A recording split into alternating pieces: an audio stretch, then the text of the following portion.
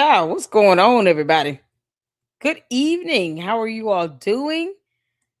How goes it? You guys see, I was in Paramount Tactical's chat enjoying this bit of the last bit of live stream I was able to catch actually. And he, of course, goes over the call that this idiot Mitch Snow illegally released out, because of reasons. You can't make this up. And so I heard Gary mention, he's gonna take legal action, and I'm here for it. I am all for it. I hope he names Candace's clown ass and her whole team in that lawsuit as well. You can't make this up. All Mitch had to do was just have the conversation. I mean, releasing something and breaking laws. Come on now. It's crazy. So, y'all, we got to go over this. I literally sent a comment there saying, I don't know how bad this is going to be. But from what I heard, I mean, it just sounds like Mitch was just doing all this rambling. And he actually wants people to give him $250,000 for this. Like, Candace, you clown. You're actually helping this idiot raise $250,000. And when someone talks to him one-on-one, not only does he release the call he recorded without permission, but then he blabs and goes off on a tangent. You can't make this up. He told Gary, you barking up the rogue tree. I'm sorry. Are we supposed to be talking to the orange tree or the apple tree here? Which tree are we? Which tree is incorrect? What the hell? He just said random jibber jabber. Because somehow I guess he learned how to speak alien as well. Because Candace, you're an alien. You can't make this up. He couldn't answer one simple question straightforward, and then he would dispute something that Gary said, and then would not actually provide any evidence or a clear example of how to actually dispute what Gary said. He would just go off on a tangent. Child, that would have worked my nerve. Ugh, that would have got on my nerve. I don't know how he did it. I don't know. Gary has the patience of a turtle dove. Child, boo. He got the patience of a turtle dove, y'all. There is no way I would have been able to endure that. That would have got it on my last nerve. So we got to check this out. Make sure you guys hit the like button as you come in. Thank you guys so much for tuning in. There is the live that he did yesterday, I believe, or the day before, where he went over the aspect of sock puppets of some sort, of basically people creating all these fake profiles, and then they're going in trying to push all these narratives in everybody's chat. Something I already called out, because it happens. It happens with pyramid schemes, Ponzi schemes, with these pump and dump schemes with crypto coins. I mean, I learned about those sock puppet bots, fake profiles when I was investigating. Well, not investigating, when I was researching, because I'm not an investigator. When I was researching Novatech for about a year and a half, almost 2 years. And that's when you start to see that when it comes down to money, people will do anything, to get money out of people. And then you just have scammers that get creative and do dumb things all the time, for the sake of scamming people out of their hard-earned money. So the idea that Candace has sock puppets and bots and all these other things, that's not a new concept for me. Candace has been named in a federal lawsuit involving a pump and dump scheme. Yeah, of course she has sock puppets. that kind of goes hand in hand.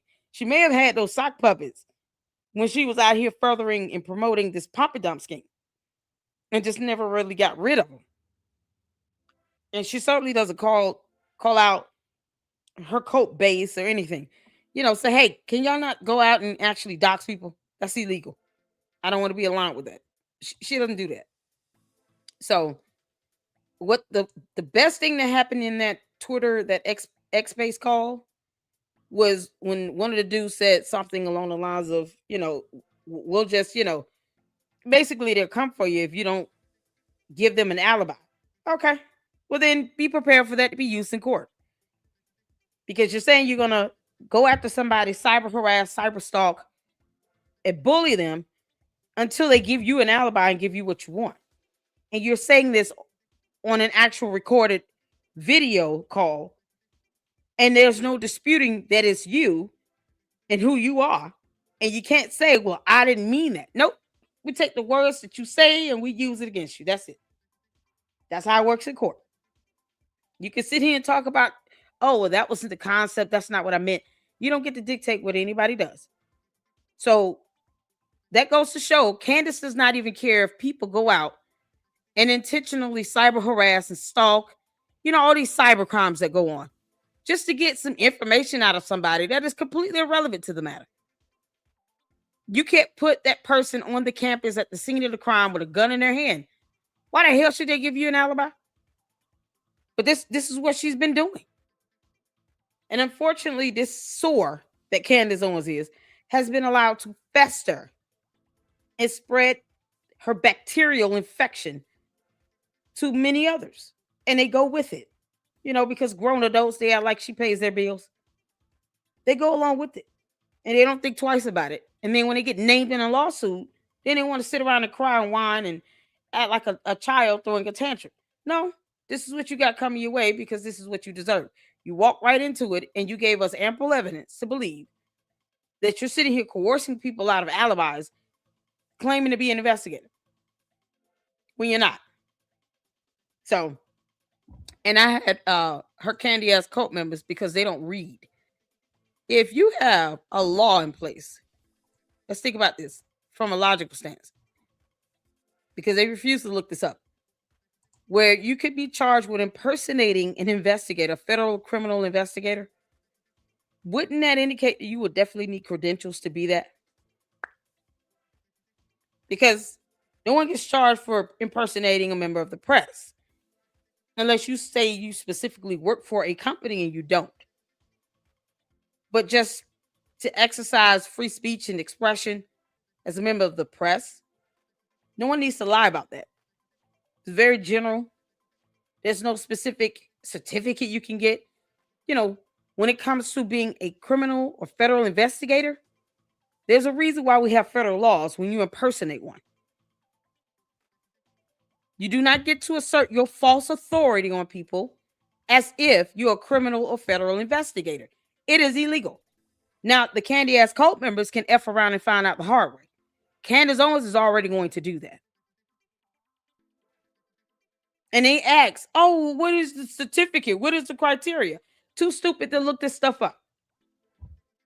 No, I'm not spoofing the candy ass cult members because the Lux is here. You guys understand that. We've gone over that. And there are federal laws in place for a reason. So you can't just go around claiming to be a federal or criminal investigator. If you think that's the case, go ahead and do it. And then we report you for it and see what happens. That's, to the candy ass cult members, let us report you for impersonating a criminal federal investigator. And then you can F around and find out exactly why you should not be doing it. I figure at this point, let them learn the hard way all the way through. Don't try to teach them anything. If they too stupid to read and Google themselves, nope, they can find out the hard way. That's how ridiculous they are. Happy Sunday to all of you all. I hope you guys have had a good weekend. Monday has come back upon us. The kids go back to school. I do have to go to work in the morning, so I'm gonna try my best to keep down, the live. I can't tell you how short it's gonna be.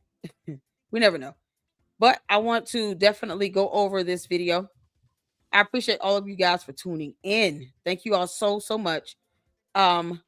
Make sure you hit the like button as you come in and put in the number like that you are as you go through.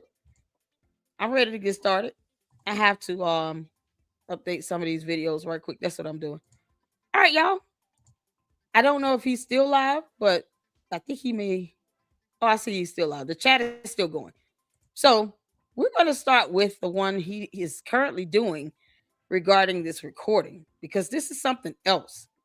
And let's get some comments in right quick. What's going on, Saint? Oh my God, I haven't forgot about you. I'm going to do that now. I have not forgot about you. Because I said I got to make you a mod. I'm about to do that right now, girl. What's going on, everybody? Shout out to my mods, you all. I appreciate all of you all for tuning in. My mods are fantastic. I have the greatest mods on YouTube. So thank you so much for the support here in the LLC. And let's see here. I'm gonna go through some of these comments and then I'm gonna add you over on the second channel thing. So just sit tight for me right quick. Blanca says hi. Francisca, shout out to you. Hello from the UK. Shout out to my mods. I appreciate you, honey. Let's see. You're in the chat right now. I see. Okay.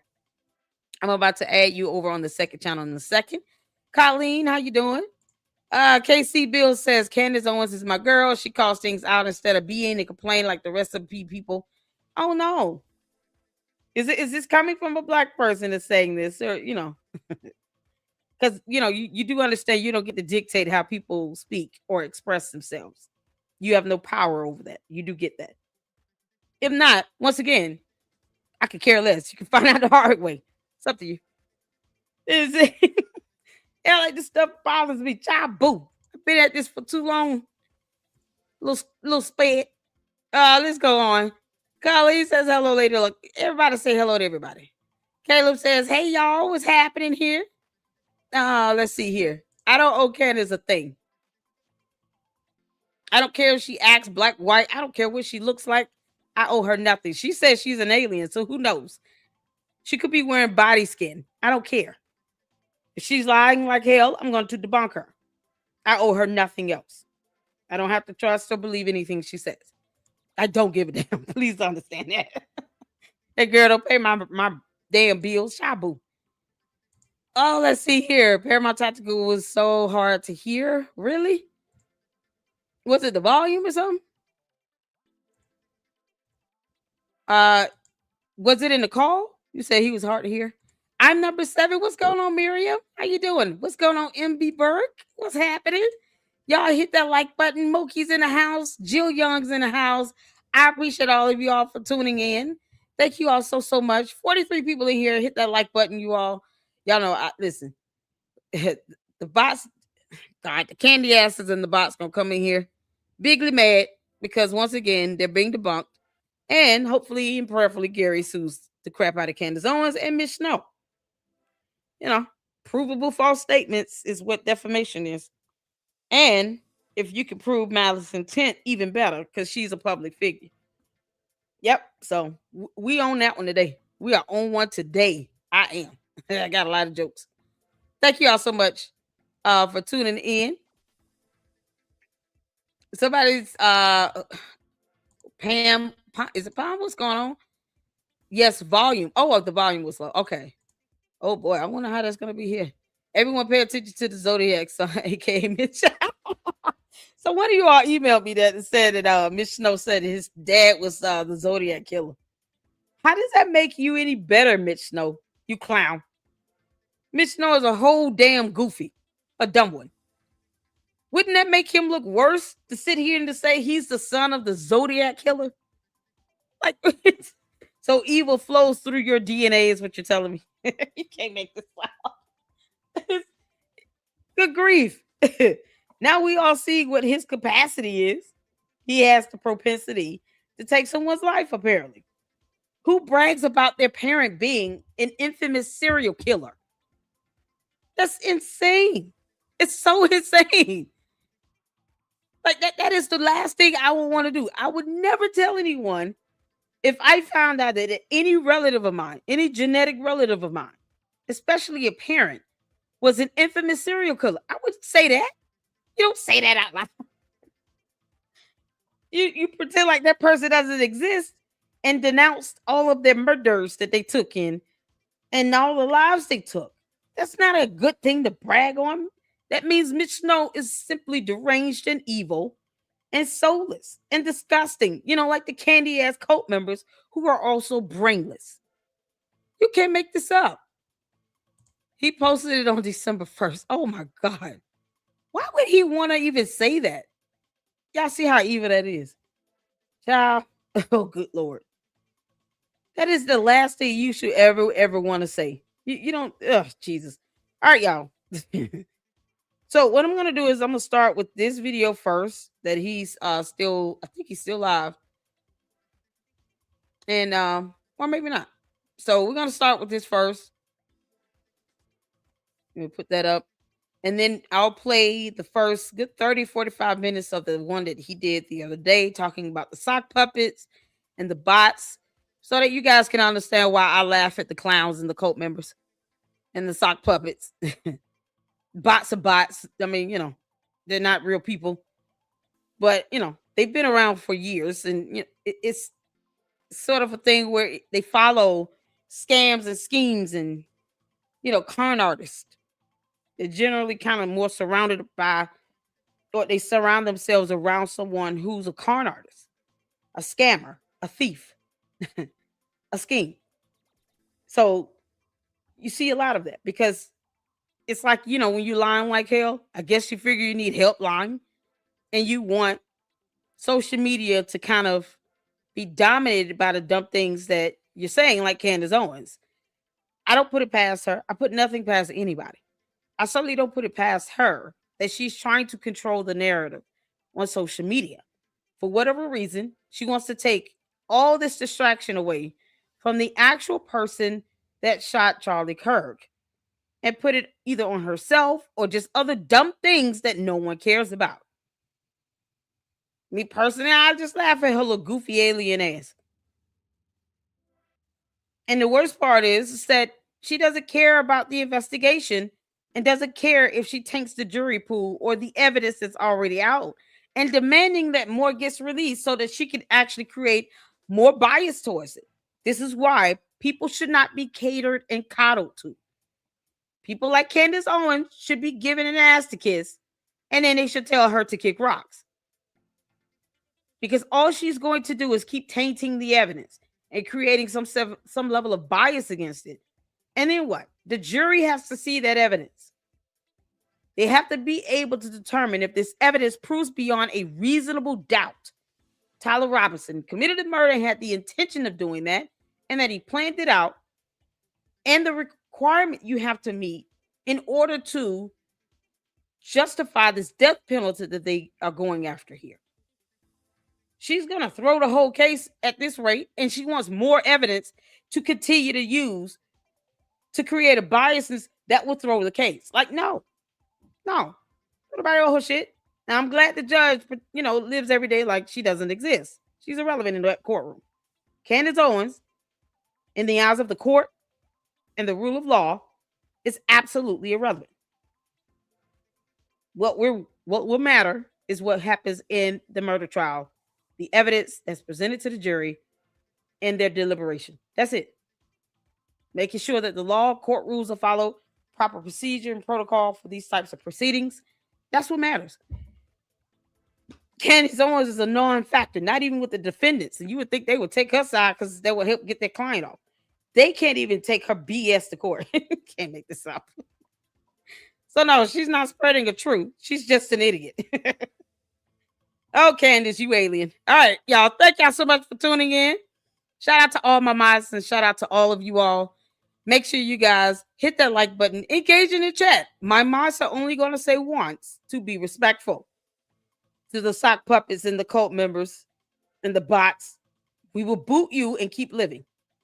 We owe you nothing. The end. All right. Y'all ready to get down to this? I don't know how bad this is going to be. I heard Gary boy, he had a lot of patience in this call. Mitch Snow was being an idiot, as always. I believe personally that Candace and Mitch Snow planned this whole thing. And raising this money for Mitch Snow is her way of trying to pay him without directly paying him. So why else would it be $250,000? I mean, for real. I guess you got to make it worth his while. Candace, you're a clown. All right, y'all ready to get to this? Shout out to Jay Witt, my brother in Christ here, and SK Double Dub, who's also in the panel. Shout out to Gary. They've been giving him a hard time, but Gary, keep your head up, honey. Just remember, Candace Owens does not pay your mortgage. And she can kick rocks. Just tell her that. Tell her I said she's still bad at this. And no one cares how she feels. We just don't. If she wants to keep lying like hell, then there's a consequence for that. So let's get to this. Y'all put a one in the chat when you can see it here. Let's go. Questions. This is a investigation. All right. The last time I checked, that we're supposed to be asking questions, and just like a good investigative journalist, I called the man to get his side of the story. Hold on. All right. Hopefully that works. I don't know if I'm encouraging you to ask me hard questions, all those things. With that being said, we're not going to put up with anybody trolling in the comments. We're not going to put up, which I've been getting slammed by bots left and right, all over our YouTube comments, all over X.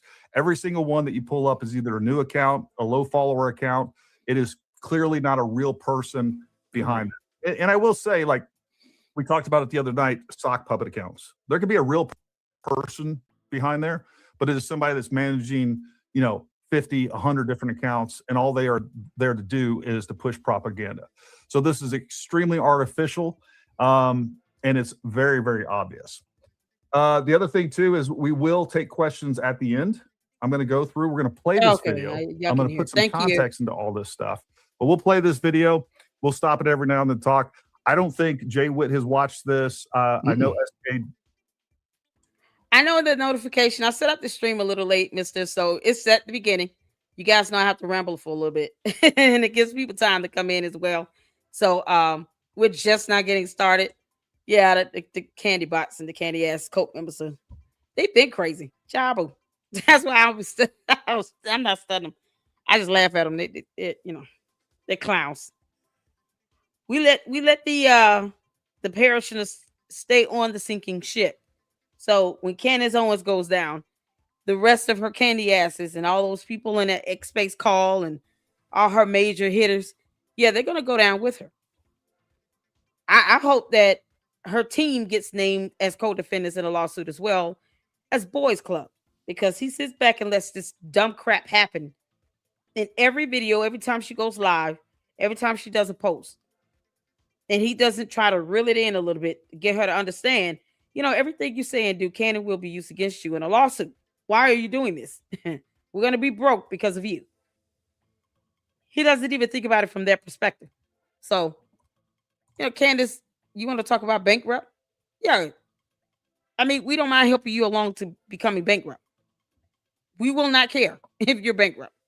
That's it. You brought this on yourself, girl.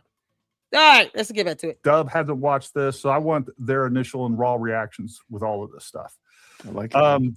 So again, I called this guy in good faith, and I said, "Hey, look, man, I just want to hear the truth from you." And I told him specifically, "Oh man, if you're telling me the truth, I will be your biggest advocate." I meant that. I also told him, if I find out you're lying, I will call you out. I also meant that. Multiple times throughout that phone call, he lied, and we're going to talk about in their obvious lies. Now, the other thing I want to mention, and number one, he asked me if I was recording. I had a recorder ready to go.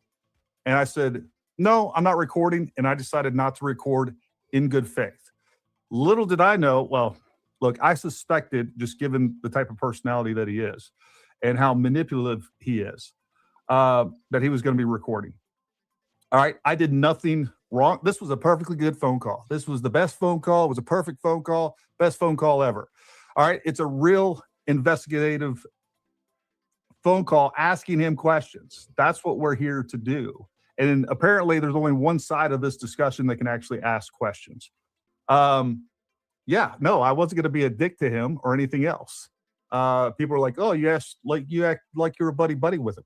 Yeah, I freaking talked to this guy. And again, this is before I found out all the other things about him from his wife, ex-wives, his people that he's been in a relationship with, from his children. This is the very first phone call in this entire investigation that I made. This is what we got. So again, we found out a bunch of other information. I keep hearing this thing where people are like, well, where's their proof that the ex-wives are telling the truth? Well, here's the real proof that the ex-wives are telling the truth. Lene told us that she did not trap him in the garage, break his thumbs with a hammer, and lock him in there and then bash him over the head with a hammer. He said on June 25th of 2016, that's what she did. Well, guess what? We had video evidence that was a lie. we have documented police report, and we have a conviction from that date. It is proof that he turned this entire story from misery, where his wife led him into the garage, locked him in there, broke his thumbs, broke his feet, hit him over the head with a hammer, left the hammer, and went inside. And then he had to beat the door handle off to get inside to get to his kid. It's proof that he's a liar. The other thing that we found out today is that on, I think, December 1st, in his I don't know, efforts for fame and fortune or whatever, popularity, he also claims that his father was the Zodiac killer, which is... I did see that. I just saw that, yeah. Can I say something about that real quick? Absolutely. Because when I saw this, I was like, this is a joke, right? Somebody sent telling me, like, this guy's claiming to be his dad to be the Zodiac killer. I was like, there's no way. That's not real life. They're messing with me. And then I started thinking about it, and I was like, look, either way you look at this, either he's lying about his dad being the Zodiac killer, or he's telling the truth. Both of those things are equally as bad. Right, right. And again, we've continued to catch him in lie after lie after lie. Those are just facts. So, hey, Gary. Yes, sir.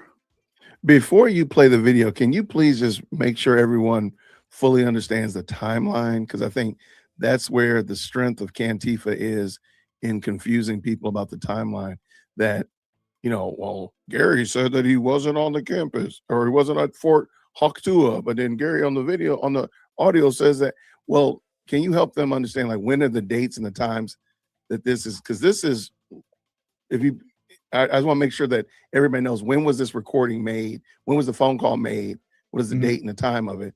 Because you didn't know a lot of other things about him that you know now when you picked the phone up and called him then. I don't think people fully understand. I want to make sure people fully understand that, because I think that's the strength of Cantifa, is that they don't fully understand the times. But yeah, so this is, when I called him on December 20th, it was right after, I don't know, within days of her actually having him on the show. So I wanted to know from his own words, like, I wanted to know what was going on. I also wanted to verify of his story when it came to his military records. One of the things that I asked him on that phone call that you guys will see is, I said, hey, send me your DD-214. Let me look at what's going on with that. He sent me his DD-214. The guy was a Green Beret. Okay. That doesn't mean anything.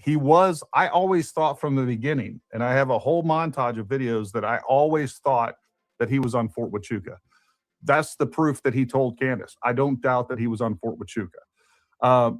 What I knew was a lie from the beginning was the idea of him walking into and stumbling upon some secret meeting.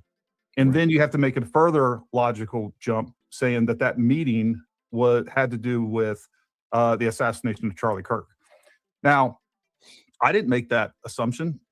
Candace Owens did, and nobody else out there. Candace Owens at the beginning of that episode said, hey, after you hear this story, there's no other conclusion you're going to be able to come to other than that the U.S. government is going to have to admit they were involved in the assassination of Charlie Kirk.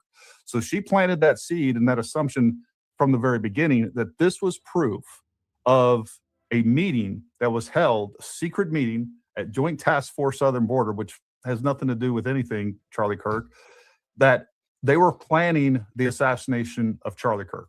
That's what she said all throughout that. And on top of that, in that episode, in both episodes that she had with this guy, or talking about his story, all throughout, she claims, hey, this guy's telling the truth.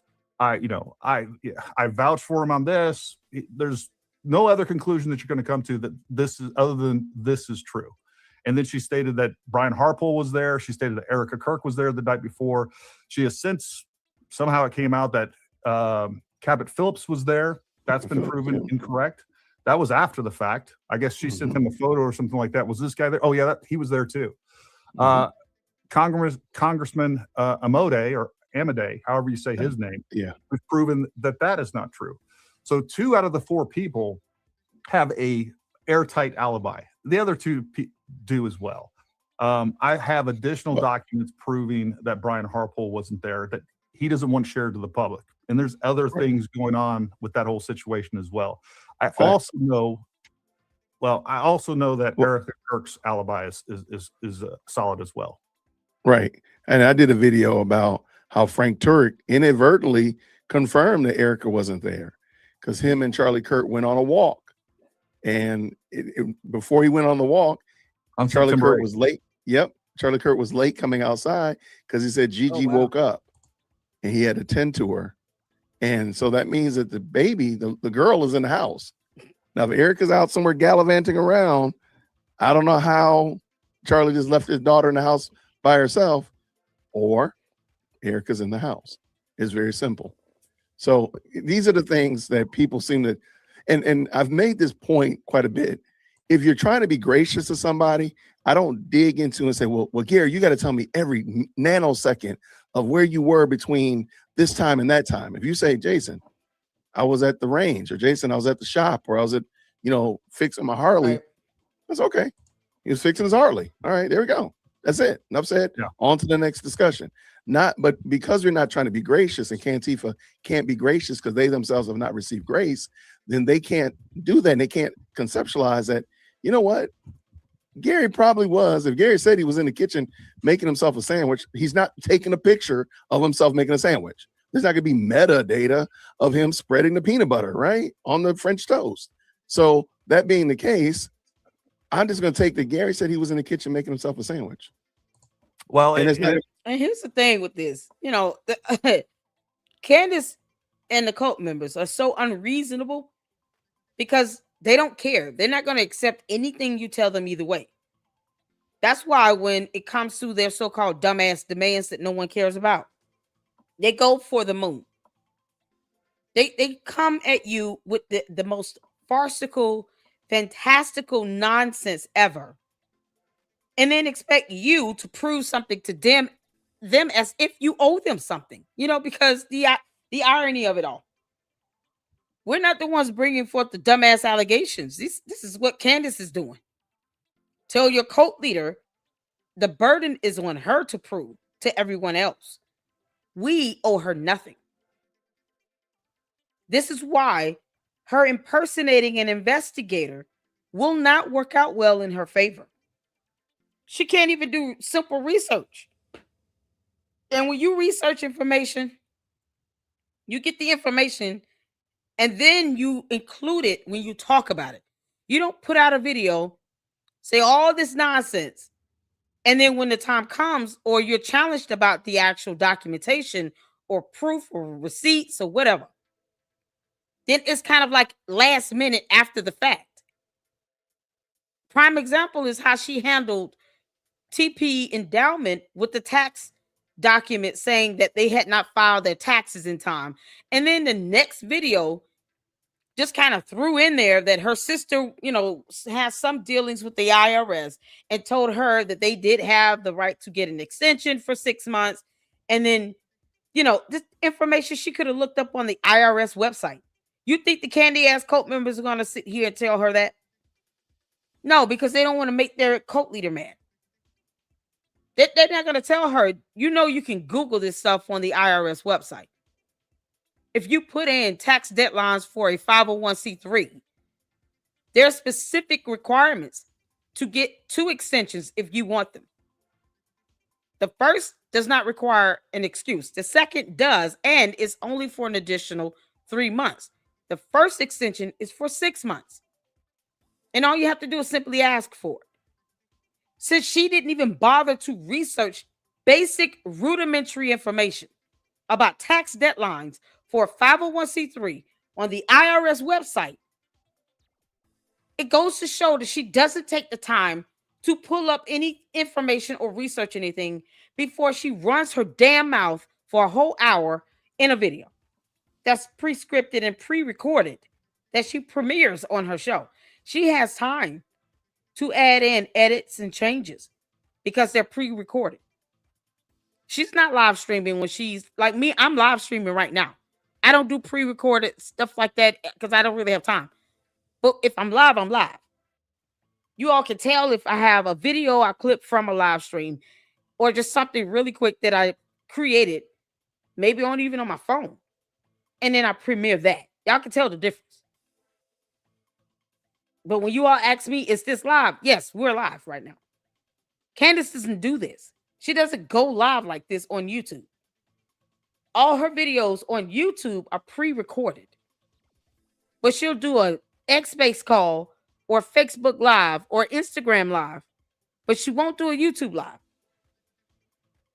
And she has time to edit her videos to add in the correct information before it premieres. Her and her team are too lazy and incompetent to do it. So she puts out information, and people, the average reasonable person is saying, why didn't she just look up the tax deadlines before she said this? She had to wait till the next show to do it. That's so dumb. Why didn't she look this up ahead of time? Because that's how she is. So I don't expect Candace to do things the right way. But when it comes down to it, she's going to have to answer to her impersonating an investigator, a criminal or federal investigator of any sort, because she's not licensed or credentialed to do it. And there's a reason why we have laws. But simple research, she won't even do that. So why do people give her credibility to think she's investigating? It's absolutely asinine. Simple things. And it turns around, and her cult base wants everyone else to prove things to them when they know deep down they don't care. The sock puppets, the bots, because bots are bots. Even the people on Twitter X, all these so-called, ass kissers and these simps, the simps and the wimps. Grown men simping for her. All these simps. They sit here and do all of that, and they don't care about the consequence. They don't care if they get named as a co-defendant in a lawsuit. They don't care. They perpetuated the BS. But then they'll be mad talking about, how are you talking about suing her? Yes, because we have the right to do it. Her ass is the alien. She didn't have to be here. But we're going to do that if she's causing damage and harm to people because her failure to simply read and research. And they sit here and demand people prove things to them. They know they don't care. So why do it? And she even said it in her X-Space. Well, if it wasn't important, they wouldn't do that. Okay, well then, don't expect people to do it. But don't send your dumbass simps out here to cyber harass and bully people online to get them to do it either. If they don't think it's important and they want to ignore the hell out of you, then let it be. Tell your simps to get the hell on somewhere, or they could be sued as well. We don't care. It's either one way or the other. They can sign up for that. We'll sue them. Good. Make sure they understand they've already put that stuff out on a video, and that video can be used as evidence in court. Because, they're idiots. They don't care about, oh, man, this could really, really hurt me and my credibility. Cost me a lot of money. Have to pay for attorneys. Name their asses in a lawsuit. See what happens. They're going to stop sipping. They're going to think about sipping twice for her the next time. They're going to think twice before they go sipping for Candace Owens. When they realize I got to pay out $500,000 in a judgment. Name their asses in a lawsuit. Let that happen. There's not going to be evidence or some way to prove that. Go ahead. Well, again, where this comes back to is the principle that, guess what? If you're going to accuse somebody of something, you need to have evidence of the accusation. Not somebody constantly having to prove that they're innocent of a crime that you're, accusing them of. We have everything backwards. Everything about this entire investigation from the Candace side has been absolutely backward. Lisa Fan, you went to school with her? Girl, shut your mouth and keep on talking. Did you go to school with her? Did Candace really get in that fight in school? She got charged with harassment. Do you know what happened with that? Oh, man, that's epic. You went to school with her? Oh, man.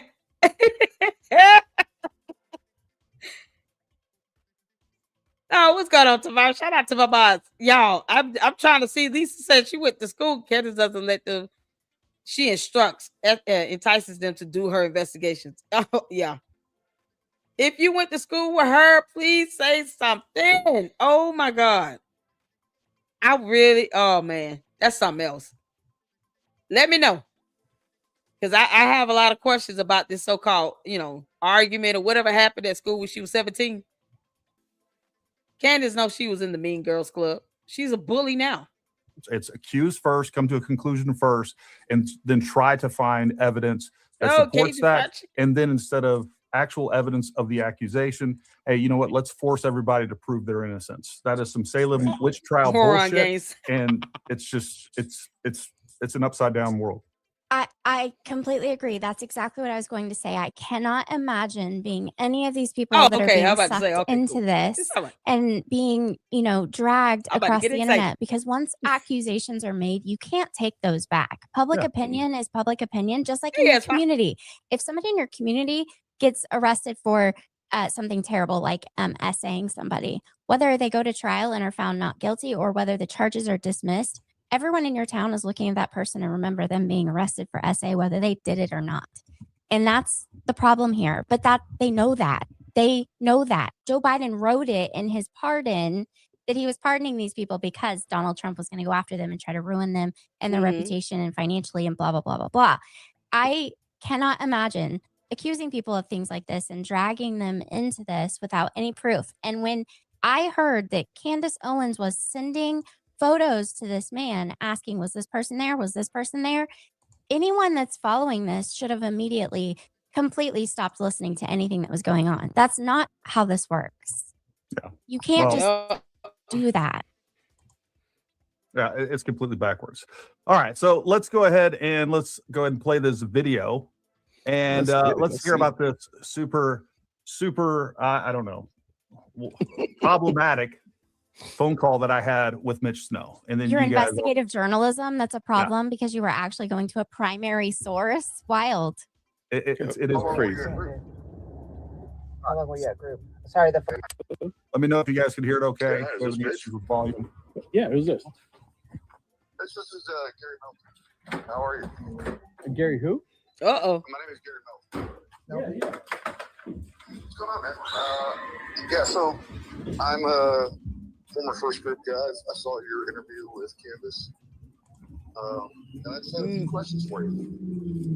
You do? Okay. Are we being recorded or anything? Are we being? Let me jump in my car here. It's crazy that I don't understand how they got their camera up and rolling so fast. Yeah, talk to Mr. Valhalla. He had some ideas. Well, wait, is he driving? Your Nate, Gary. Sorry, Nelson. Just a second. Melton, Melton. Okay. Gary Melton. All right. What kind of question? Who is Mitch with? Is he driving? Why they didn't put that phone up on a stand? Saint, if you're still in here, can you please check your email? I need the full YouTube channel tag, if you don't mind. I'm assuming he's sitting on the passenger side and somebody else is driving here because they don't. I'm seeing toenail polish from. I see nail polish on the toes. Oh my god! Why are you showing us this? Well, I'd like to know a little bit more about. I'd like to know a little bit more about your history. You're kind of saying that you're, a former SF guy. Oh, you would have, girl. Again, folks, the other thing that I want you to realize is there was 30 minutes of this video taken out. All right, I have about 2.5 hours. I will show you guys that. I actually have the call logs that I will share with you. So they have continued. Number one, they released this illegally. Number two, they have edited this video. I haven't watched this. I don't know what's taken out, but I think it's important to know that up front. What state does Gary ever say what state he's in? I know Tennessee for sure, and Arizona are one-party consent states. What state is Gary in? Does anyone know? Oh, back in 1991, I can get you the. He's with his girlfriend. I'm about to say, okay. Mitch get his toenails polished. Would it be possible for you to sit? Look, if your story checks out, I'm all about it. He's in West Virginia. Okay, West Virginia. I don't want to. Florida? How you doing, honey? Not here What's to going on, Wyoming gal? Shout out to my boss. do you This dirty is or Jarvis, anything like his that, girlfriend but Marcus with him. obviously we have a regiment, and we take that stuff His very girlfriend and seriously. Mitch Uh-huh. are Would it be getting. possible Oh. for you to send me your DD-214? Sure. West The only Virginia thing you is haven't a done is one-party told me consent you haven't state. told me who you're with. Oh, so I'm with. Well, I mean, basically, like It's a I have content a creator. YouTube channel, Paramount Tactical. I know Nate. I just talked to Nate yesterday. As a matter of fact. Yeah, he's a good guy, by the way. Yeah. I'm a fan of his. We're great. We're good friends, and Okay. I see. Yeah. So if you could send me your DD-214, and we can verify your story, and we can get to the bottom of. We all want the truth, Sure. and that's what it's all about. Yeah. That's actually what we're all trying to do. Did it just switch How long over? were you in group? How long were you at group? Sorry, the phone's switching to Bluetooth. We're switching to That's Bluetooth okay. here for. Give it a minute for the fight for the Bluetooth here. Gary, Yes, There sir. it goes. who's in the car with him? It's his girlfriend. Her name is Amy. As far as I understand, her name is Amy Snow. They're not married and of no relationship. Oh or no wow. relation, but that is her name as well. So she is recording this via. Okay, so let me show you all this why Gary has a case with this. So I put in here, if of course, West Virginia is a one-party consent state. What happens if the other party is in a different state? So in West Virginia, it says here it is a one-party consent state. That's what I'm seeing here. So is it West Virginia? I just want to make sure. Y'all saying West Virginia. Maybe I should break this up. Is West Virginia a one-party consent state? Did y'all say he's in West Virginia, right?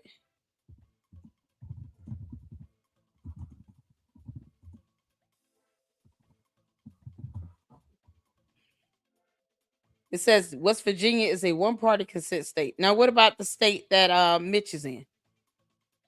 Because I was gonna say what the law does is that it gives priority to the state that is typically more strict. Meaning, if both parties or all parties are required to consent, then that's where it will lean towards. If the state of Washington is a two-party consent state, then that would give him credence for a case. So that we can all understand here. He's in Washington. Let's see. Mitch is in Washington, which I think is a two-party consent state. Okay, let me see. Washington is an all-party consent state. Okay, so then in that matter, he would have a case because the law would give that preference, that priority to the state where all parties are required to consent. So, let me make sure so we can see that. It's Washington. Was he in Washington during this call?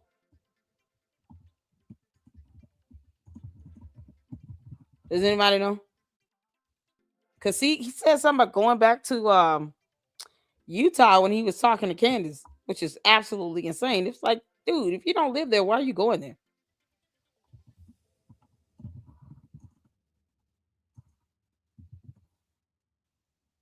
It's a two-party consent state. So there you go. So just so you all can see, and we verified, although West Virginia is a one-party consent state, the state of Washington is a two-party consent state. So everyone would need to consent for that call. And if Gary was in Washington when he was recording this call, if Mitch was in Washington, oh child, if Mitch Snow, the idiot, I'm so used to calling him the idiot. If the idiot was in the state of Washington during the call, then the law would apply. The more strict a law would apply in that situation. So it would be according to the state of Washington where all parties have to consent. Does that make sense? And we could go over that separately, and I could present case law on that. But yeah. He needed Gary's consent. Absolutely. He needed Gary's consent.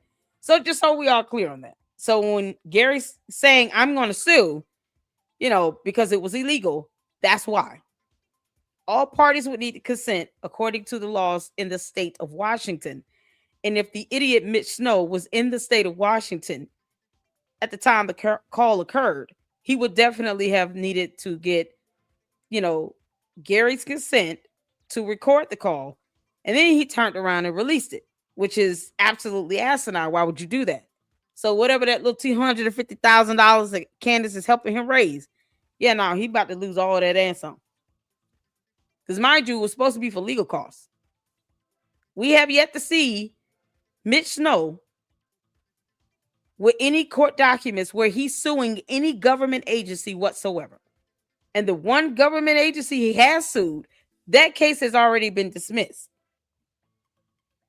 So how is he suing the government?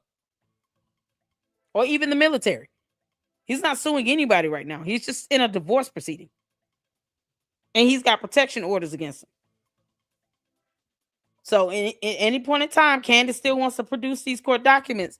Candace, you thunkhead, you can. But right now, Mitch is not involved in any litigation matter concerning the military or a government agency of any sort. And they lied about that. And that's what's on the Gibson Go, whatever website where he's raising all this money. And she's allowing him to raise this money under the pretenses that it's going to be used for legal costs. It's to help him recoup and recover from legal costs. Well, he hasn't presented an invoice or receipt. Where's his receipts from an attorney for any legal costs related to him suing the government or the military? We have yet to see that. This is how people get effed up when they start raising all this money on these platforms, saying that it's for one purpose when it's not. And people are giving money under that pretense. They're giving money under the pretense this is for legal costs. Based on what? We're not paying for his damn, they should all be saying that. We're not paying for his attorney because he wants to go and prolong a divorce proceeding. Tell him to get the hell over it and give the divorce. They should be pushing back on that. They should be saying, no, we're not going to put money into Mitch Snow's protection order cases that he is bringing upon himself. Where are the court documents to prove he's suing the United States Army? Any branch of military here? Where is that at? That's the nonsense and the buffoonery that Candace is perpetuating. And, I don't expect the candy asses to read, but just so you all know, that's the pretense to where this money is being raised under to cover and recoup these legal fees from his so-called pursuit of justice. And there's no pursuit of justice. There's no court documents. There's no case. The one that we saw with the Department of Interior, that was dismissed 2 years ago and then reaffirmed when they tried to appeal it March of 2025. Nothing else since then. So they're lying to raise all this money. This is why, Candace, you should be more careful on how you word things when you're posting something up and this idiot has done nothing to deserve that money. This Snow is a moron. All right, let's get back to it. Her phone camera. But yeah, that's who's with him. Interesting. Okay. Yeah, it just seemed odd that, again, the position of the camera initially was very strange. Oh man. Yeah, but maybe that's what it was. Okay. This guy's a fraud. Exactly. From 93, what was it, March? Let's say February, March of 93 until I believe that, November Mookie. I believe that. 15 November 1996. Hope all everybody's good. You said, I'll say it one more time for me. February, March. February. Yeah, they giving Gary a hard time. 93 until 15 November 96. 3 years. What was your MOS? 18 Charlie. Now I know in some of the other documents stuff, you said you were a medic. I went through the 300 F1 course, broke my back there down in Fort Sam, Houston. It was just something stupid, you know. Millie, that's a good question. I think it is too. I said this last week, actually.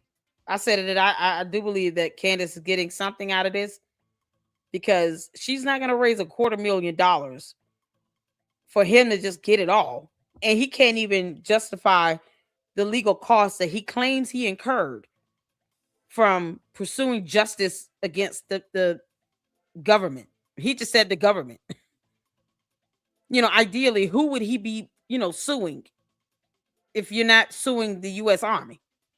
You claim the U.S. Army did you wrong. You're not suing them directly. So who are you suing? Candace, that's how stupid she is. She doesn't even think twice about this. And she's like, oh, yeah, no, it's cool to just help him raise money. I didn't pay him any money. But what if you do get something out of it? Are you going to actually show us the receipts when he gets ready to withdraw this money from this website? Is Candace going to really show us exactly how much he received out of it?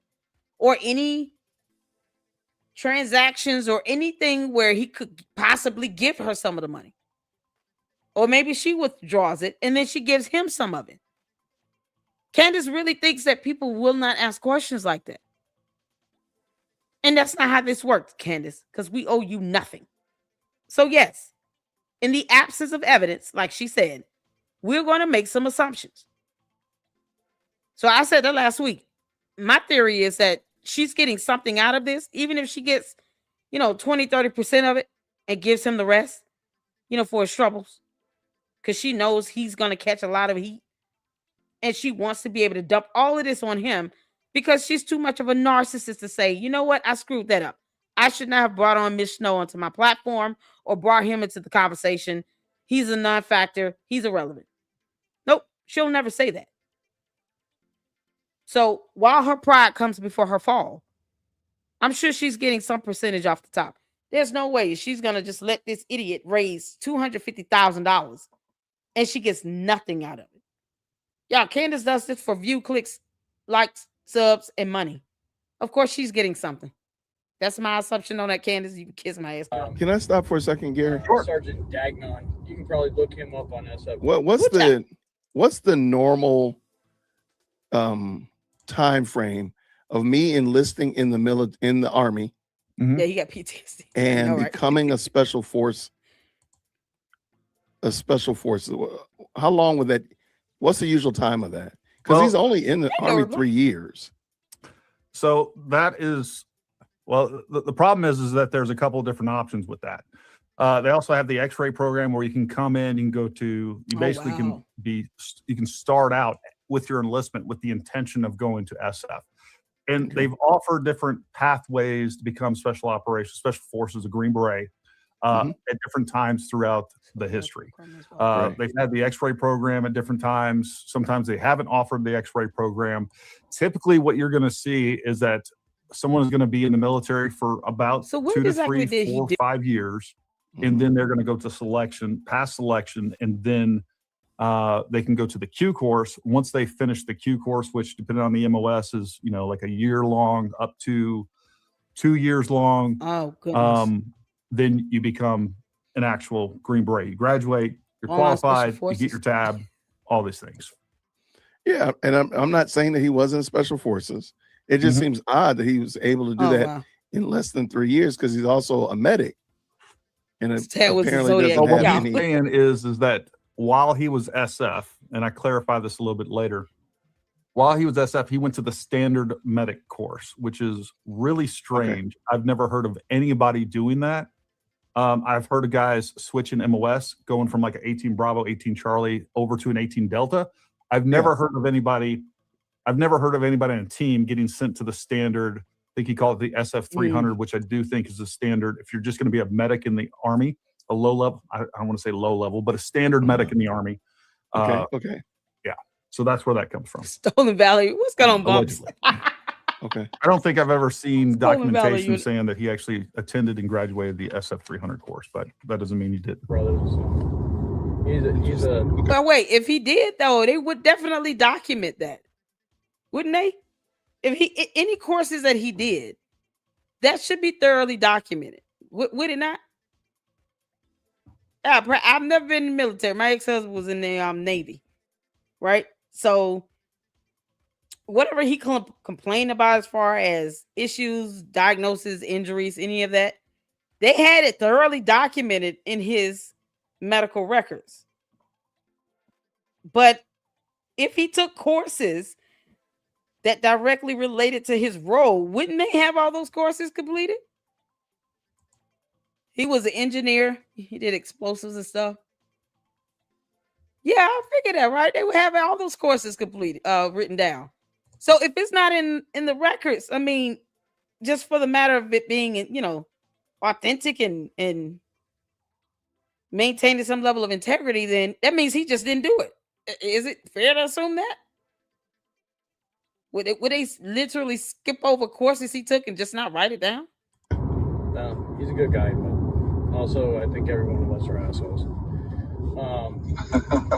Yeah, no, I was just one of the young guys. Mitch was basically a mix of construction, destruction, logistics. He blew stuff up. I was Okay. going up the Guadalupe River between Fort Wow. Sam and between San Antonio and Austin. Great place to go vacation, all that stuff. In the summertime, they float down the river and the girls show us all their tits and stuff. What the hell wrong with him? I was young, honey. I know. I'm a guy. You like that part. So look, and we don't want to hear that. For going up there, and we were running into a problem qualifying guys, getting them their jumps in for hazardous duty pay. He knew I was going up there, so I took the route he told me, but we didn't. He also built roads. Count on the fact that winter there's been a oh wow, what do you call this thing? A sinkhole that developed there, and it ate away at the little cliff, and I ended up falling like 60 feet. I broke my everything. Broke my all the tarsals in my feet, calcaneus, both calcaneuses, left exactly. Step, shredded in half. I had to squeeze that back on. Did I hear him correctly say that he was in from 93 to 96? Am I confusing this? He was only there for 3 years? Lower lumbar, first, second, and third lumbars. Later on, we found out that I also had broken my C5 and 6. Hey, Mom. Complete dislocation. 3 years. Oh my God, he only did this for 3 years. You're lucky. You're lucky. You're not only lucky that you. Shout out to my mom. Y'all say hello to Mom in the chat. Are alive. You're lucky you can still even walk. It was that's a God thing. There was a colonel. Police said Mitch exited the house. Wow, he's a good guy. Starts Asian with colors don't add up. Exactly, Colonel Diane. Firth. It's not adding He was up. in charge of the 300 F1 course back then, and he wanted me to go right back into the course because they couldn't recycle people back then. We didn't have enough slots, and Laura says hi, Mom. That was like the first time I ever stood up for myself, and I said, "Look, people, I'm broken head to toe. I need some time off." So he says, number one, they're going to put him right back in the course. He's broken from head to toe. You know what? I need to stand up for myself, and I need some time off. Listen to what he says next. I told him I have to go home for a little bit, and I think I took 3 weeks. I went home and climbed mountains. What? No. You don't go climb mountains, and you said that you're broken bones from head to toe. If I'm a girl, oh my God. Mitch is such an idiot. Even if you have a disc slip out of place in your spine, people have to get neural patches for that type of pain. If you have a pinched nerve in your spinal cord, do you understand how searing that pain is?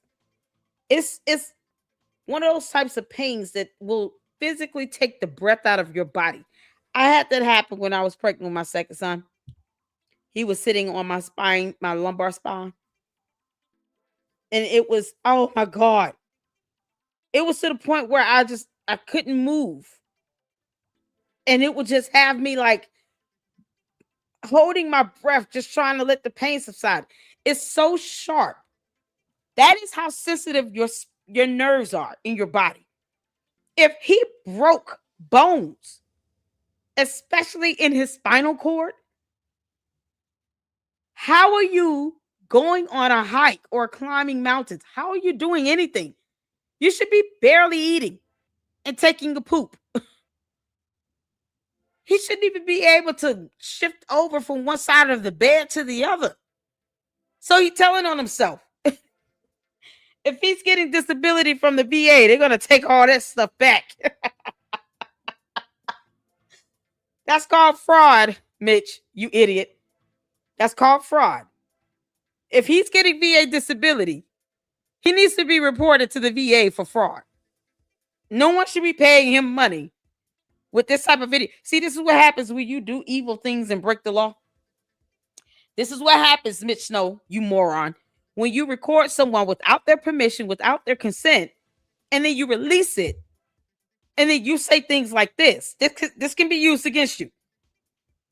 The VA can go back and revocate all that disability money they gave you because they gave it to you under the pretenses that you incurred all these injuries and you lied like hell. So who did his discharge exam? The DOD will give you a military exam when you are discharged from the military. What doctor conducted that examination? Better yet, who's the VA doctor that conducted the examination for him to get disability? I have so many questions. I went home and climbed mountains. My whole entire body is broken, but I went home and climbed mountains. But yeah, they put me in a Jewett brace. Oh, Lord. I came back and I had to get so recycled stupid. into the next class, but it wouldn't be able to get me in for like oh my a year or God. so. But I was right at the point of starting the internship, Thanks, and then that's right before they sent me back to Prague for Goat Lab. Hey, Juju. So I pretty much had I did the internship at the Brookhaven Medical Center burn ward. He's telling on himself. Yeah. So I was in the middle of that when all this happened. Get your exam. Thank you, Did Go. you ever, Hey, man. Did you ever go to ODA? Yeah, ODA 163166. Yeah. I'm sorry, 163. Oh, he's defrauding the 163. government. He sure is. And 166. So you were a first group? Yeah. Oh, okay, gotcha. Yeah. So was that?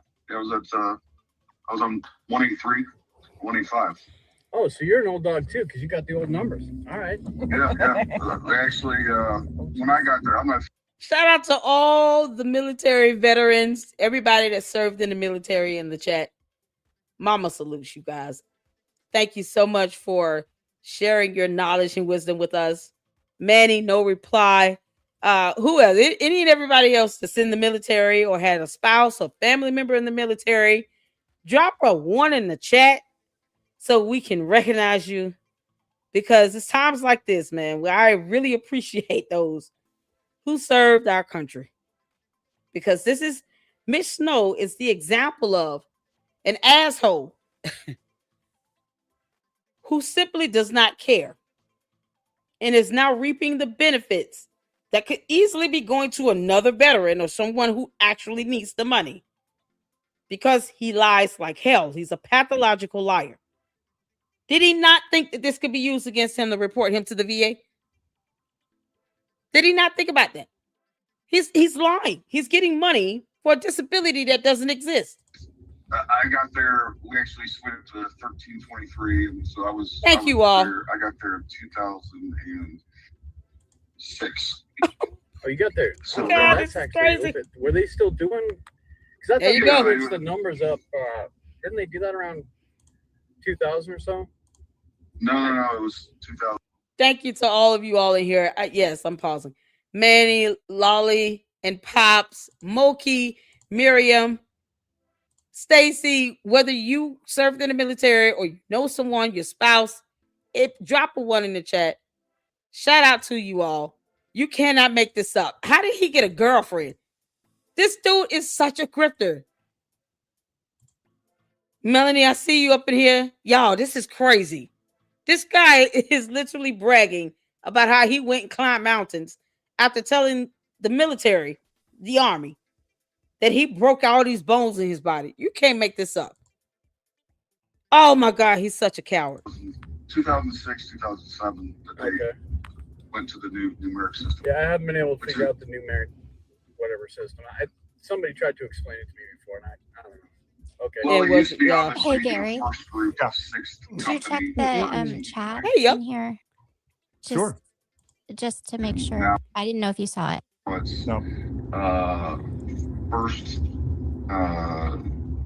Yeah, he's So a it's case first, like for 183 instead of being This is crazy. first group, 8th company, 3rd team. It is first group. So forgive third me, guess battalion, what? You've already lost me, sir. 3rd battalion, 3rd battalion, 3rd battalion, 2nd company, 3rd team. So they just added the battalion in there is really what it is. So it's just simplifies a little bit. I'm just gonna keep driving around for a little bit. We'll keep driving around while we got you on the car thing. Here. Okay. Yeah. I'll get you documents. No problem. Where do you want them sent to? We got all the Where do you documents. want them sent? You can't make this up. Yeah, and one of the things I want you guys to know, again, they did dox my phone number on this. What? And I'm going to be changing my phone very soon. I'm getting nothing but crazy phone calls, harassing texts nonstop. I did not do that to him. Oh, so this is what they put on the internet? This is the video? Oh my God, he put his phone number out there. Man, this is crazy. Y'all, Jay Wood tried to show me how to get a Google number to have strictly for the channel. I'm going to have to ask him to take me through the steps again because, oh man, when I've had people say, hey, can I give you a call? And it's like, no hard feelings. I cannot give you my personal number because you don't know until something happens like this, right? So the Google number would come in handy to do interviews and stuff like that. Maybe even, get to a point where you guys can call in and give your thoughts and stuff for a couple minutes. Like that Google number would be beneficial for that because stuff like this, why would he dox his number? Why would he do that to a fellow brother in arms? You can't make this up. I see you, Manny. I got you. I'm gonna see you. Check out your email shortly. Yeah, this is crazy. That they published. Just- I'm Oh, playing okay. this Well, office- I saw that message and I'm like, should I let him know? Like, so he knows when to No, stop it? 'Cause I I'm didn't playing this know- off Hey, yep. Stu Peters. Okay. Twitter account. Yeah. Got it. So they I'm playing this off the Stu awesome. Peters account. So we're dealing with really awesome people. This Gary? is crazy. At Paramount. I'll text it to you. Yeah, okay, Okay. perfect. I'll text No it. offense, I'm gonna go ahead and do my own lookup on you too, because I don't know, you sound Absolutely. suspect, We gotta watch that back too. I'll be calling you private snuffy on my own YouTube channel here What's up? You get number. I think that's what soon. you. If you, Oh, okay. if you do, I'm popping popcorn. okay, sir, we're talking here, and I know why you're calling me and stuff. I really have to laugh stuff up because I've been through some hellish shit, and I've been trying Sure. to warn our boys Yeah. for a long while, but and I laugh and joke a lot because That's how we get. it's just fucking. Yeah. I think you got us all yuck. But yeah, if you tell me, no, I've been a fan. I actually tried to get on the show. I paid money to try and give him the Your tip super chats, yeah. that I had. I Exactly, wanted him to vet Cruising. me. Okay, you tell him that. I wanted to go through him, period. Because we both know. Well, Man. I'm sure I'll talk to Nate even today, but you're definitely. I think he has an invite for you to come on his show, and you definitely have an invite to come on my show. So. Wow. We, I'm getting we, invited. we, Hold on, honey. we'd love to feature. We'd love to feature you. And Thank you. look, if your story is true, Yeah. this is doing due diligence. Oh yeah, Yeah, there's no, people sure out there. I've only got Get like it. half the nation in TPUSA now trying to search me down and kill me and dig up all my dirty records. And Ain't nobody down trying to and kill his ass. Yeah, no. It's crazy. Yeah, absolutely. Yeah, no. I only know. No I one's never trying met to kill things blow him. up like this. No. It was just a tip. You're a that clown. I was just trying to get. The candidate, like, Things just weighed on my Yeah. heart. we And- tried to get to Valhalla, and then we were talking to a friend. I mean, you heard the We story. had a friend Gary, here. She's a cute little girl. Yeah. She has her own great but she's story. like a go-getter. She's like And she cheerleader. heard what Yeah. I had to say, and I just mentioned to her. I was like, "Yeah, we were trying to go through Valhalla and stuff, and we got blown off, whatever. It's really hard to get through to these people because Everybody's busy. yeah, everybody's got an ego. Well, everybody's inundated. Well, and just like The volume. Hey, how do you get through 4 it's the million? volume. Yeah, Exactly. the volume of It's 4 ego. million stories. How do you get through that? I mean, you can't. It's like, luck. Yeah, it's just. No problem. We've had the same problem with the FBI. Yeah. That being said, yeah. I They're not even saying anything. It's like they're tag teaming off of each other, saying, like every other 3 words. They complete each other's sentences, but they're not saying anything of value here. What are they doing? It's like they're trying to figure out what they're going to say in real time. Shout out to you, Saint. I finally got you added to the second channel. Thank you so much. And I got your email, Manny. If you guys notice, I pinned the comment from Manny. Shout out to my mods here. If you all want to go ahead and report Mitch Snow's ass to the VA for fraud, here it is. Because we're not for play. This is absolutely insane. And let them know that he's got a whole fundraising thing going on and due to collect $250,000 at some point. So he'll have all this money, allegedly, at his disposal. So what do you need the VA to keep giving him money for then? You can't make this up. So make sure you guys go report his ass to the VA OIG. They handle investigations of fraud, waste, and abuse. Y'all see the link there, along with the number 1-800-488-8244. Toll free. Yeah, because, doxing someone's phone number, that's a fellow member of the military, another veteran, a Green Beret. It's not how we do. There was no reason to do that. And he did that to be spiteful. So, Gary, don't worry.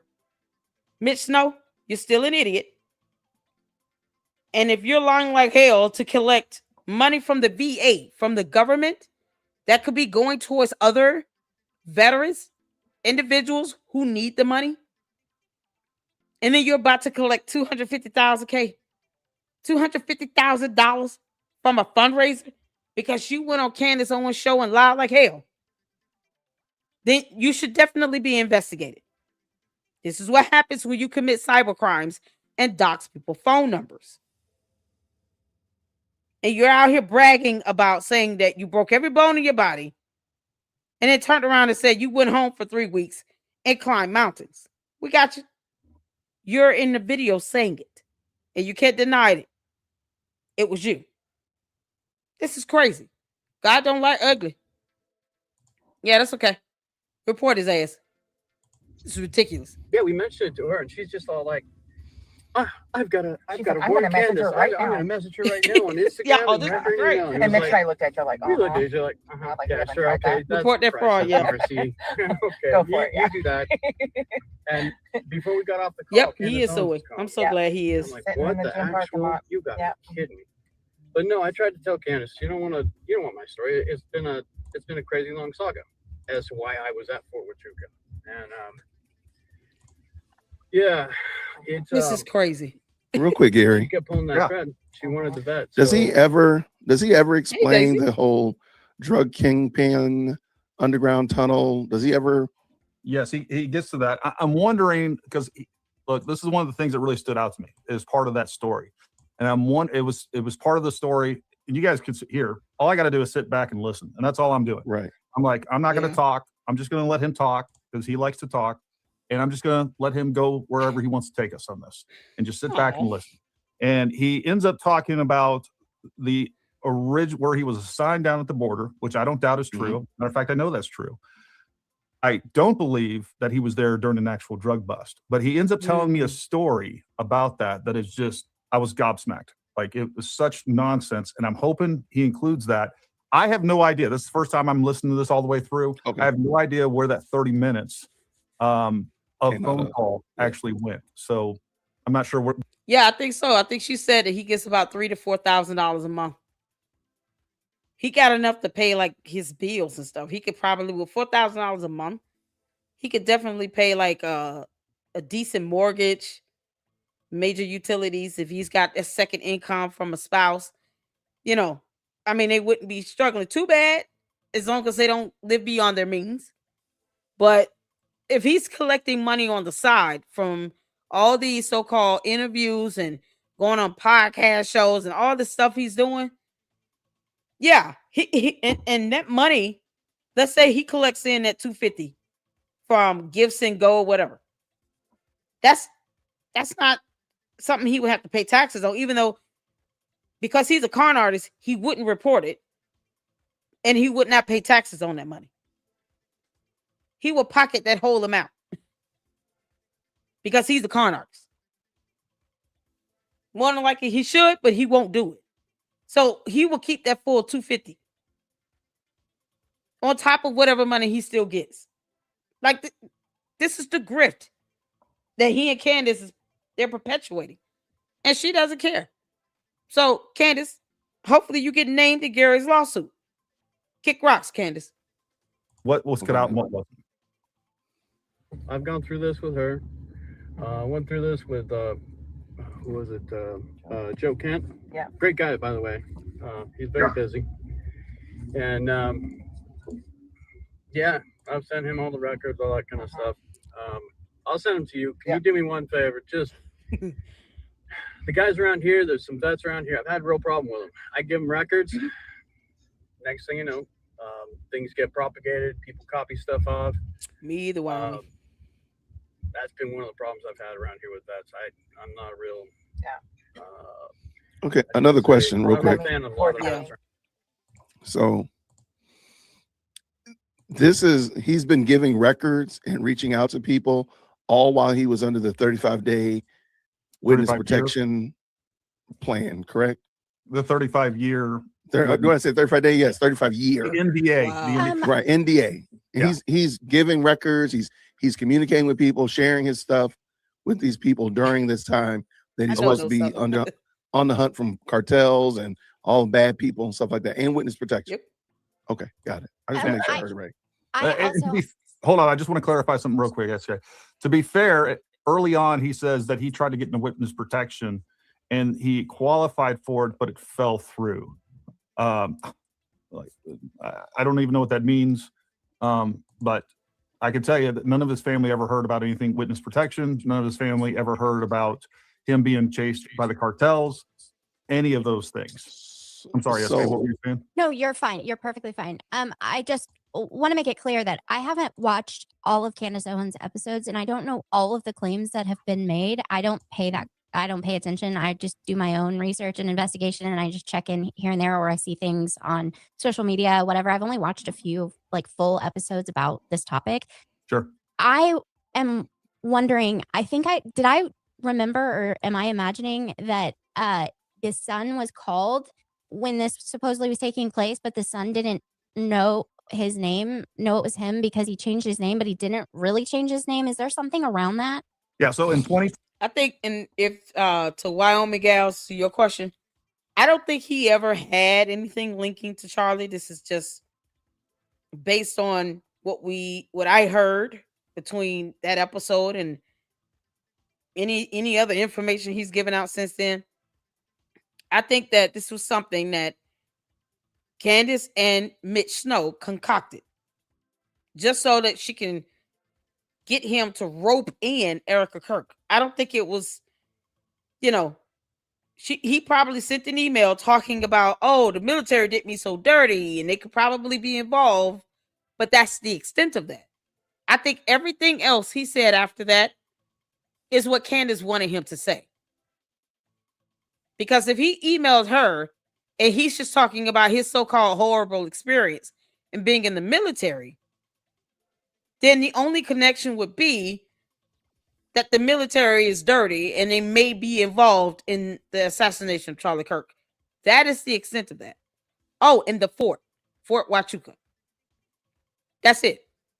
He claims that he went to, trained at that base. He stayed in the barracks. He claims to have familiarity. Ooh, I can't talk. He's familiar with the base. He stayed on one of the barracks. And that's the only real connection. And I believe that she called him. And they came up with this wild boneheaded theory about Erica Kirk and the head of security, Brian Harpole, being identified in a hotel near the base or on the base itself, just so she can use him to rope in Erica Kirk into this.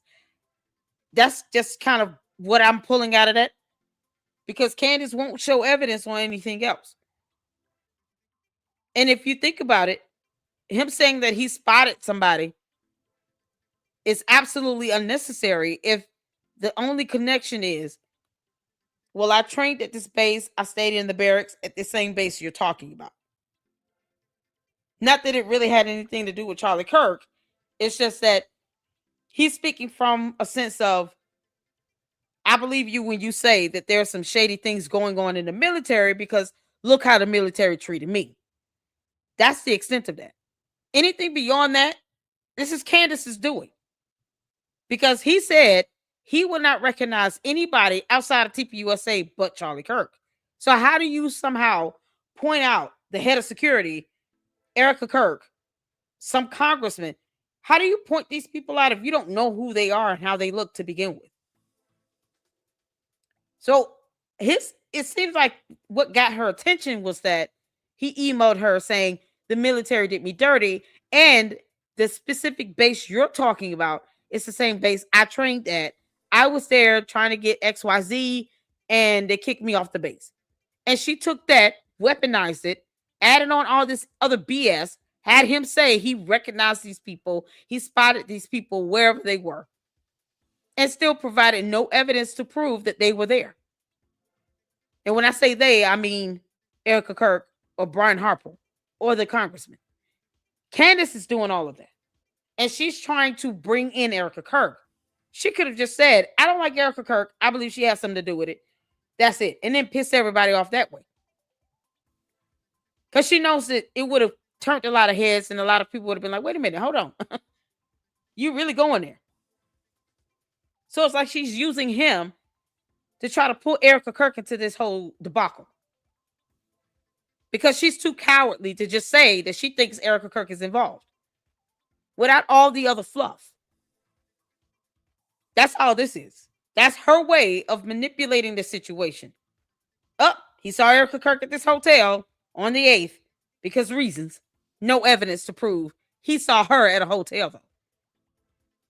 So if you separate the two and you just listen to him ramble and whine and cry about how he thinks the military did him wrong and that he stayed at a barrack, that really would be the only connection. Because she brought it up, talking about Egyptian planes, and he was like, oh, yeah, I know that fort. I trained there. Everything else, Candace came up with. And until she provides evidence, Candace, in the absence of evidence, we're going to make assumptions, you thunkhead. It's so ridiculous. All this because she don't like Erica Kirk. She jealous and envious of her. 10, he changed his name. He went from Harry Myers to Mitchell Snow. And he changed his name in 2010 because he married Lene Snow. And completely went from Harry Myers. And I had her on the show. We have a whole full interview. She was explaining to us, like, he was like, all right, we're getting married. I just want to change my name. And I would rather have your name because I don't like my father. Because, apparently now we found out today that his father was allegedly the Zodiac killer. Yep, me too, Lisa. So same thing. He changed his entire name. And she was like, that, it was weird to me at the time. I didn't know why he wanted to do this, but that didn't happen until 2010. Obviously, 2010. If you are being chased by the cartel from 1990 forward, you'd probably want to do that a little bit sooner. A little bit sooner, but that was one of the things that I remember, because I don't know all of the details of all of the claims, and I don't know all of the details of all of this whole situation. But I do remember thinking, wait a minute. I remember him saying that he changed his name, and then I remembered thinking, how did he get on the base? If he changed his name, how do you get on a military base? You can't just go on a military base. So he does have a veteran ID, and you can get on a military. It's actually not that hard to get on a military base. It's not that hard, especially for a veteran. There's ways to even civilians can get on a military base. Not that hard to get on a military base. What you're not going to do is stumble upon a secure meeting. And a secure meeting wouldn't even be held.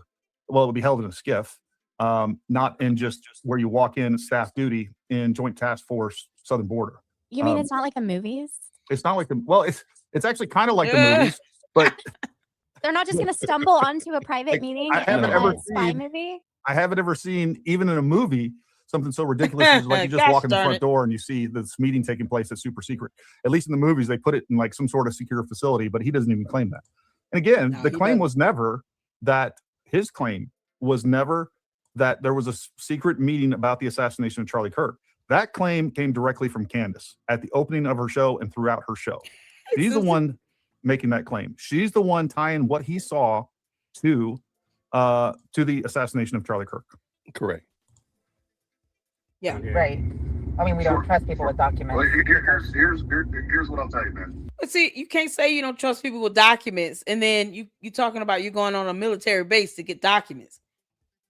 If you don't trust the documents to be legitimate, then why go out your way to go get them? So I do believe that Mitch Snow emailed Candace, to that tip line she doesn't vet. And because Candace is an idiot and she doesn't know how to vet because she's an alien, then she decided to just take that and then to try to intertwine it with whatever she was trying to do with her own personal motive. Because he could care less whether or not, he said anything about spotting Erica Kirk. He literally could have said that same old BS story and never mentioned anything about spotting someone out. And it would still be the BS story that it is. The only difference is if you let's separate the two for a second. Let's pretend like he never said he spotted Brian Harper, Erica Kirk, or this congressman, right? What you're left with is still his gripe with the military and his claim that they're trying to cover something up and that they are mistreating him. That's what you're left with. The only connection to this Charlie Kirk thing was Candace Owens, the alien, deciding to claim that planes and this military base had this place where people were meeting up, blah, blah, blah. And for her to try to validate that claim about this secret meeting where they were planning on assassinating one civilian on Earth in the U.S. for reasons, the only way to validate that was, okay, well, he's someone who trained at the base. Never mind if he was legitimate, if he's a fraud, never mind that. She didn't care. She just saw the email and said, oh, he was on this base. Thank goodness. I can get him to say that he saw these people on the base. Perhaps he did. And in her mind, if I leave it so vague and ambiguous, no one would have a way to vet it or verify it either way. But she forgets that cameras are all over the military base. Cameras are all over the hotel. Cameras in the restaurant where he had Mexican sushi. She forgets about all of that evidence. The fact that he got kicked off the base speaks volumes. What she tried to do was connect the two things to try to validate her BS and roped in his BS about, oh, the military treated me so badly. So let's show sympathy for Mitch Snow because he claims he broke every bone in his body when he hasn't produced any evidence to show that either. And let's have him verify that the secret meeting took place and he just so happened to stumble inside of it. This meeting where he spots this Brian Harper, this so-called congressman, senator, whoever it is. And just for GP value, he'll say that he saw Erica Kirk at the hotel with some other random person that works for TPUSA or Daily Wire. Another company she's got a whole gripe against. This is nothing but Candace's vindication on steroids. Roped into a BS story from another con artist who could care less about pointing out these people. His whole con and grift is the military did me wrong and I'm somehow being chased down by the cartel. That's it. That's his whole grift on this. That's where we are. This is how this whole thing is going to unravel in the court of law. Because it doesn't make sense. And then they have no evidence to sufficiently prove any of the sort. Just because he said he spotted someone, in the absence of evidence, we don't have to believe that BS. The question comes down to, did he even have to say that at all? Candace wanted him to. Because she wanted the whole narrative of this secret meeting taking place. And then trying to rope Erica Kirk to it to say she knew about it as well. Because her cult members want her to say that. And try to use his so-called gripe with the Army and the fact that he has been on this military base in the past to try to connect it together. Candace, you're bad at this. Because I can sit here and just figure that out in 10 minutes. I don't need to read shit she put up. It's so ridiculous. This is what we're left with. Candace's dumb theory and some con artists grifting off the military coming together to create a bigger mess that's now going to land them in a court of law. That's where we at. You can't make this stuff up. Shout out to all of you. I'll make sure you guys are hitting that like button as you come in. Thank you so much. Listen, I think there's nothing more important than integrity. And if you send me any records, number one, I will. Look, I have a good reputation in the SF community and online and everywhere else. What I'm not going to do is, I'm not going to send your record to anybody. Okay. I just want to make this very clear. Wow. Number one, I have all of his information. I have his social security number. I have his address. I have his phone number. I have never and would never dox him. All right. That's what I would not do. I'll say that. I don't think he was going to get any records. Your records verbally. I'm not here to smear you. I'm not here to, mess with you or anything like that. I want to know if the story is true. Lisa. That's really what it comes down to. And I'm going to send you my personal contact information right now. Oh wow. And if you need anything from me, beyond this, and like I said, I'd love to have you on the show. Let's get to the truth. Yeah, simple as that. That sounds great.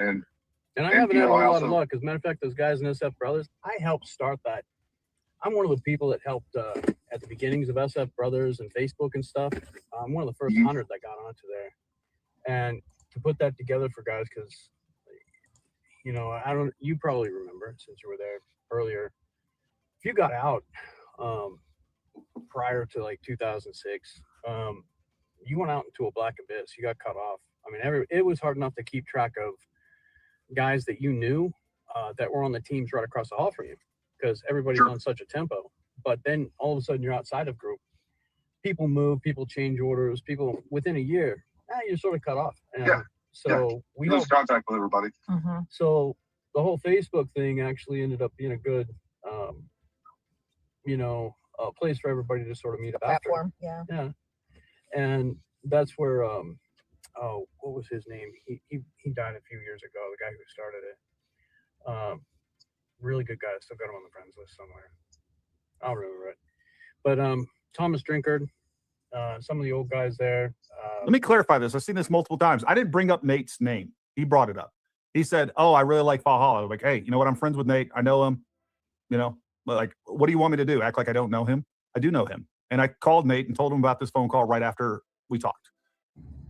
Yeah, we put it together. They wanted me to be the admin at first, and I said, "No, heck no." And what's even if I prior to that, I worked for Microsoft, and I gave him hints and whatnot. And I was real glad when Bill Olson stepped up and take it over. But he turned out to, when things went bad for me like 2 years ago. I can tell you, those guys did not. What happened 2 years ago? Was that with your custody battle and everything going on with your son? I have been trying to get divorced for 2 years. Wow. Yeah. How many? They finally. How many years? Did he say 10 years or 2 years? The divorce has been ongoing for over 10 years. Not because of Lene's lack of effort. What he has continued to do is to slow roll this thing. He has continued to show up almost every time with a new lawyer asking for an extension. And I have verified this with different court documents on that. I don't know what else is going on with Lene. There's probably a little bit of back and forth. Divorces are messy and expensive. And I can imagine. The other thing too, by the way, this is a really important part of this that I have verified, is that he has accused every judge in those counties of corruption, of other issues. So the judges in that county have recused themselves of taking on their court case, which has made it extremely difficult for Lene to finalize her divorce. So it's not because Lene hasn't been trying to get a divorce from this guy. He has continued to slow roll that. I get the feeling from this guy that So that Mitch is a damn coward to the umpteenth degree. Because if you're trying to get a divorce, then get the damn divorce and let it happen. Why not just say, you know what? Screw all of this. We're going to settle out of court and be done with it, and I'll sign it and we can keep living. Because he could just do that. He could just settle out of court. He's such a goofball and a moron. Mitch Snow is an idiot. That's why I call him that. The idiot does not want to get divorced because he would just do a settlement out of court. They can easily get a mediator. He can say, here's what I'm willing to do, or whatever she wants to do, and I'm just going to go with it. And then keep living. He is holding these people hostage in his life. For what? And he wonders why no one wants to deal with his ass. Well, what kind of woman would want to be with somebody like this that is too dead set on trying to maintain a marriage with somebody when he could easily just do an out-of-court settlement? And he got a girlfriend out of this? Can you make this? You can't make this shit up. I would be concerned if I'm trying to date a man and he's been allegedly trying to get divorced for 10 years, he said? 10 years? It's a form of control. Thank you. Exactly. It's a control issue. Listen, if he's going to sit here and hold her hostage, that to me would be like, okay, either you still want to be with her, you still love her or something. Because you trying to control her, it's the last thing you should be thinking about doing if you're trying to move on with your life. This does not care. He's just trying to, like, that's so disgusting. And he's got a girlfriend. And this heifer is letting him do this. Oh, Candace, you heifer. Of all the people in North America, in the country of the United States of America, this clown is the one you go with simply because he's been on a military base where you're trying to accuse the entire military of being in on Charlie Kirk's assassination. And you know damn well that's not the case. She's been saying this for over 2 months. And I've been calling her out on it for over 2 months too. No evidence, no proof. And it comes down to this idiot not wanting to get a divorce and have some gripe against the army. But he doesn't want to pursue anything in court against them because he doesn't have an open case pending in any court against any branch of military or a government agency of any sort. None. And she would not even post up the court documents. Candace doesn't even want to post the court documents to her damn website, to which she said she would do last week, a week before last, 2 weeks ago. She said that on the day she actually had him on her show, she would post up all the court documents he provided to her. Where the hell are those court documents at, Candace? You clown. See, this is why we don't let aliens crash land on our planet, because we ain't got time for this. But, you know, when you're around people that are just like pathological liars and just like attention and just make things up so that people pay attention to them. Yeah. I get that feeling from this guy. Keep dragging this out. And I get the feeling that this guy is like some sort of, demon. I mean, like, he's a demon. I don't know what the word is. I don't Demon. know what the accurate word would be. I just Demon. feel like it's super manipulative and calculated. Look, I'm gonna play this video real quick, and we're gonna come back to this in just a second. But this video right here tells you everything that you need to know. Morning, she about what's going on here. So this is him claiming that Lene, his little 5'2" wife, stole his car keys as he's trying to leave, took his car keys, lured him into the house, and then beat him. That she had the garage set up as a prison, broke his thumbs, broke his feet, and then, well, let's see what actually happened. Little does he know, we have video of that incident. We have police reports from that incident, and we have a conviction from that incident. wow, That's crazy. loading up the vehicle to go for this meeting. You know, she came out and acting real kind. She took my keys, she took my phone, she went back inside and you know, forced me to go back in and find out what was going on. Lures me to the garage that she pre-set up to be like a little prison. You know, she broke the garage doors. Hoarded stuff was stacked against the windows and the other doors. And she lured me in there and attacked me. Hit me with a hammer and break my thumbs, my feet, back of my skull. And I got the hand. What year was this? That was 25 June 2016. So this is how long this has been going on. And just so everyone know, Mitch is still trying to get a divorce. This has been going on almost 10 years. Eventually, I was hearing my son cry. I was worried about him, having her maul him with the dogs again. And What? she'd done that multiple times. He had been hurt really bad. So when I heard him crying, I used the hammer to go ahead and break the door handle to get back in, to get to my keys, get my son, get my phone. I used the hammer to go ahead and break the door handle to get back in, to get to my keys, get my son, get my phone. And I called That's for help. destruction of property. I called for dispatch. And, she tried to attack me and she pulled on my arm while I was holding the phone, dislocated my arm. How? That's actually one.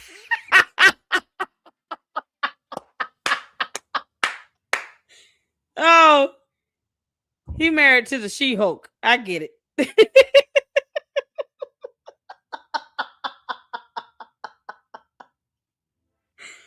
Y'all, you just can't make this dumb crap up. This is so stupid.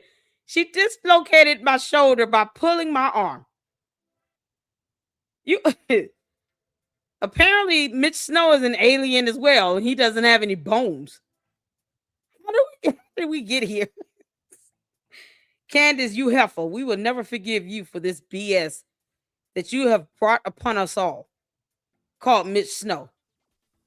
Why, of all people, would you sit here and rope him into this? We will never know. But this idiot is going to get $250,000 as well, because the candy ass cult members think, oh, he's got court documents and he's got legal cases and costs associated with it, while she still does not post a single shred of court document on her website. And they won't even demand that she do it. She dislocated my shoulder because she pulled my arm. Y'all report his ass to the VA. So just by she's trying to That's get to not his phone. military So just by service grabbing connected. his arm, dislocated his arm. This guy's like the most fragile guy I've ever met. I mean, he's made of glass. I'm still recovering from getting surgeries from it. He's getting service for that? Y'all, you understand now why I said report him for fraud? You don't get to go to the VA and said, after you've gotten out the military, yeah, my wife, who's 5'2", dislocated my shoulder when she pulled my arm. Can you believe that? And then the VA doctor says, yeah, we're going to add that down, and then you can go ahead and get service connected for it. And then the VA will give you money for whatever domestic dispute is going on in your house. How the hell did we get here? You can't make this up. That is not a service-connected injury. It's not even an injury, because that's not even plausible. Do you know how hard you have to dislocate his shoulder like this? He's not a small guy. The hell? Ow. Oh, Candace, you heifer. All right, look, I want to set this clear so that you idiots out there that keep trying to spin this around. I don't care that he smashes the car with a hammer. That's not the point. Is intimidating, all this other stuff. The point here is that he turned this incident into a scene from Misery to make himself the victim. He completely fabricated what he just described from whole cloth. He turned what really happened into a complete fantastical piece of fiction. The door is open. Y'all see the door up? Catch that Mustang. Stop it! Touched it. Do not hit my Mustang. Y'all see the door, the garage door was up. You're ruining our relationship because you gave your keys to your cousin. I didn't give my keys to anybody. You're the one who asked him to mess with your car. I haven't touched this car in forever. It's been in my way. I'd like it out of the way. I have no idea where the keys are. Would love to know. In the way of what? The boxes and the luggage over here? What is he trying to say? He can't get out? What the hell is he? Such an idiot. Yeah, well, this is what happens when demons crawl upon the earth. He's in the wrong realm. You don't belong here, Mitch Snow. No. Your reign of terror is in hell. But that's not what we were doing today. But you have to do this. Of course, you know. You have to don't defend ask you a yourself question. now. I can defend myself all I want because you're being insane. You want to video record shit? You want to threaten to hit my car with a hammer? God damn it! Marriage over, Mitch. Goodbye. Don't. Then you stop it. You know what? Do it all you want. I'd like to divorce Go you, ahead. moron. I don't want to. I want you to fucking start treating me better than you treat this car. This is how you treat us. Take it. Everybody, pan around. My wife neglects us, ignores. Just Is he talking to himself in the third person? Who is us? This is how you treat us, because he's a legion, a demonic legion, all by himself. Candace, perhaps the French legionnaires that you were looking for is in his head. It's all entrapped in this one big body that's apparently not made of bones, because, you know, somebody could just pull his shoulder and dislocate the hell out of it. Yeah, that demonic legion is in this one person here. Perhaps, Candace, perhaps the French legionnaires is really just Mitch Snow being a demon, and he's coming for you. Why are you giving him $250,000? just theatrics to make himself the victim. I mean, Yeah, we this can is say classic anything we want here too, narcissistic 'cause it's behavior. crazy. He is a mental and emotional abuser. What's It's wrong with him? very clear to anybody with eyes to see. Us and then screams at us on Saturday mornings about things that are completely unimportant to And us. Who's us? Blames me for losing things I haven't touched. Tried to ask you if you knew where they Yes, were. yes, I yes. did, and I told you I don't know. No, you never said that. You had to give me a little asshole answer. I didn't give you an asshole answer. I give you a smartass answer. It's Saturday morning, and it's okay to be a smartass. You do it all the You time. have to Monet. prove any abuse towards a child. What is so bad about being a smartass? This right here would make him more dangerous around the child. You think a judge will look at this and give him custody? Not even parenting time. What the heck is going on? This legionnaire of a demon sitting here talking about us and we. That child has nothing to do with this. He's weaponizing his own son to make the mother more miserable. And as opposed to him just giving her a divorce and leaving her the hell alone, he's prolonging this crap by threatening judges, forcing them to have to withdraw from the case, to have to pull out from the case. And now you got, it's a hard time now getting a family court judge to finalize this divorce proceeding. Because he's either lying on them or threatening them. He should be in jail. What do you mean? Why is he a free man? You threatening judges to take their life or do them physical, bodily injury or harm? Your ass should go to jail.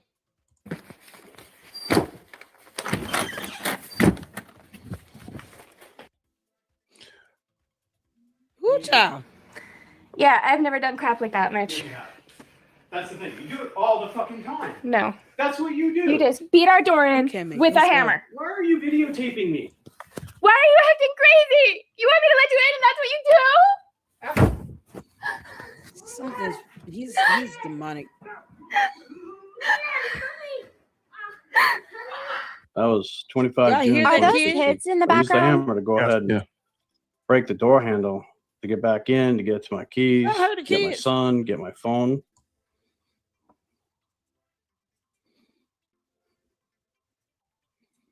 All right, so this is a clear connection, both from a video standpoint, a paperwork standpoint. This is evidence.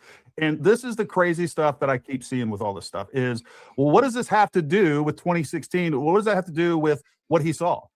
Look, there's a such thing as It speaks to his credibility. See, here's the thing. Don't expect the candy ass cult members to understand definitions of terms or concepts. They don't care about credibility because they only listen to their cult leader. They're brainwashed. They're dumb. They don't read. They don't define terms. They don't Google or research. They don't do any of that. So when they're asking these repetitive questions, to me, I see this as one of those sock puppets or a bot. It's just a copy paste. And then they want you to explain things to them, knowing damn well they're too stupid to actually comprehend it. They're incompetent. I wouldn't even do it because you would think they will all come together in their little huddles in their safe space. You know, when Candace goes live. That's their safe space for them. And then they would say, hey, I understand what credibility means. You all should probably know this. Because if he lies about stuff like this, he lies about anything else. That means he'll be willing to lie, not just for him to get something out of the situation, but he will lie on behalf of Candace Owens. And I don't put it past him that he's lying like hell when it comes to him spotting someone on a military base or at a hotel, because then he'll lie about that. He has no evidence either. And then she never asked him, why do you just didn't pull out your phone and take a picture, if that be the case? She told him to say those things. That's why she didn't ask for evidence. She's not going to ask for evidence. It's like telling on herself. If she says to him, hey, I need you to bring up that you saw these specific people, let's just throw in a random congressman on top of it. But you got to say you saw Erica Kirk and Brian Harper. Yep. Then he just does it. That means that he has no credibility because he's willing to lie along with Candace Owens in some dumb moot point that has nothing to do with the person that actually pulled the trigger on the gun that took Charlie Kirk's life. Nothing to do with that. Unless we're saying that Mitch Snow is the actual shooter. Because in this reality on Earth, we all know it's Tyler Robinson.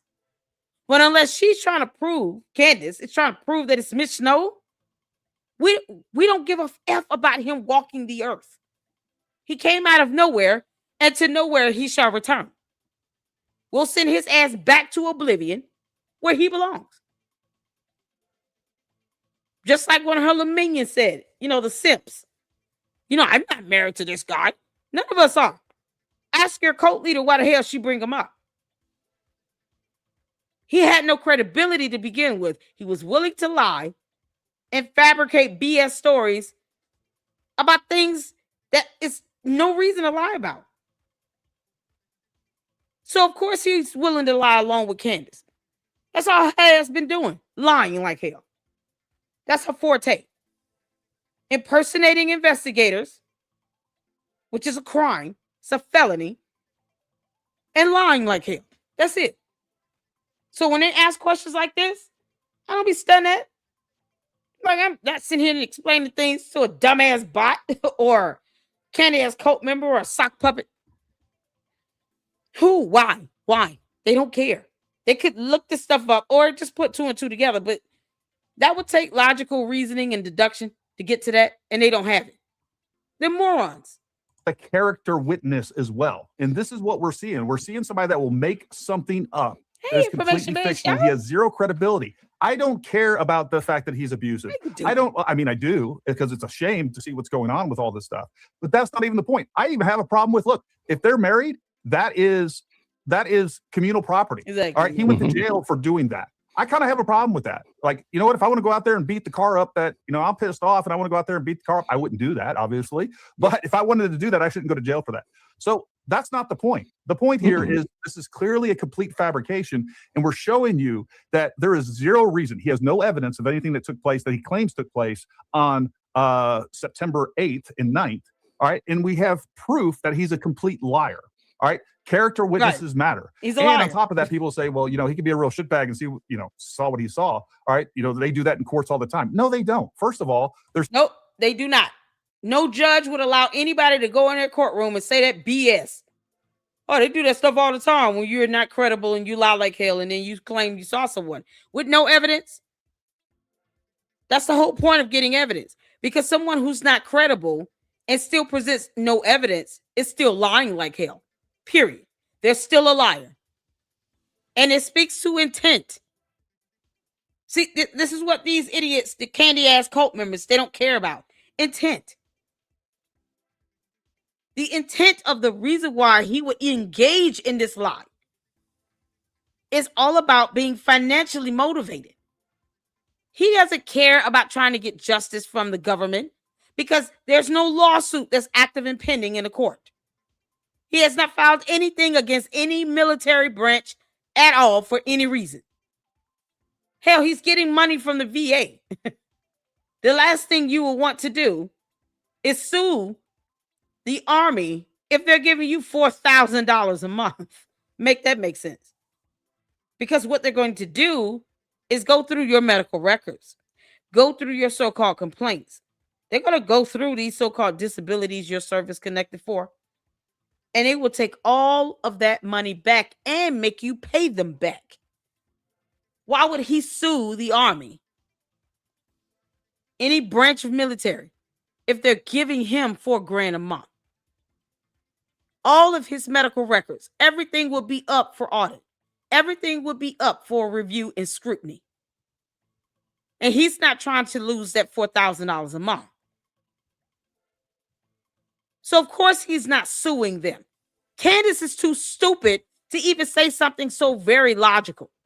A pathological liar sues the government knowing that he's getting all of this money from the government based upon fabricated injuries and disabilities. You think this idiot will want them to investigate him and then ask for all that discovery? Where they get to see, we've been giving this guy all this money every month, and he's got injuries he claims that, he had, and he's faking it. Look at all these video evidence from Paramount Tactical here. You can't believe this. All because he thought he was doing a secret recording. Now look how it backfires. And the VA does an investigation and they look into all of this. He's going to have to pay back all that damn money. This is where it's going to end up for him. So why would he sue them? Candace is so stupid. He wouldn't sue them because he knows that they will ask for all of that documentation. They will look at his entire track record. They will look at everything that he said and done to try to get service connected, to get disability, to get all this money. They will evaluate every single thing. Why wouldn't they? You're suing them. No open, active, pending case against any government entity at all. Because he has no complaint. And the one he did file, he filed it against the Department of the Interior. And they dismissed it for failure to prosecute because he couldn't even follow a court rule. That's how much of an idiot this Mitch Snow is. And Candace is even dumber for trying to support him. Such thing as witness credibility. Number two, if you're in a court, you actually have the threat of perjury. And the other thing that eyewitness testimony never does is convict anybody. All right. Eyewitness testimony corroborates evidence for you smooth brains out there that want to believe nonsense. But the fact is, we have time after time, including the rest of the phone call that we're going to play you. We've already talked about one incident where he's clearly. Shout out to Information Man Show for being in the chat and tuning in with us. Make sure you guys go check him out. You see his YouTube channel link is highlighted, and I will also highlight it at the end of the stream. Shout out to you, Information Man Show, for the support. Thank you so, so much. I appreciate it. Make sure you guys are hitting that like button as well. And I appreciate you all for engaging in the chat. That's awesome. Making things up, saying he fell and broke every bone in his body. And then, to take some time off, he went and rock climbed or did mountain climbing for 3 weeks. He didn't mention he hit his head, though, did he? I don't know. There was so much that was damaged on him. I mean, that'd probably be a miracle of God that it didn't happen. Everything was broken. This is something else, Gary. Yes. I promise you, no defense attorney would call Mitch Snow. Yeah. None whatsoever. They would just go ahead and FOIA the security camera, the sign-in sheets, the call logs. They would not call Mitch because they know Mitch is problematic on a lot of levels, and he would not be a trustworthy witness. And this didn't take that long. None of us here on the stream are legal experts, and we were able to find all of this evidence to discredit his story. And he would again, any defense attorney that called him up there would just be signing his or her own death wish because they know that they're going to lose because this guy's not a good witness. So that's why we're bringing this up, because he's not a good witness. And I think it's fair to say that what he claims he saw, I think he was led into saying that. I think he was led into saying that, like, hey, let me show you this picture of this guy with this red beard that, goes by Tactical. Do you think it might be Gary? I mean, so I think he was led into believing this. I don't think he necessarily said it without being goaded on, but I'll leave it there. Let's go. All right. Kelly Bagwell's a lawyer. Fact. Years, but I've been. really bad divorce. Put it that way. It wasn't 10 years, but kids were involved, and I was on deployments, and she was trying to keep the kids from me, so I can, at least to some degree. I'm one of the guys. It's been because of my unique history, and because I did get targeted by something else that had been intentionally using this, I don't know, flaw inside of our judicial system. They just took advantage of it, and I've had a lot of people coerced in my life while I've been going through it. My wife was one, and after a lot of events in 2013, she finally, here I was, a broken guy. I couldn't defend her. They could do whatever they wanted, and she was decided to go ahead and flip sides. So I decided, for my safety, my son's safety, we had to divorce, and it was supposed to be reasonable, but it became real unreasonable, and allegations started flying. Because I'm special forces, I must have combat PTSD. Therefore, I'm a wife-beating, alcoholic, drug addict. You know what you need to have combat PTSD? Combat experience. He's never been to combat. I mean, that's a critical part of that combat PTSD. He's never went to combat.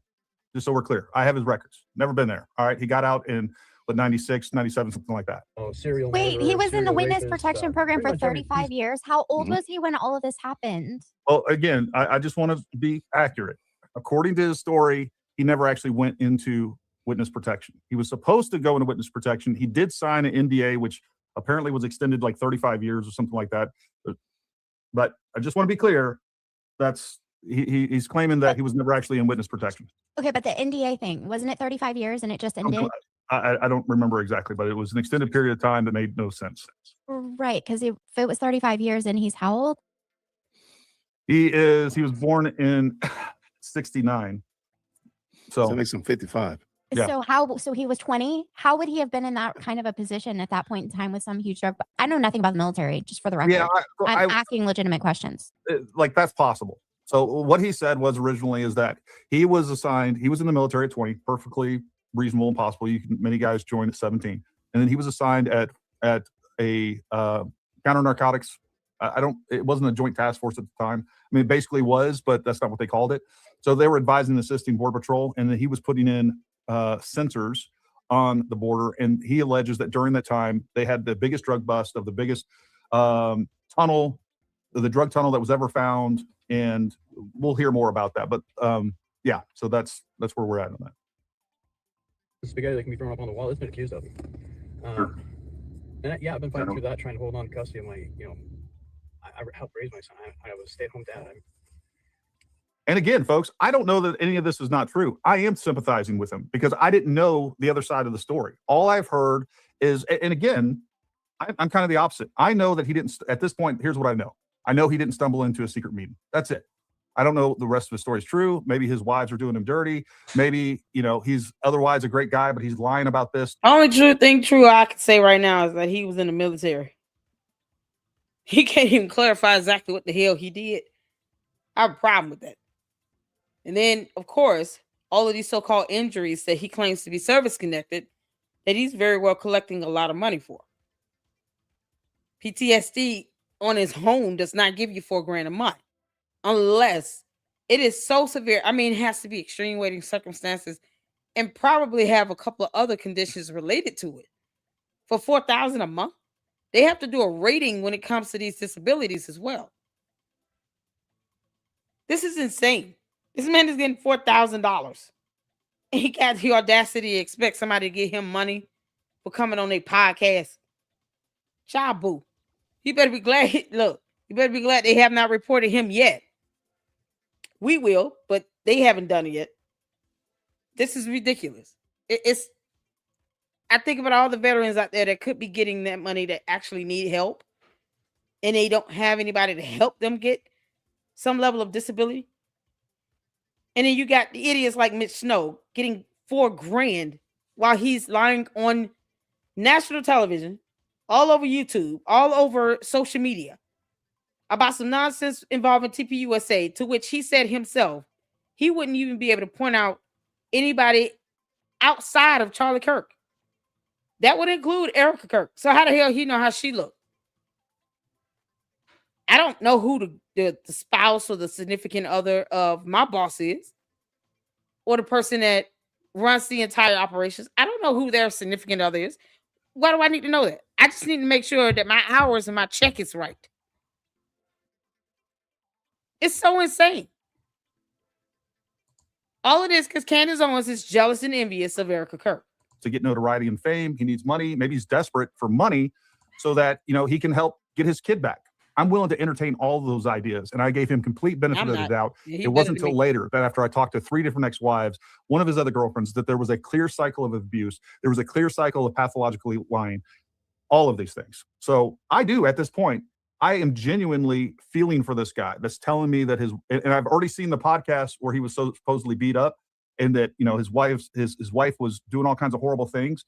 I have since got court documents that prove that she was innocent. They investigated his claims, which was physical abuse, sexual abuse, all these things against his wife. They went through extensive, and I have the paperwork, extensive investigations. And not only did they not believe him, he actually kidnapped their children. She had to get a court order. A SWAT team had to go get the kid. All right. And they gave the kid back to her and gave her a protective order against him and the child a protective order against him. So, all this stuff is verified, has been investigated. But I didn't know that at the time, and I did feel bad for him. But no, they've done everything they can to criminalize me. And I noticed long ago that this was a pattern, not just with me, but across the board with SF guys. Exactly, Cruz. And it pissed me off. And that they because use SF status too. It drove some guys to suicide. It drove others to. You really got to wonder if it was suicide. Right. Yeah. I've been trying to raise this issue with several of our brothers, and it just typically goes nowhere. Nobody wants. Do you know who Landon Valentine is? No, I don't actually. Landon Valentine, who's he? He was I want to say he was an officer. Not only is it still stands, it's been renewed multiple times. More East Coast, but yeah, he was in the room. That poor bad guy. Oh, they just murderized him in court and it was all based upon our SF status. That's what they do. Oh, you're special forces? Oh, you must be all these other things. I'm not a gun nut. I mean, I don't mind guns. I know how to use them. Probably don't want to be on the other end when I do. But yeah, I'm not a big gun nut. I like fishing. I like to take my boy fishing. Like Florida. Yeah, Florida was nice. Florida was nice. But yeah, 2 years ago, my son came forward to report that he was being abused, and that didn't match the narrative of what they were trying to put down on me. He wasn't being abused by me. He was reporting being abused by mom, and she was doing it intentionally. Okay, I'm sure this is a bot because you guys keep repeating this nonsense. All right, so you said what he said has all been verified. No, I did not. I said the exact opposite. Again, what he has said, I've found time and time again, whether it has to do with his ex-wives, his girlfriends, his kids, everything that he said has been a lie time and time again. That's from what I'm gathering, again, somebody from that is learning about this in real time, all of it anyway. The only thing that's verified is that that he was there, right? He was there at Fort Huachuca. Nothing else has been verified. The material elements of the story are not only unbelievable, they didn't happen, but there's no proof. There's no proof Brian Harpole was there. There's no proof that, matter of fact, just the opposite. There's no proof that Congressman Amadei was there. Just the opposite. We now have airtight proof that he was in Washington, D.C. at the time. There's no proof that Cabot Phillips was there. Just the opposite. We now have airtight proof that he was not there. There's no proof that Erica Kirk was there. We have I know that there's proof that has been released. I know that there's proof that she was not there. So, Megan, and this speaks to, Candace's character too. It just shows she'll throw anybody underneath the bus to get ahead. Really, all these people she's stepping on to get to the top, they're going to ensure that she has a mighty hard fall when they decide to get up and stop letting her step on their backs to get up to the top. She's burnt all her bridges. She has no credibility. And even if this is all a show for her, why would you put on this type of show? Why would you go out your way to say the things you're saying about roping in TPUSA and Erica Kirk? But you let TPUSA sell the hell out of Blexit. Let's see how she feels about that. This is stuff that should have been addressed a long time ago. And I'm going to say this. I wish that Charlie Kirk would have given her some level of correction for all the crap that she said when he was still alive. Because he may have been on the one few people that could have said whatever he needed to say and got her attention. And she doesn't just immediately go out and revolt against him.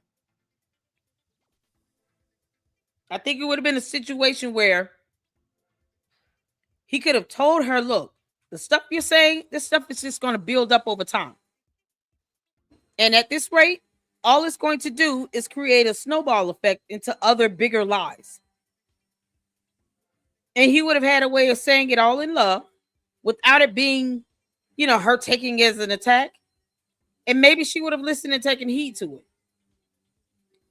But I truly wish he would have said something a while back. I wish he would have done this, because now look what's happening. I mean, this is why we have to hold each other accountable here. There's nothing wrong with that. And even the Bible speaks to that. Giving some level of rebuke, reprove, correction, and love. I don't owe her now. So it's as soft as it's going to get. But you imagine that same rebuke and correction coming from somebody like a Charlie Kirk, as opposed to just, well, let me just not even address it because she's my friend and blah, blah, blah. I don't want my friends to fail. I don't want my friends to be going out lying like hell like this. And then they're roping in and dogging out my company, my family, my spouse, my kids. No, friends don't do that. This speaks to what type of friendship they may have had at the time he passed. Look how easy it is for her to do this crap. And it just snowballs into a bigger snowball. It's the effects of this is going to be long lasting and linger for many years to come. Because at some point, those kids are going to grow up as well. And even for their sake, she still won't stop lying like hell. She wouldn't stop if Erica told her, stop lying. Stop or stop lying, don't matter, pick one. She wouldn't care. She wouldn't stop. This is why we're here. So, this conversation should have been had between Charlie Kirk and Candace a long time ago. That's just my honest opinion. Some will agree, some will disagree. Because this is a mess. This is why the Bible even speaks to this. If we can't be humble enough to be corrected on things, then her pride should come before her fall, which should be a mighty hard fall. It's the arrogance of it all. And Candace doesn't care. Now she's roping in random people who are not credible, who are abusers. You heard the child in the background in that video.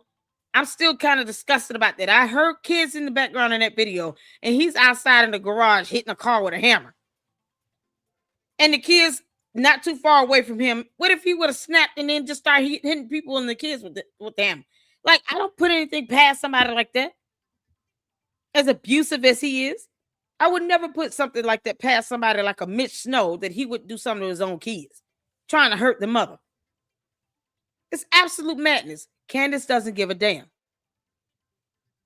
What he did is what she wanted him to do. Throw out Erica Kirk's name. No evidence. We don't care. Just throw her name out there. We'll go from there. And here's a bunch of money. I'll make sure I raise for you. And then you can just collect it all. Can't make this up. Like nothing he said materially is true. So it's like saying, like, I was at this place and I saw all of this stuff, but all I can prove to you is that I was at this place. This is what this is what it's like. It's me going out in the woods and telling you, hey, you know what? I just saw Elvis out in the woods. I take a picture of me out in the woods and I say, look, it's proof I was out in the woods. I don't have pictures of Elvis, but I was definitely out in the woods. So you have to believe me. It's the dumbest argument. It's the dumbest logic. It's stupid. It would only work with the dumbest people on the planet. Well, I mean, but you'd have that metadata though. I have metadata proving I was in the woods. Oh my gosh. We found that's it. She was trying to set me up for a charge of child abuse. And she was getting help from the courts, from a judge over here, a couple of them. When my son came forward to report her, well, they snapped back and retaliated. And eventually they threw me in jail under allegation. I can't help but laugh. This allegation. Yeah, the allegation that I was either the leader or hiring party of a unidentified biker gang to stage a mass kill event at the courthouse to kill judges. Yeah, I know, right? That's serious. I can show you the criminal record. It's horrible. It looks terrible. Yeah, the only problem with that is there was no evidence. There's no Oh crap. Don't know what I just did. Let me go back to this thing. Mario, let me tell you a little slow ass something right now. I don't give a damn if Candace takes heed to anything I say or not. Whatever she does not take heed to, a judge in a court of law will ensure that. Period. And neither you or her override the courts. So tell her to keep that energy up when she gets sued like hell. Keep that energy up. Tell her don't file a motion to dismiss either. Go all the way through. That way we can really clown her ass out as she gets sued and then gets put on the stand and then perjure herself, because, you know, pathological liars can't help themselves. They just lie like it's breathing air. You think I give a damn? I want her to be sued. Don't ever think I'm saying anything to help out Candice. Child, please. All right, hold on. Candice, you're bad at this. I hit Candice. one button. One button is all it took. Yeah, there we go. How long has that been, Mitch? 2.5 years. You kid? Gang to stage a mass kill event at the courthouse to kill judges. Jesus. Yeah, I know, right? That's serious. I can show you the criminal record. It's horrible. It looks terrible. Yeah, the only problem with that is there was no evidence. There's no just like saying I'm not a gun, probably not a typical SF guy either. But yeah, I don't have a Harley. I don't ride motorcycles. I don't know anybody. I don't think I've ever spoken to anybody in a motorcycle gang ever. Yeah, I think that, you know, the whole Harley thing was big in the even I think that was kind of the end of. All right, I'm pretty sure, and again, I'm trying to remember this from memory, right? Because I didn't record this because I was a man of my word and trying to be, you know, an honest broker here. And when he asked me not to record, I didn't record. I'm pretty sure he's cut out the entire portion regarding his events, his claim of events down on the border. Where this is what he told me, folks. He said that, you know, as far as this big drug bust, he started talking about it, but then it was, and he stopped. It may come up later. We'll see. But what he claimed was that they had this huge drug bust, literally had tons of drugs, truckloads of drugs and weapons. And being the youngest guy, the lowest enlisted, they assigned him the duty of burning all of those drugs and destroying all of those guns. All right. Those drugs and guns are evidence. All right. There's a specific way that the DEA disposes of drugs. And he claims that he was out there in the middle of the night, you know, getting a contact high and just burning literally truckloads of drugs all night long in a bonfire in the middle of the desert. Of like, I'm like sorry. Coke? Oh my God. What's that? Of like Coke? Wouldn't that be what they were I don't know if trafficking? he ever said, I don't remember if he ever said it was cocaine or heroin, but it was, I mean, it really doesn't matter. There's a certain way you got to handle these damn substances as well when you're talking about discarding them. You can't just go burn them up, because some of them have different, you know, flammable points, you know, but like they give off certain gases, certain fumes, you have other side effects. Like there's certain ways you got to handle it. Like you can't just handle fentanyl in your bare hands. So what the hell? Wouldn't that be outlined in these military documents? He lies about so Whether it much was shit. marijuana, whether it was cocaine, whether it was heroin. I'm sorry. Probably all of the above. I don't know. Opiate But we'll see blank. if that comes up. But I'm pretty sure this was early on the conversation. And Yeah. he started talking about, oh, you know, how this all started was, you know, 30 years ago when I was down on the border. And pretty sure that's where he told me that story. I don't know. Yeah, Candace would get somebody that has experiences with drugs. Candice, we understand you might be high 24/7, especially in your alternate reality, and your personality start to come out. All you're doing is confirming our theories about you. Crick is whack, girl. You couldn't ask Mitch to give you the good stuff. You can't make this. It remains to be seen. We'll see if we hear about it. But the point here is that this has been edited. It was illegally recorded. It's been edited. 30 minutes have been taken out. I will show you proof of that in just a moment. Show you Why my would he call do logs of that? big push in the SF community with like almost like these biker gang type things going on within teens in like the early 2000s. Yeah. I think that faded out to my generation as well. But and there was guys that were being strung up, you know. I don't know, I guess they thought they were the Sons of Liberty and SF guys, and that's never booze, bikes, SF guys. Nobody's ever presented to me that way, but now I sort of get that. Now. I can sort of see that. No, if you ever met me, I walk around in Tommy Bahamas and I've got a blue and gold macaw on my shoulder. I walk around like I'm in Florida all the time, wearing hey dude, you know, red, white, and blue hey dude. I'm pretty sure I'd get my ass kicked if I ever walked into a biker gang. So no, I get the allegation. You know, like for anybody who doesn't really know or doesn't consider people being individuals. We're just playing on stereotypes. Yes. No, let me go back. Somebody said, "What and state?" He started talking about. He started kind of talking about, you know, how this all started was, you know, 30 years ago when I was down on the border, and pretty sure that's where he told me that story. I don't know. It remains to be seen. We'll see if we hear about it. But the point here is that this has been edited. It was illegally recorded. It's been edited. 30 minutes have been taken out. I will show you proof of that in just a moment. Show you my call logs of that. Big push in the SF community with like almost like these biker gang type things going on within teens in like the early 2000s. I think that faded out to my generation as well. But and there was guys that were being strung up, you know. I don't know. I guess they thought they were the Sons of Liberty and SF guys, and that's never booze, bikes, SF guys.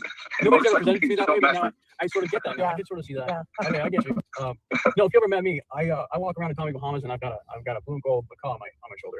I walk around like I'm in Florida all the time, wearing hey dude, you know, red, white, and blue hey dude. I'm pretty sure I'd get my ass kicked if I ever walked into a biker gang. So no, I get the allegation. You know, like for anybody who doesn't really know or doesn't consider people being individuals. We're just playing on stereotypes. You know, and this is all escalated. So they threw me in jail for 92 days, knowing I was innocent. They didn't have any. There's no evidence. There's no. Yeah, it was totally cooperative. There's no phone calls. There's no text. There's no pictures. There's no history. I don't have a motorcycle. It was just retaliatory stuff. And they had a couple of 92 girls involved with it too, that they had come get involved with it. Those two girls ended up. Oh God, they got into my records. They contacted SFB. They were on call with Bill Olson. Bill Olson was helping them to try and implicate me, breaking orders and all this other stuff. And I finally gave him the big FU inside the room. You know, why are you cooperating with two women that aren't SF? Why are you giving them information about me from anything, you know, from within our supposed, you know, secret group? I got no reply. That's funny. That was a real violation to me, and I called them out public for it, out there on the page. And in retaliation, the admins decided to kick me out. Yeah, screw them. Gotta love our buddies sometimes, you know. But yeah, there was nothing to any of the charges. They were all dropped. That didn't stop them from telling my son that I committed suicide in jail and I'm dead, and therefore they put him on a protective order. They haven't let me see my son since. And they're not going to let me see him until I plead guilty to the allegations. Yeah. How long has that been, Mitch? 2.5 years. 2.5. 2.5 years. Wow. How old is your son? All right, I'm gonna address this up front. Somebody keeps saying this, and it's all over X. In your public post, you specifically say, "I was certain he was recording." If you were certain, why did you keep talking? Only you can answer that question. Why would I not talk?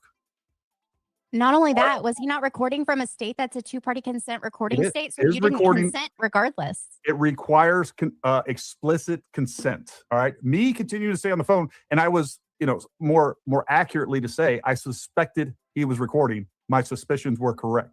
But for him to record that, this is the way the law is. All right. I don't care if you like it or not. For him to record that, he has to tell me, "Hey, I am recording this call." He needs explicit permission from me to say it's okay.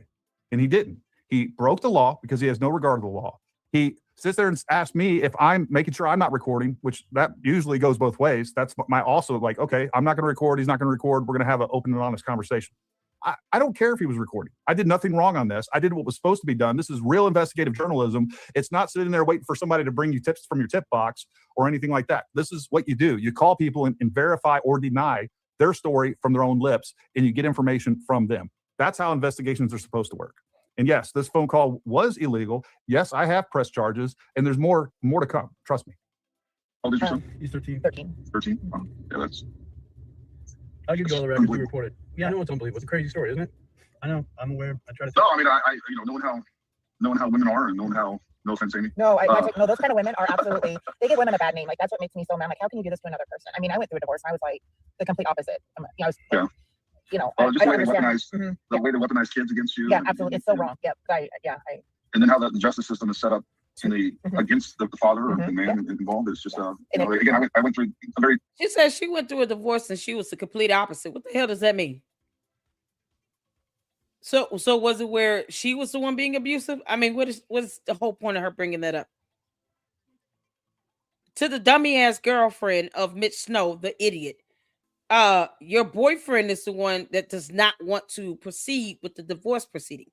Perhaps you should be asking him about his motive and intent as to why he's dragging this thing out, making threats against judges that should have landed him in jail, by the way, and causing them to have to withdraw from these cases here and recuse themselves. Maybe you should be asking him that. And why don't he just go ahead and get a settlement done and be done with it? Because, for some reason, I guess she thinks that, this is the best I can, get, and this is what I deserve. A man who is tying up the courts and would rather still be legally married to his wife. That should just be done with it, leave her alone, and not bring her up unless it's dealing with the children. Nope.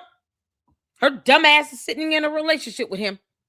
Not quite to that extent, but to where I was getting divorced, and then I was actually in the Q course when I was getting divorced, and then kind of the same thing. It was like they were calling my command saying I wasn't paying child support every day. I had to go in like once a week and show them documents. Look, I've paid every single. Matter of fact, I was paid more than was requested of me. Wow. And then on top of that, and then on top of that, when the divorce finalized, the courts, the judge said, hey, look, because he's in the military, and at the time I was deploying constantly to Iraq, Afghanistan. It's like, hey, we're not going to set up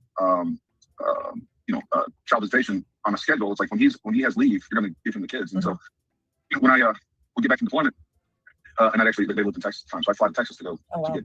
And then what she would do is she would hide the kids from me the entire time I was on leave, and I couldn't find the kids. She'd move them off to she'd move them around from when I was traveling, like trying to go to like her family's houses everywhere I do. She'd shuttle them around. Right, and then you trying to do that. Let me guess.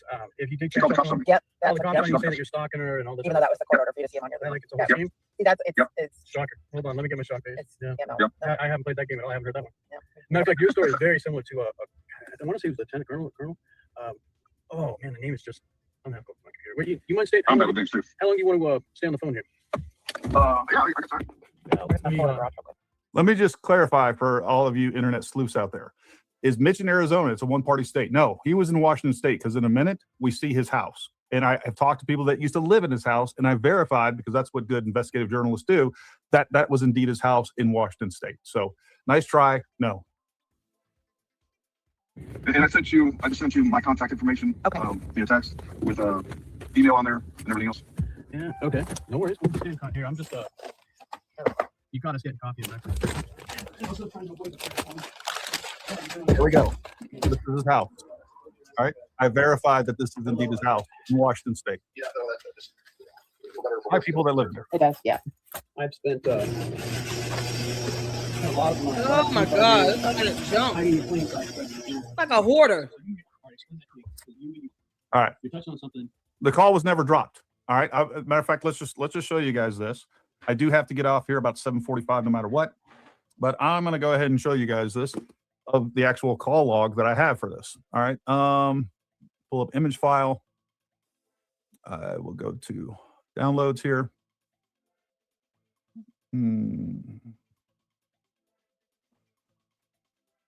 Let me see. So this is one. It's 59 minutes. This is the second call. This is the second call. This was not the first call. You guys can see it was at 3:38 p.m. Trying to see what we got there. 3:38 p.m. and that was a 59-minute call. We'll remove that. I'll show you the other one.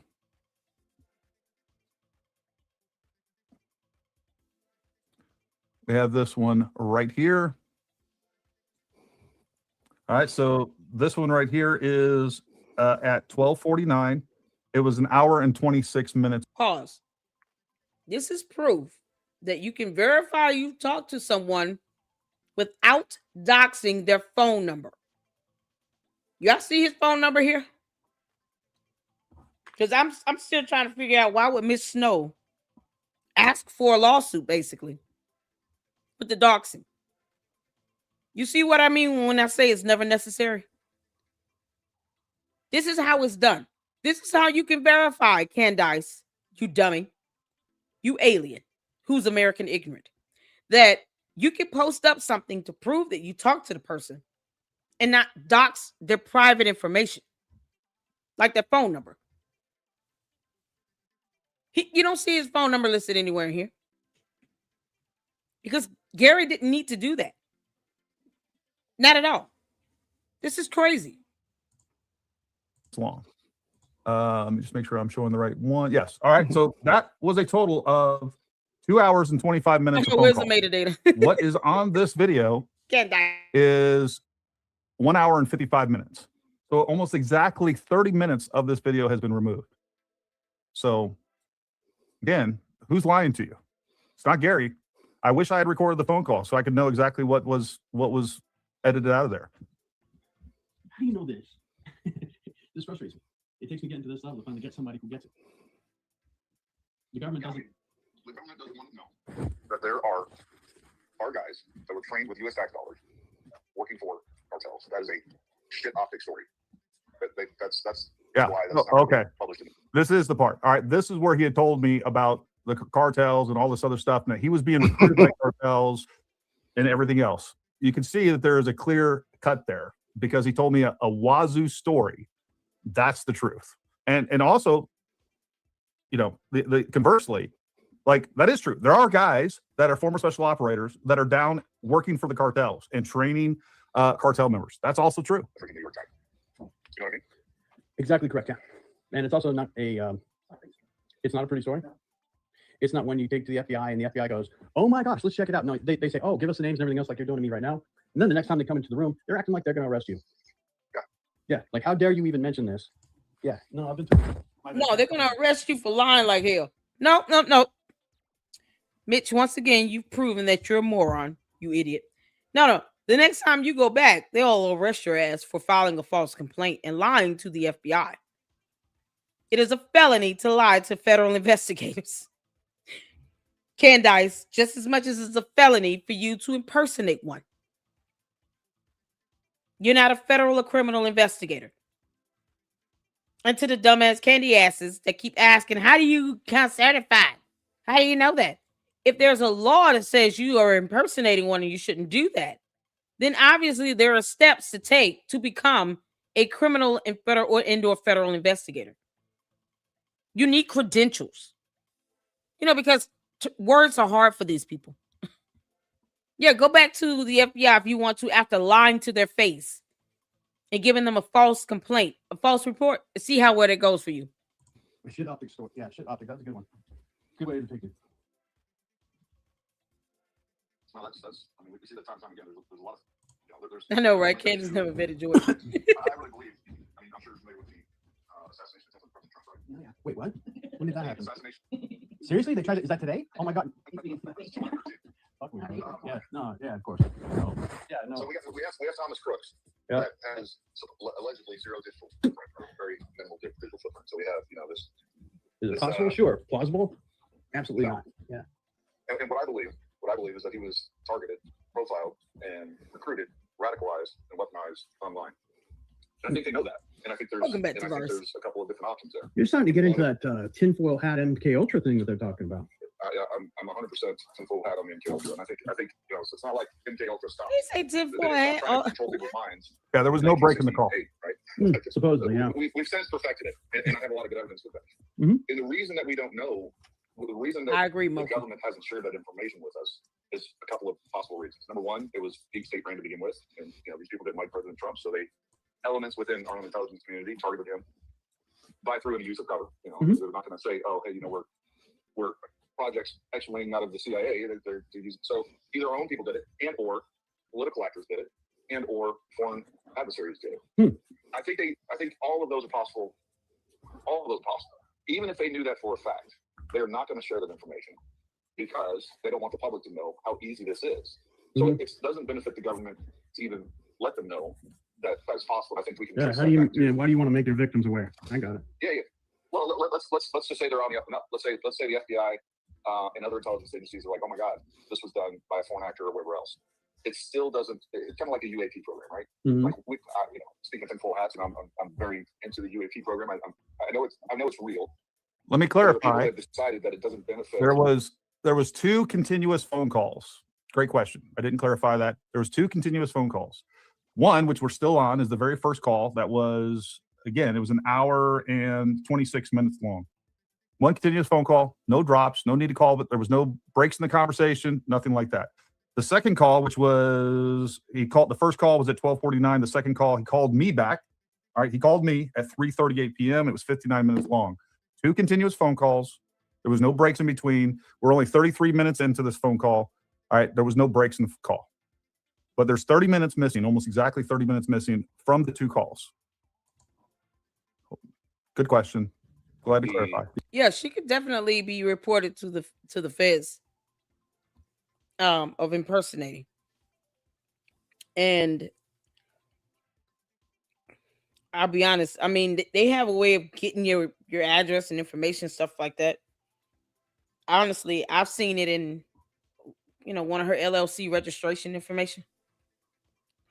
So if they needed to do a background run on her to see where she is, they can actually get her address. But yes, she could be reported for impersonating an investigator. I just, like I said, I don't know why she keeps doing it. And her whole base thinks that, you what certificate do you get? Because they don't look this stuff up. And it's deplorable because her false assertion of authority on people is causing people to be doxxed and cyber harassed and bullied and threatened. And it's all because of what? She's just throwing names out there and she's demanding answers from these random people she's got a personal vendetta against. Whether it's from PragerU or Daily Wire or TPUSA, she's got this personal vendetta against these people. Not that they were even at the scene of the crime or they're with a weapon in their hand or would even be a viable option for a shooter. Like, she knows that. She's taking this opportunity to weaponize her personal vindication to rope people out of an alibi they don't owe her. And that's one of the reasons why she said that in that X-Space call. She knows she can't force people to do it, but yet her and her dumb simps and cult members are forcing people to do it. One of them even said, yes, you do. You owe somebody something. Okay, keep on with that energy. Keep that energy up. When your dumb ass gets named as a co-defendant and you got this idiot doing this whole narrative of asserting some false authority on someone as if she's investigating something. And the average reasonable person, I don't care about her code, the average reasonable person looking at all the posts, all the videos, this X-Space call, which to me is like the smoking gun of it all, would deduce that she's impersonating some investigator because she herself refers to being an investigator. And in the X-Space call, you had this simp, the Myron, what's his name? Myron Gaines, somebody talking about the benefit of being a criminal investigator, something she's not. Stop. She's not a criminal investigator. Mentioning federal investigators. She plays around with the CIA logo like it's hers. So now she's making money on this false narrative that she's an investigator. Using the CIA logo without their permission. So with all of that information, with all of the things that can be proven that she has said and done, the average reasonable person would definitely deduce she's impersonating an investigator, a federal investigator at that. And she's not one. So she should definitely be reported. And there's also a legal liability to where she could be sued. Because if someone has been, damaged or harmed, or they feel they were coerced and forced to have to give up an alibi because her simps are stupid. And they are okay with people being cyber harassed and cyberbullied, all these cyber crimes that happen because they believe they're owed something. Not only can she be held liable, but all her co-conspirators can be named as co-defendants. Just like that federal lawsuit, Candice, with that pump and dump scheme.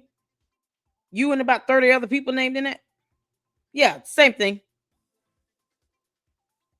When you promoting pump and dump schemes and you're showing us how much of a con artist and a fraud you are in something like that landed you in a federal lawsuit, I don't put anything else past her to what she's capable of asserting this false authority on someone and then forcing them to endure cyber harassment and bullying, defamation, and doxing at the hands of her so-called simps and wimps. All because she thinks she's owed an alibi because of her personal vindication. When I say that case can be laid out so plain and clear in a complaint, and I say make it a federal lawsuit because there's a violation of federal law with the impersonation. She wouldn't stand a chance. If I had to go in and testify, I will. Hell, please, Gary, if you need me to testify, I got you back. You can't make this. Candice, you got to comment, you idiot. The UAP is that the that's drones, right? Yep, Oh, she can be UAP, reported. okay, yeah. Report her ass. It doesn't benefit. She need to knock it out. U.S. citizenry to know about it. Right. So there's no upside for them to know about it. So they're not going to give any information on it.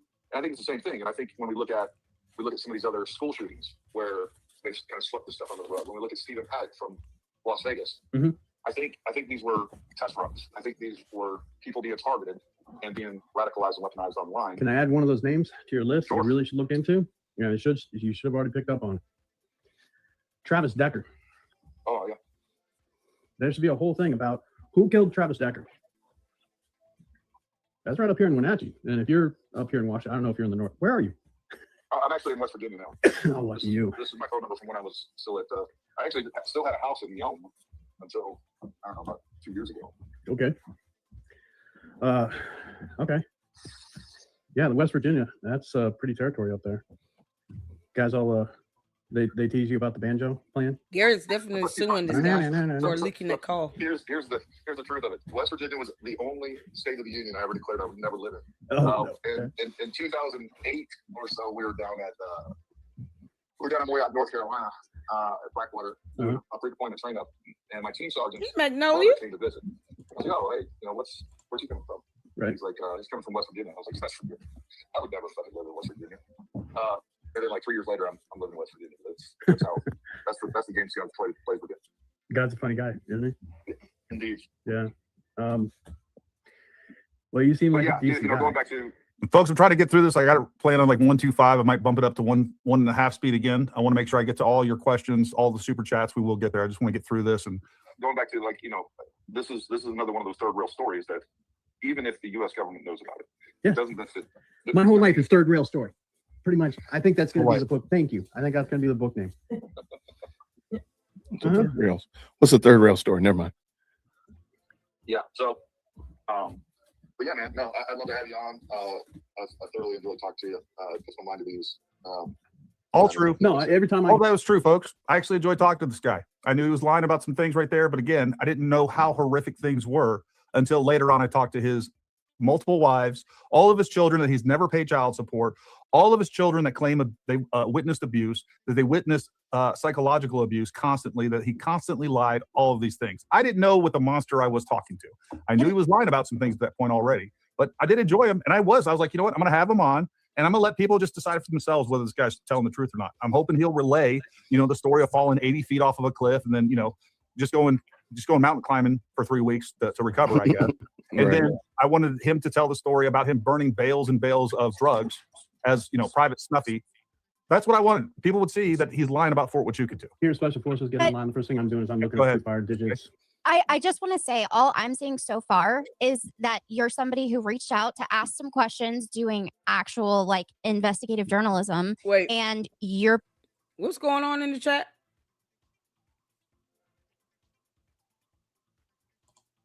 Is it a misunderstanding?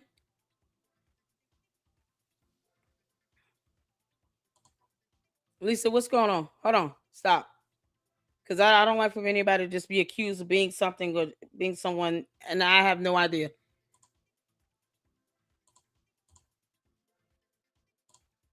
I want to create an environment in this chat where we can ask questions and give each other information.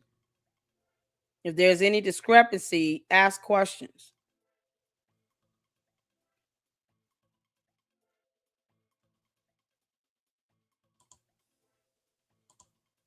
I don't know what's going on. I have no idea.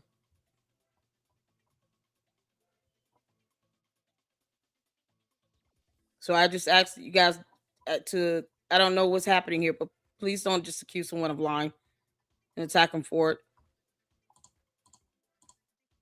I have no idea what's going on. Are we all good? All right, we're all good.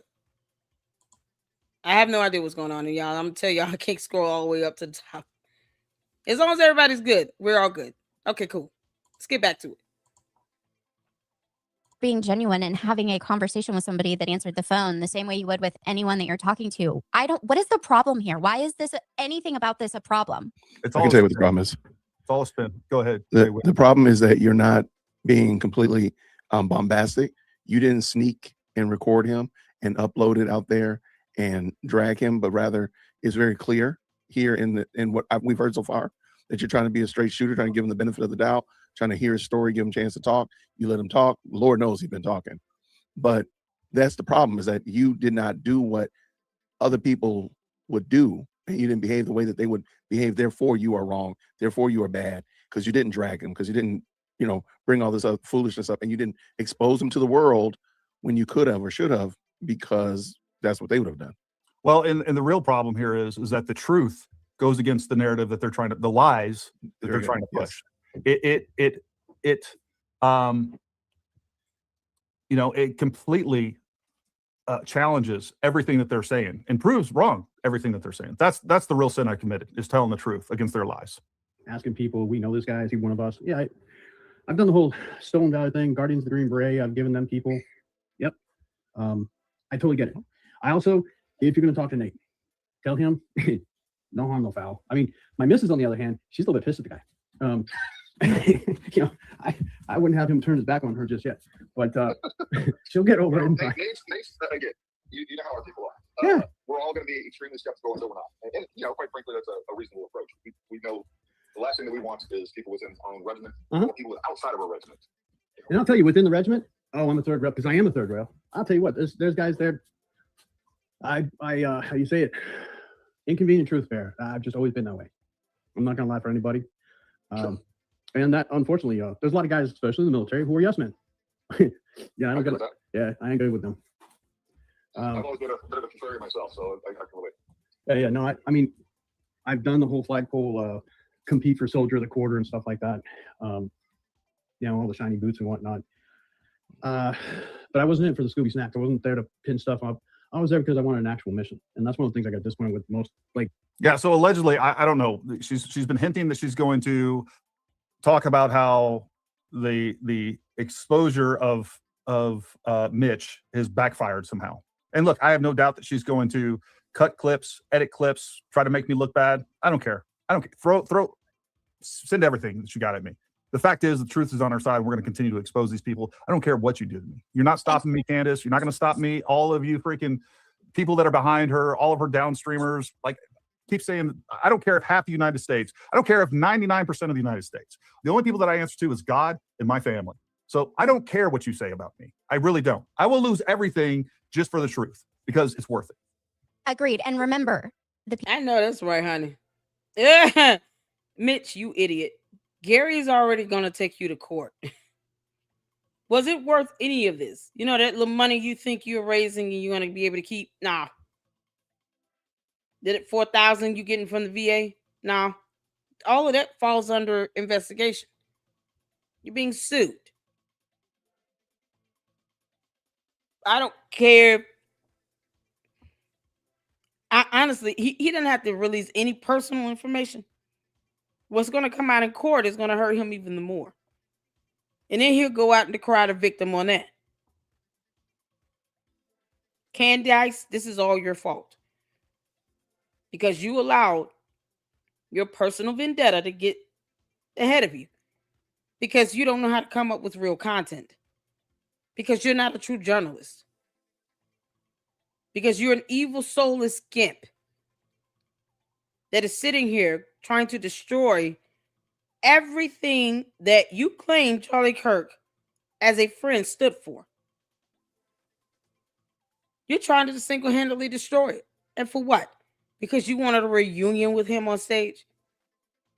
This is not about you, you controlling piece of crap. And hopefully Gary names you as a co-defendant.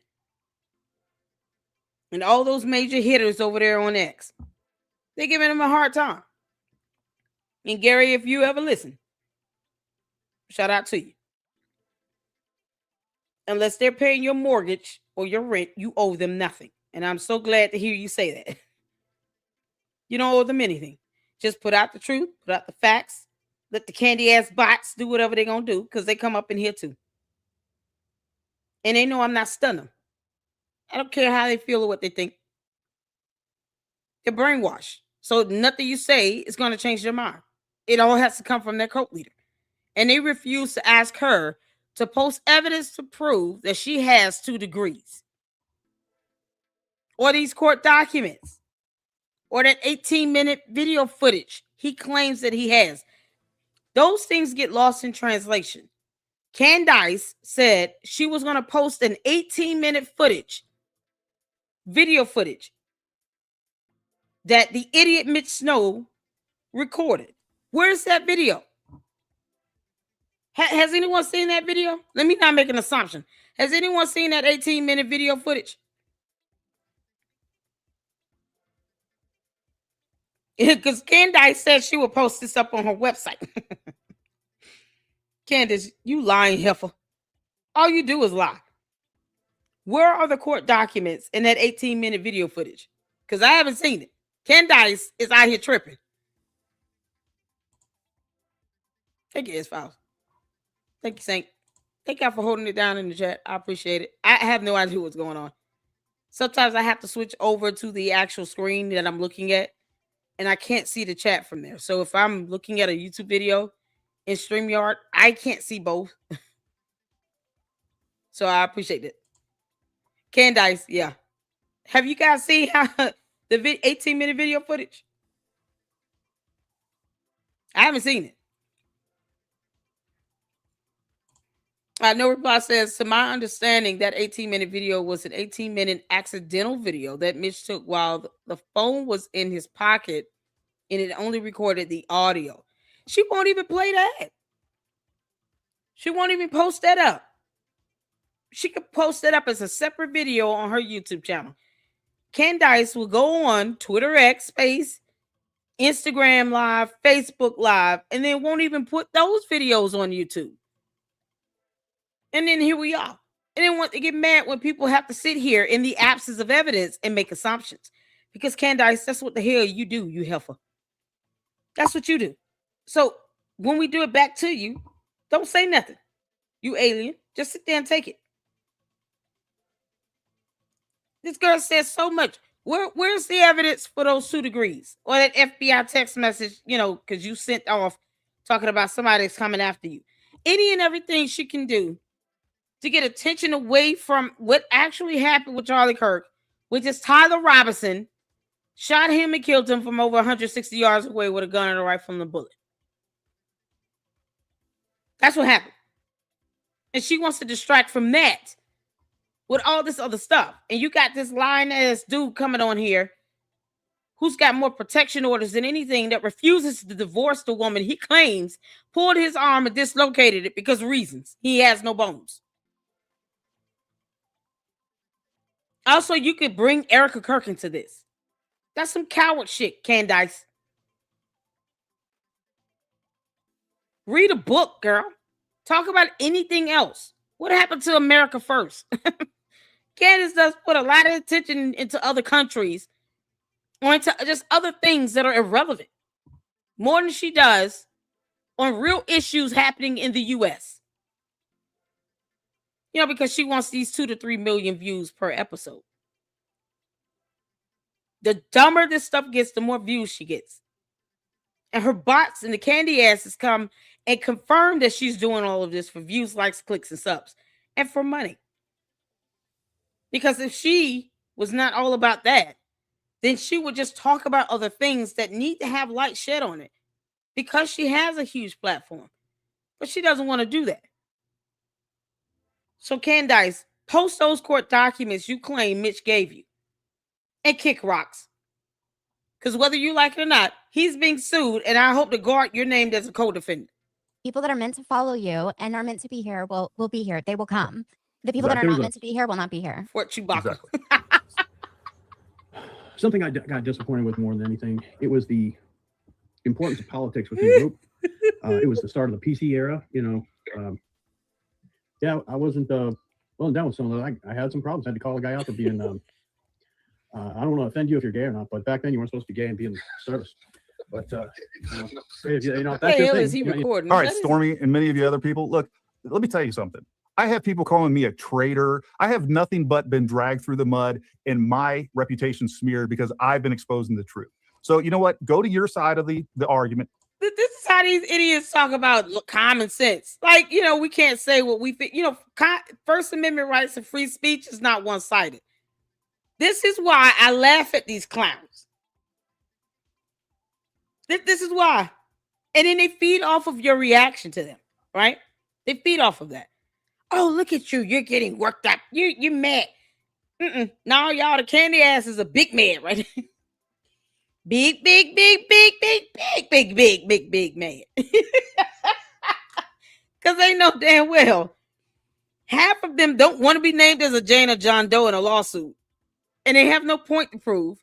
And Candice is failing like hell. Girl, you're going to catch a lot of lawsuits. You can't make this up. And the candy asses and the bots can't do a damn thing about it. See, the real test of that power they think they have comes in the form of what happens in the courts. And we all know how Candice conducts herself when it comes to litigation matters. She said herself, I don't like litigation. If you got to go to court, then you don't have an argument. No, we have an argument. We're just going to take it to court where everything really will be available to the public because court documents are available to the public. You don't go to court to keep things secret. You go to court for things to come out. And you don't care if the public sees it or not because the court documents are able to be accessed and viewed by the public unless it's sealed. You see, Candice, that's how it works in court. You'll find out the hard way after January 9th. I keep telling you all, the Macrons have shown us how it's done. Have I not been saying that for the last month and a half? The Macrons are showing us how it's done. Here's how you handle Candice, the dum-dum. Who wants gum-gum? This is how you do it. Take her ass to court. Name all those simps and whips right along with her. They'll learn. Oh, they'll learn. And they're not going to go to court and show their ass in front of a judge either. Best way to humble their ass. Take them to court. See how they go. Go to the candy. Go look at all the stuff that people are saying, memes they're making out of me, the AI things. I think it's hilarious. You know what? But the fact is, all they've done is insulted me. They've provided no facts. They have provided no actual argument. All they do is insult me and try to smear me when I'm showing you proof that this guy has lied time and time again and has zero credibility. So don't even come at me with that nonsense. It doesn't sound like it, it's 2025. You never know. There you go. No reply. Oh, half the gay guys in San Francisco have kids. That ain't no explanation. Jesus. Don't I always say the candy asses, you enter my chat at your own peril? There you go. No reply. There you go. But no, I had to call a guy out. He was stalking me and others, and he was part of our class. His name was Jimmy Walker. I'm gonna look him up. And back then, I got in trouble for wanting to just. I didn't want to be on the same team as him. Didn't want to be in the same group. Everybody kept asking me. Finally, they pressed it out, and I had to tell the team. God, what was his name? Bruce Ring, big tough guy back then, great team sergeant. Until this issue came up, and then, well, some guys are tough in front of bullets and jumping out of planes and stuff, and then they get in front of political issues like this, and they're not. How do you say? They melt like little pansies, man. And if you are actually SF, and I will check you out. I don't know. We'll see. That the guys, the team room atmosphere. I used to describe it as they were worse than a group of old hens, group of old ladies gossiping in church. Son of a bitch, man. These guys. So. Oh yeah, Jimmy Walker guy. His dad. I said the day after this video. It might even been that night I did a live stream. I told everybody that I talked to Mitch. I've said it on multiple live streams. I spent 2.5 hours on the phone with him. This is no secret, folks. And was part of the Clinton administration. And I had to call him out. I didn't want to. It was the whole don't ask, don't tell. But he made it pretty apparent. So rather than kill the guy and get in trouble for it, I tried to do the right thing and just asked to change me to a different group. I'd like to, before this blows up into the next, gay beret incident or something, I'd like to go work somewhere else. And no, they blew it up like crazy. It went all the way to the freaking administration and back. And they took his side. They tried to claim, he wasn't gay. Lying sons of bitches. What are we talking about? Man, you fast forward to tonight. Yeah, he's talking about. What he's Jimmy Walker is in the gay parade in Seattle wearing his beret on the front freaking paper. Okay, and now he's writing books and colleges talking about how you guys all at first group gave him PTSD and treated him so badly for being gay. And I can't win for losing. He's making money off this stupid shit. But yeah, third rail. Yeah, I might just adopt that name. I don't know. That's hilarious. But yeah, man, listen, it was God bless you too. Don't stop. Everything's all good with you. I will be your biggest advocate, and only if I check out. You vet the shit out of me. I dare you to. That's what I was getting ready to say. You check out. I'll be your biggest advocate, and either way, I'd love to have you on. I'll talk to you. Yeah, you can tell him I called him a big faggot with those jazz hands he's swinging around all the time. Why is he saying these terms? Oh my God, y'all, listen. Oh Lord, how did we get to this conversation again? He said some dude tried to get some, and yet, Boys Club and his video he did with Candice is all over his screen on the computer screen. Oh, it's coming up. You can't make this stuff up. Candice, it seems like Mitch would have a problem with Boys Club. Obviously, Mitch does not know that George Farmer has had another whole grown man allege that he tried to essay him. He must have missed that memo. You can't. Candace. So Mitch Snow would never want to meet George Farmer? Is that what you're telling me? And I know that his sergeant major was Richard Simmons. Just by looking about how he talks about big guys all the time, And he's just one short guys, yeah. And then he's hanging around with his prison sex partners, JD DeLay. Yeah, all right. A little bit suspect. And it makes more sense that he's from first group. You tell him I said that. Behind What's he talking about? All right. No, it's really been. He's talking about Nate Oh from my Baja. God. Thank you for reaching out. Honestly. Yeah, man. No, that's what I thought was the right thing to do. Reach out to you directly and not Yeah, I can go ahead and name drop a bunch of people. Me and Nate Chapman, for instance, we were good buddies. We graduated Robbins H together. We went through the what's he name dropping? Dinner, the SF dinner and stuff together. But first group, the wonderful people that I didn't even send a rep for us. So it was me, Nate, and Tom West who sat there drinking the champagne. So because there was only three of us, we had a whole bunch of extra champagne that all the other guys wanted. Thank you, Gary. I'm so glad you sped this up. Dinner. But yeah, no, I can name drop all day long. I know the people, places, things. Awesome. People, places, things. If you want to send me a DD14, I'll check that out. Oh, he said, I know people, places, and things. So he knows nouns. No, like I said, I'm here to be your biggest advocate. Do you want my social security number on there? Can I trust you with that, or are you going to redact it? I'm not going to show even the DD14. You can. I think probably I have social law mistake. This idiot said, I know people's, places, and things. I got my social on that. Hold on, the audio's still going. There we go. This is insane. Candice, you ought to be ashamed of yourself for this. This is just shameful. Oh. Then had the audacity to get mad because people talking about this line ass gift. So you were during all the business. You signed up afterwards. After 9/11? 9/11 happened a couple days. I was in recruit station. I was at the 101st. Is he wearing a Hawaiian shirt? Team leader during the time came back. Oh, did you know Tung Nguyen? No, the name doesn't sound familiar, but dude, I'm fucking terrible with names. Oh, you would know this guy. This guy was he was like autistic, Vietnamese dude. He had an incredible history. He died. Friendly fire is what it sounds like. Friendly mortar fire. Just a bad incident. The guy was, when it came to guns, the guy was a nutcase. I can tell you a whole story about it. But no, Tung was a good friend of mine. He was sniper team also during that time. Lord, he's showing us his nasty ass feet. That was a real loss too. Ew. Yeah, I was with the 27th Infantry at the time, and when I came back from that, the initial deployment to Iraq. Look at his gross feet. Went SF and was in Q course from 2005 to 2006, and then went to first group, and then went on 3 more combat deployments and multiple training tours, Philippines, Asia, all the things. I don't know how the strip clubs were. I can tell you a whole thing about the first Gulf War, in training, and they were asking for people to come back. And if you were at Fort Bragg while they were deployed, they always said that there were no women available at Fort Bragg before we. Y'all look at them ugly, nasty ass pale feet. Looks like 5 little piggies just screaming for help. I can guarantee you that second toe would probably call 911 on its own if it could. Because it's like what, 8 guys to every woman there. Something like that. Yeah, there was a little bit of competition. And Rick's, I think it was Rick's, right? The strip club there. It was like a strip club right there on the main drag or something. I think it was Rick's. I don't know. Every place at Fayetteville was strip club. Like even you go out to breakfast and it was topless. Yeah, you couldn't go out to breakfast with your family without it being a topless joint. So what an incredible time that was before 9/11, way back when. But yeah, while I was there at the time, I sort of think of a woman that's not wife. I know, right? What a scar is that? Oh, that's fun. I don't know when the last time you've been back to Bragg, the place has changed. It's been a while. I've heard it's in Kansas City. They are. Anyone that says 7K or I sold out or TPUSA has directed me, auto ban. They still saying that over there. You can't make this up. Yeah, the point being, there were guys that hadn't. Them don't coat members learned with me. Come back from the 82nd, the main body hadn't come back yet. And if you went out to the bars then at that time, it was. God, did he say he broke his feet, every bone in his body? How he able to move his leg around like this?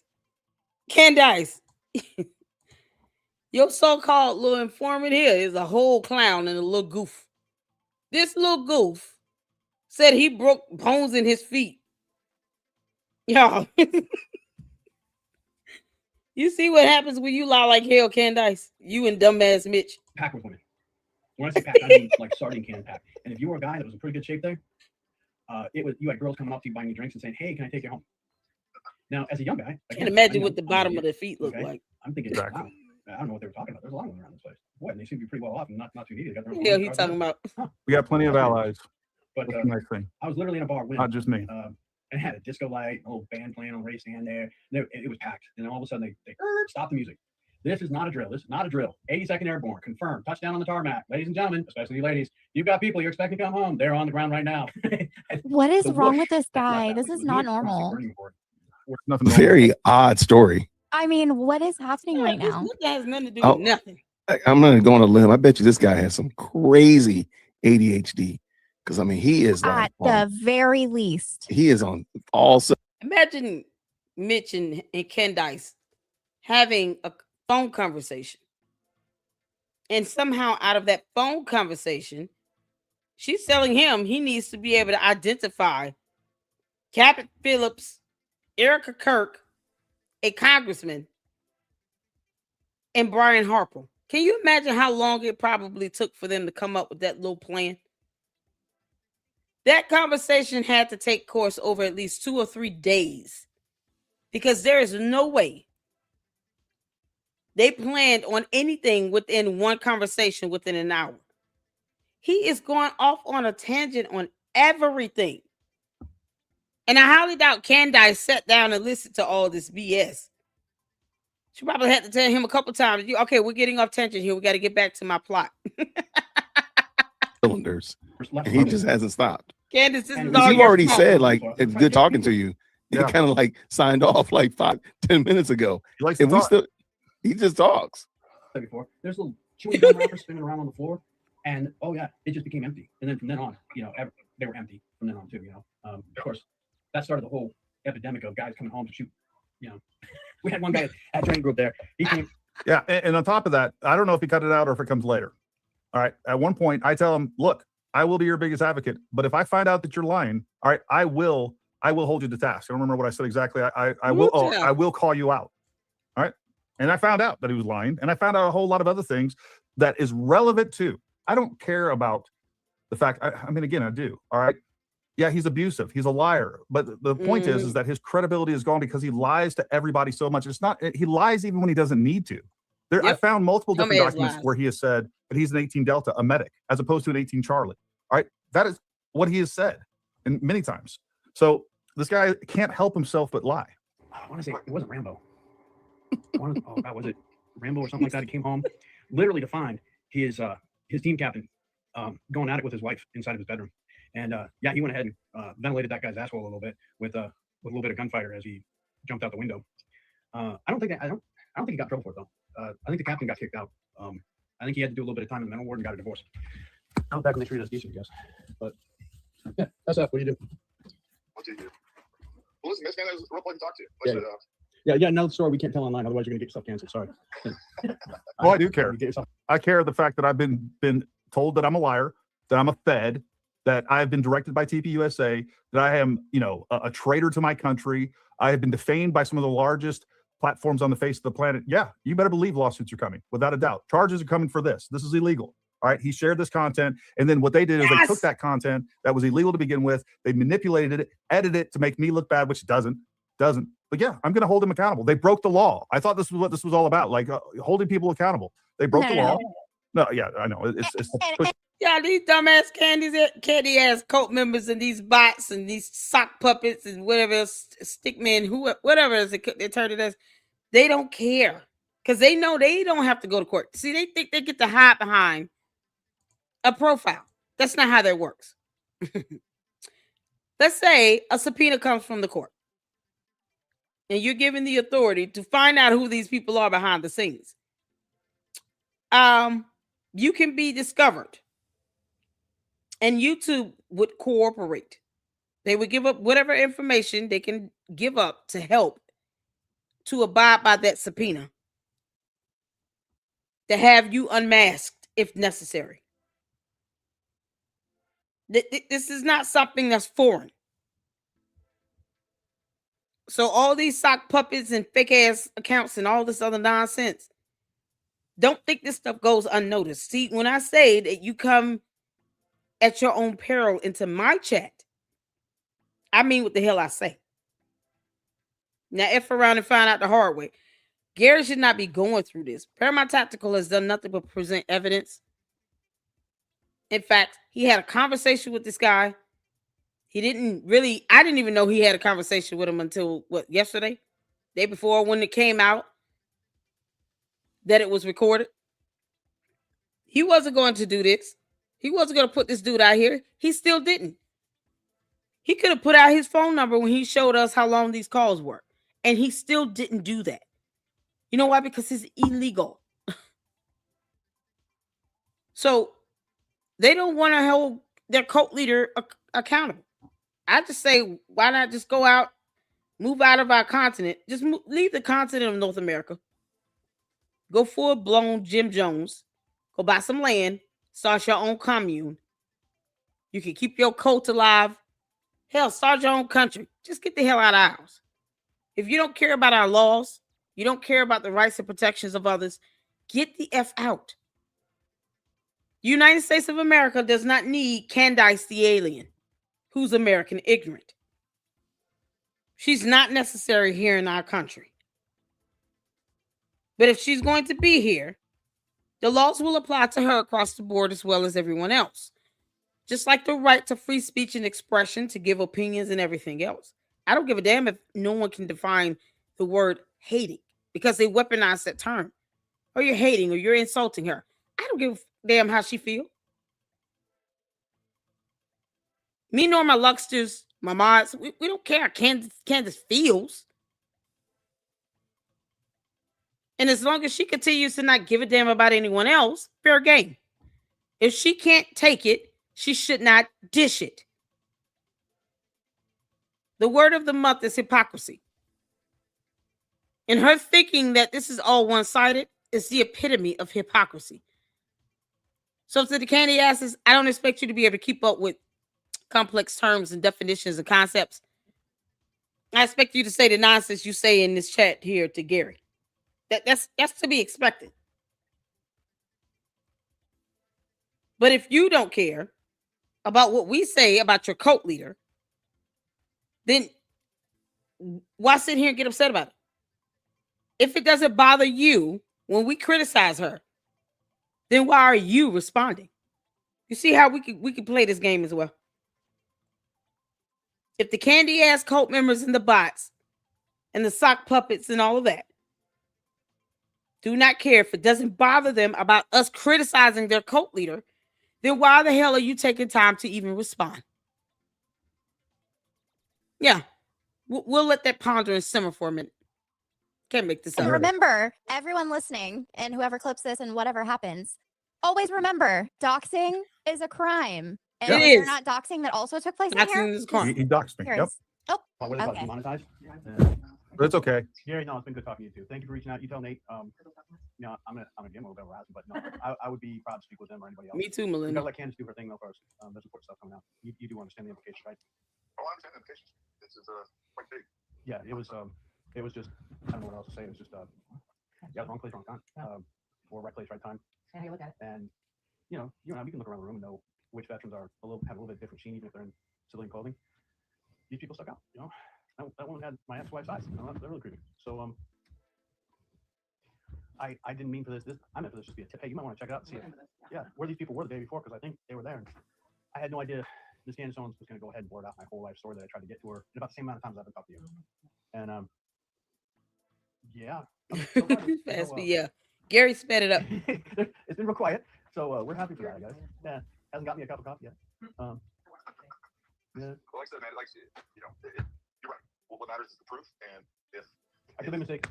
That's the person that put out the information. That's what it comes down to.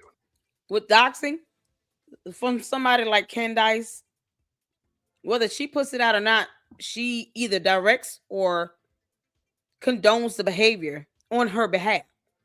So, like the X-Space call, you got those simps and wimps sitting here talking about, oh no, you do have to give an alibi. Actually, you do. You know, the lady that sounded like she was on meth. Ooh, child. Them hard drugs going on in Candyland and something else. When she made that statement, what she was saying is that people still owe an alibi for something that wouldn't even be directly beneficial to her. It would only benefit Candice Owens. You know, the one that George Farmer said he has no idea what personality is going to come out. Oh, Lord, because she's multiple women. But she's the one that wants the alibi. She's the one bringing forth these dumb allegations where she think people have to give her an alibi. So for them to even say that on her behalf, and she doesn't say anything to correct them, to say, no, I don't want anyone thinking I'm demanding anything. If they choose to ignore me, they will ignore me. Then the other simp came behind her saying, well, you know, then you get all the criticism. You should expect all the stuff coming your way if you don't. Okay, keep on talking. Keep that energy up, you idiot. What they're doing is they're purporting and perpetuating this behavior on her behalf, at the behest of Candice. And she's saying, yes, exactly. She's agreed to this stuff. That would make her a co-conspirator. Because she knowingly and willfully participated in that act. So the person who puts it out, it depends on whether they were simply someone putting it out and they were directed, or they took the time to research this information, get it themselves, and then they put it out. Oftentimes it comes down to intent, because it's not hard to prove someone put out information they should not have put out. That could just be, here's the post, to just prove that the act was done. It really comes to the intent and the motive of why they did it. And if Candice is having these people do this because she thinks she's somehow a federal or criminal investigator, which is a felony in and of itself, she's putting out this false assertion of authority on people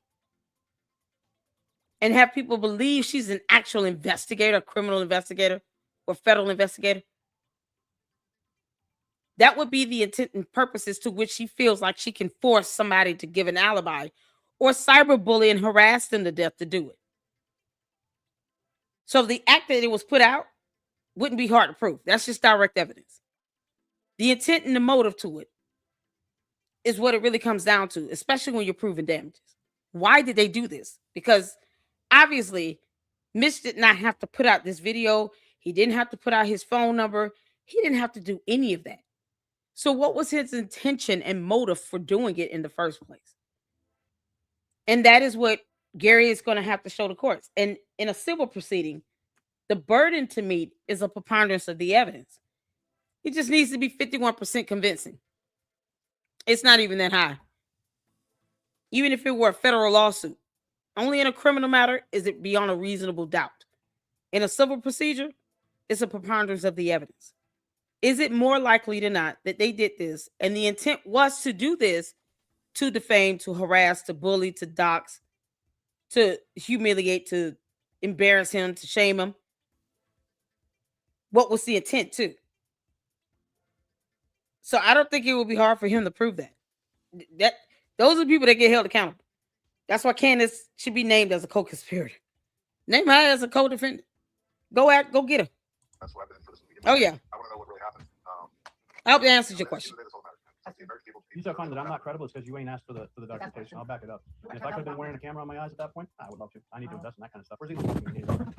Anyway, I didn't get you some better glasses. Hey, Gary. I got a guy there, but they only work with freaking Facebook, and I hate that shit. So, yeah. Gary, get out of here. Candace is the new Jerry Springer. I'll shoot you off documents. How many documents you want? What do you want? You know, your DD-14, if you want to throw anything else in there, you want to. And official buff duties. Sure. You know, whatever you feel comfortable with. I'm not going to dox you no matter what. It's not like, hey, this guy's a complete liar.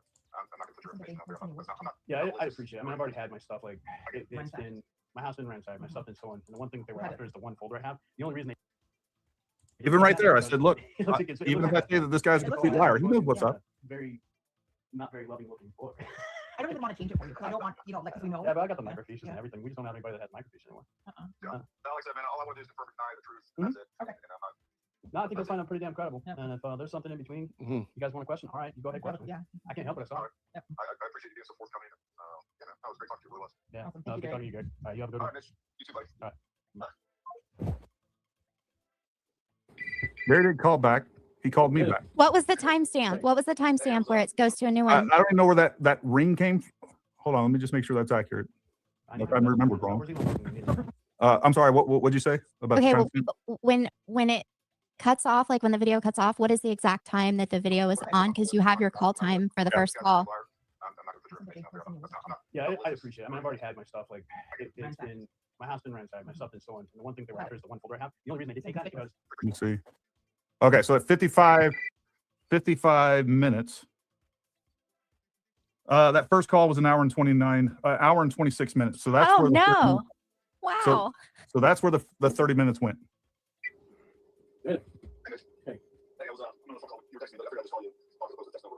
I guess I did call him back. I swear he called me. And then this was this whole thing with Charlie happened. We were flooded with everything from palm gun to camera gun to I don't know how much you said about that. You see all that stuff. Yeah, some of that stuff. I think the latest theory is something about Yeah, I did call him. Coleman? An outgoing call. Yeah, something about the fragments. And I don't know. I don't have any opinion on that stuff really. I mean, I could. You know, what was your own West, by the way? Did he say why he called him back? Easy, right? Yeah, you seem more intelligent than that. You just like guns, really? You're the gun guy? Okay, all right. No, Tongue win. He was a gun guy too. That guy was in that case. Did I miss the part where Gary explained why Mitch called him back? Why did he call him back? I don't understand. Maybe I missed that part. His barracks room. The guy was actually shooting inside the team rooms to test out his sound. I know, right, Caleb? He keep putting the camera on his feet. Yeah, he was doing it inside. He sneak around. He told me, hey, check this out. He pulled me inside. And I could smell the gunfire. I'm like, what are you doing, buddy? Toop, toop, toop. He's hitting sandbags on the wall as his team was out doing something. I mean, anyway. probably had it. Probably. You know, and again, just to be completely transparent with you. Yeah, you're I can see you're coming out. I'm looking you up now. So, I see where you're coming from. Here's my whole stance on this. This is I just want you to know this. So again, when Charlie Kirk was first killed, I was a huge fan of Charlie Kirk. I've had a podcast talking about conservative politics for a really long time. And then, and suddenly we're flooded with all of this craziness. We're the phone guns. We didn't even have a quote unquote official narrative at the time. You know what I mean? This is before charging documents came out. All the things that we have now. Yeah. And so the only thing that I did originally was like, oh no.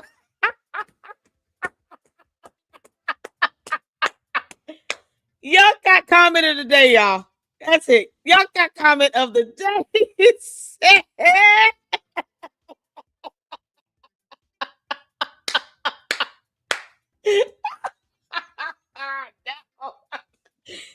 Yuck 2.0. Can y'all shout out Yuck 2.0 in the chat? You got comment of the day, buddy. Yuck 2.0 saying Mitch got the Tyrone Biggles feet. My feet are strong.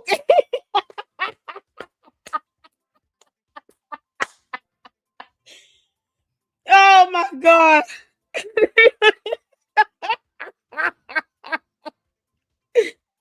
Oh, this is priceless. Oh, Tyrone Biggles, boy, that takes me back.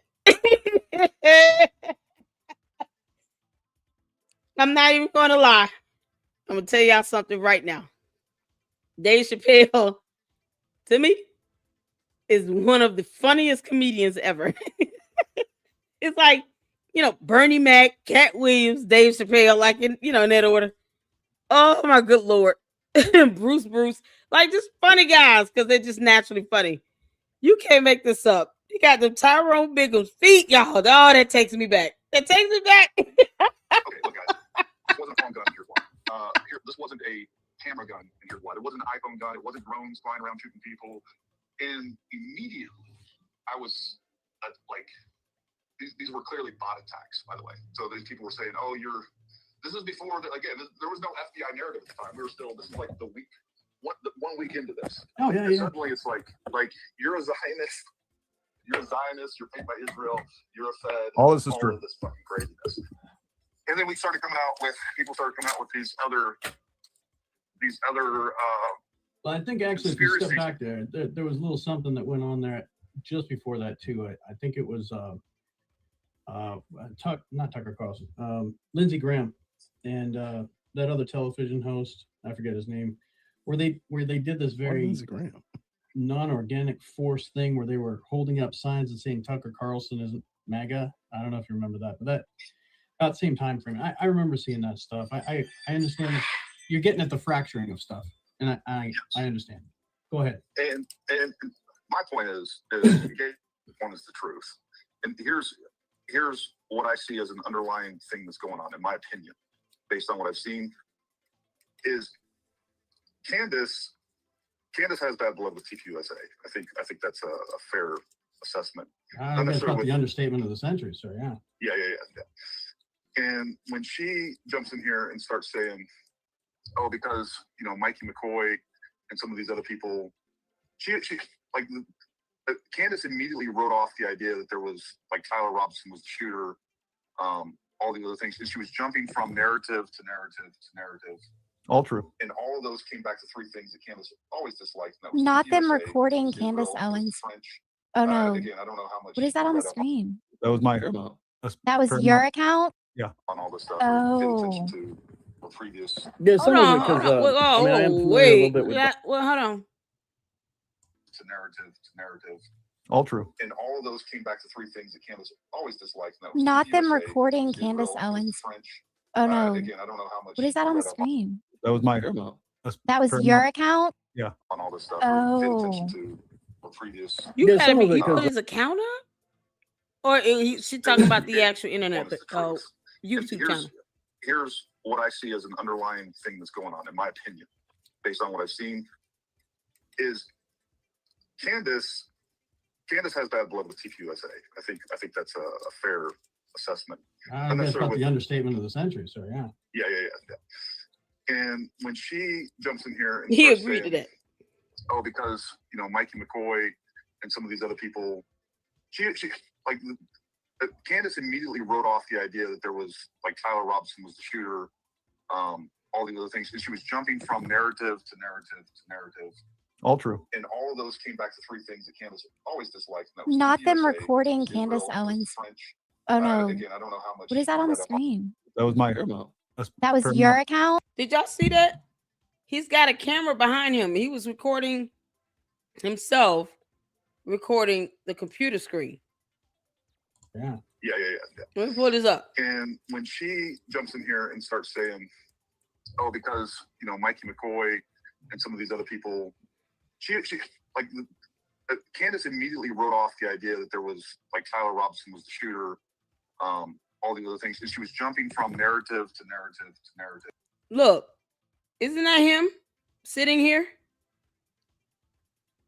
Oh no, that's his backdrop. Okay. I was like, I know damn well he's not recording himself, recording Gary. Oh, okay. I had to clarify that. All right. All true. And all of those came back to three things that Candace always disliked. Not them recording Candace Owens. Oh no. Again, I don't know how much. What is that on the screen? That was my. That was your account? Yeah. On all this stuff. Oh. Previous. Yeah, some of it because I am familiar a little bit with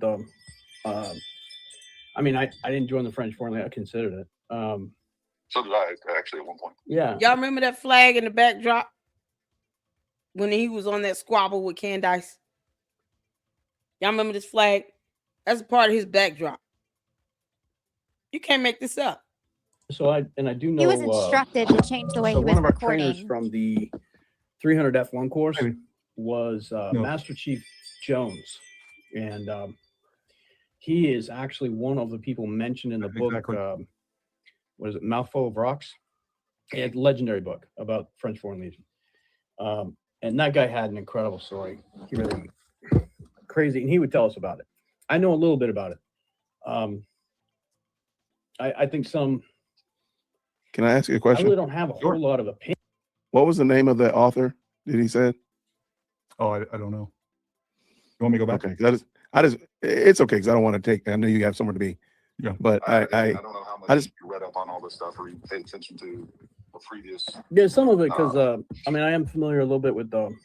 I mean I didn't join the French Foreign Legion. I considered it. So did I actually at one point. Yeah, so I do know.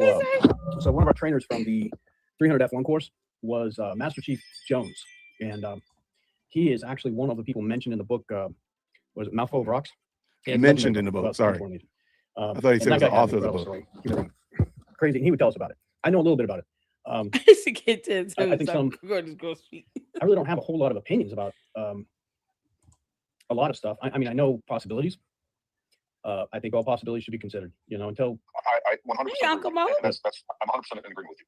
My concern is that Candace has been exploited by political and or foreign adversaries. Is one of the things that you can't, that it's hard to get away from. Regardless what you feel about the Trump administration or whatever else. Is that big supporter of him, by the way. I'm one of the first supporters. Awesome. I've supported. As a matter of fact, I went to war with most of the guys in the SF Brotherhood on the Facebook page there. I'm the reason that they said you can't talk politics in there anymore. This guy's so hard to talk handed to him too because he I just was- cuts in me with the and every Landon time. Valentine. The guy. Shout out to Uncle Mo TV, you all fantastic content creator, along with Information Man Show, who stopped by earlier. Can we get Uncle Mo TV's YouTube channel link in the chat? Shout out to you, honey. How you doing? Good evening to you. I mentioned before, we're the first to speak up in that room and to be Trump supporters, and that was back in 2012, something like that. Sure. Yeah, way back when. So my point is that I feel like Candace is being exploited, and I feel like part of this is a personal vendetta for Candace. And by the way, I loved Candace. And then the other I problem highly I doubt have it, with what she has done is she has accused a lot of people without evidence. And I also feel like what it's doing is it's distracting us away from what's really taking place. And I think there's something larger at play here. I think to me it's pretty obvious. Some of the bot attacks, things that are being promoted within the internet. Sorry. And I'm actually clicking on your video in the background. Sorry. Go ahead. And I'm also, Candace has definitely omitted What? a lot of Wait, information. Like, for why is he doing this? Why is the idiot doing this right now? He knows he's recording this call and he should not be. Why is he playing this video in the background and showing us his computer screen?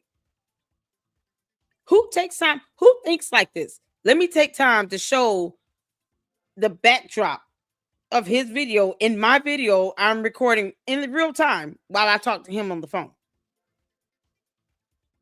Why is he doing this? Like, this is so weird. It's so stupid.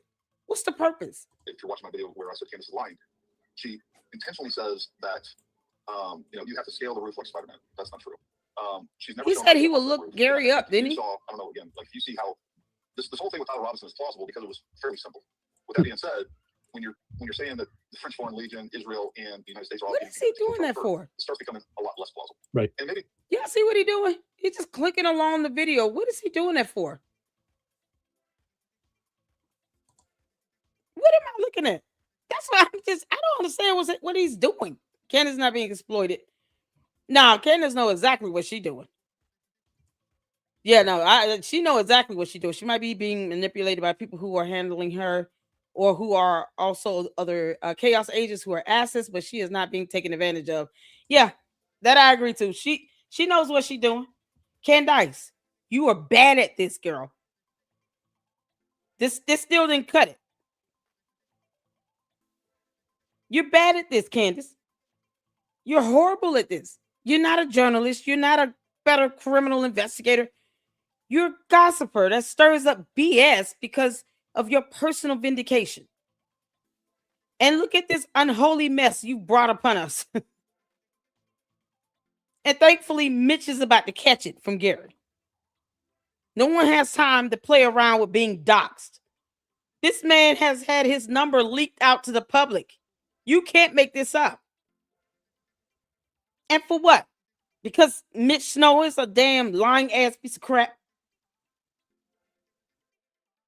This is madness. Why is he doing that with this video? Candy Bucks. He said he got banned from talking politics on Special Forces pages. Problems, he said, for supporting Trump in 2012. Wow. Them friends says at girlfriend house exactly. The doxing show too. I don't know. Who knows? Yeah, he's just scanning through the videos like this, and he's not watching. Like, why are you doing it? My whole thing is, why are you doing it right now? And why are you just, if you're trying to figure out who Gary Paramount Tactical is, wouldn't you just go to his YouTube page? Why go into these individual videos like this and just click through like that? And you're doing it now while you're recording a call with him. All of that is going to be picked up. It's not like he can listen to it. That's my whole point. He can't watch the video in real time. He can't hear what's being said. So why do that? Candice, you sure know how to pick these idiots out of a lineup. And I'm open to it. Look, I think our government is corrupt. I think, but at the end of the day, what I want is the truth. And I went to UVU to see what was going on there. I did a 3D model. I actually This is so weird. A survey and drone to actually model the place, and I paid for the model itself, so that people can. And I gave that away for free, so people can go on there, take a look at this, and play shooters in different spots, figure out what's possible, what's true, what's not. Oh, you were going to set up a 3D model to try to reenact the scene and CSI it from I get you. Yeah. Yeah, no, and I did. And I gave that. So here's what happened. I spent thousands of bucks traveling there. I spent thousands of dollars my own money with a 3D model surveyor with a drone to map that place. And then when I got back, I spent a bunch of money in addition to another guy named CJ Correnti. He had a model. What we didn't have was where the Charlie set up, right? So we didn't have 10. And Charlie would have everything from that day from the scan. And he spent tens of thousands. Mitch ran circles around me. Charlie in the right spot. That model is plus or minus like 1 inch. That's how to scale and accurate it is. So look at a lot, and then I gave that away. I just made it public. People can download it. There's 2 different versions of it. There's a Blender version, which is 3D modeling software. And what that allowed us to do is, just like you said, you can okay, there's a guy saying, oh, there was a shooter over in this position. Well, just looking at it from Google Earth and imagery, I'm like, and there's not a line of sight from that position. I just know it, but I can't prove it. So what we did was we got the model, and then people can put shooters in that position. You can see from that position whether or not it was real and was not. At the end of the day, I want the truth. That's what I want, and I think that's really important. And I think there's some things that are happening that I think there's a lot of psychological operations taking place right now. I think some of those are political, some of those are possibly being portrayed by foreign adversaries because they don't want the Trump administration. And what this has done is it's put a lot of doubt on the current Trump administration. And I do think that some of the things that are being said and being done are going to greatly affect the midterms and greatly affect 2028. And I think you and I can agree the last thing that we want is I'm okay holding the government accountable. I want to hold the government accountable no matter what. I get where you're coming from. And if they were involved in this, I'll be the first one to say, let's try these guys. I also don't want to be tricked by social media personalities because they're pushing something because of a vendetta, and I don't want to be tricked by political forces, and I don't want to be tricked by foreign adversaries that are trying to make it to where we have a weaker United States. I did say that, and I realized I misremembered. That's my motivation. I mean, I don't know. I put it up on the screen. I hear you. Sound like, and again, I'm looking at the call. It was me that called him back. I forgot. My bad. You come on your show or something. I get that. And you've already had questions. Anytime somebody says SF on the air, every one of us gets in our gruff and starts hunting down every single teammate he's ever had. I get it. When it comes to these politics, just like you said, on one hand, I hear what you're saying. There's Candace Owens, and she's got her angle with things. She's got her stuff, and she's claiming conspiracies and foreign involvement and stuff like that. And then on the same hand, you're over here, and you're claiming, that she's probably under influence of foreign governments and conspiracies and everything else. And I see you both here. I hope you understand. It's not a and that's what I want you to understand. Yeah. And at the end of the day, like the truth is what's important. And you know what I say? I got no fucks to give. I don't think she's under any influence of anything. Candace does this simply out of vindication and her own desire for power, control, money, views, clicks, likes, and subs.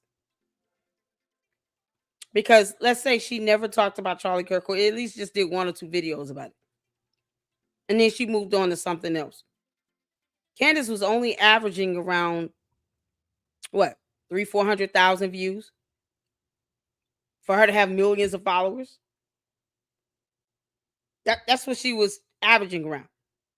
I think her Andrew Weinstein video only hit 600,000-700,000 views. I'm gonna look it up right quick because she wasn't getting millions of views like that until she started talking about Charlie Kirk, and then it got out of control when she realized I have to have this story become more salacious because I've got to keep people on suspense. If I just say that I believe that Tyler Robinson did it, how am I going to continue to be able to grit off of this? Even though she could have talked about the other two men that were arrested for being there, distracting the police, obstructing justice, intentionally trying to keep the police from capturing Tyler Robinson, and with all the stuff that George Zinn guy, the other guy with the hair that has, issues going on, Tyler Robinson's roommate / boyfriend, whatever. She literally could have talked about every person connected to Tyler Robinson and the roommate, about George Zinn, about the other guy and their history, and did a deep dive on those people. No, she didn't do that. She came into this with, oh, I don't believe he did it, because she wanted to blame TPUSA from the get-go. She wanted to rope in Erica Kirk from the beginning, and she just didn't know how to do it. And she still looks like crap. A soulless miscreant from hell. Because now she's involved another pathological liar into this whole mess. Just so he can say he saw her, Mitch Snow, saw Erica Kirk at a hotel with no evidence. Because, I guess in her alternate reality, they don't have camera footage just set up in hotels anymore. Who knows? We have too much surveillance going on here. They have cameras set up. What do you call it? Spook cameras or something like that, where they set up to read your license plate to mail you a ticket. Go through a school zone if you want to, doing more than 25 miles per hour. I can say that happened to me. I think I was going 30. I was sent the ticket because you have these sophisticated cameras that can read your tag.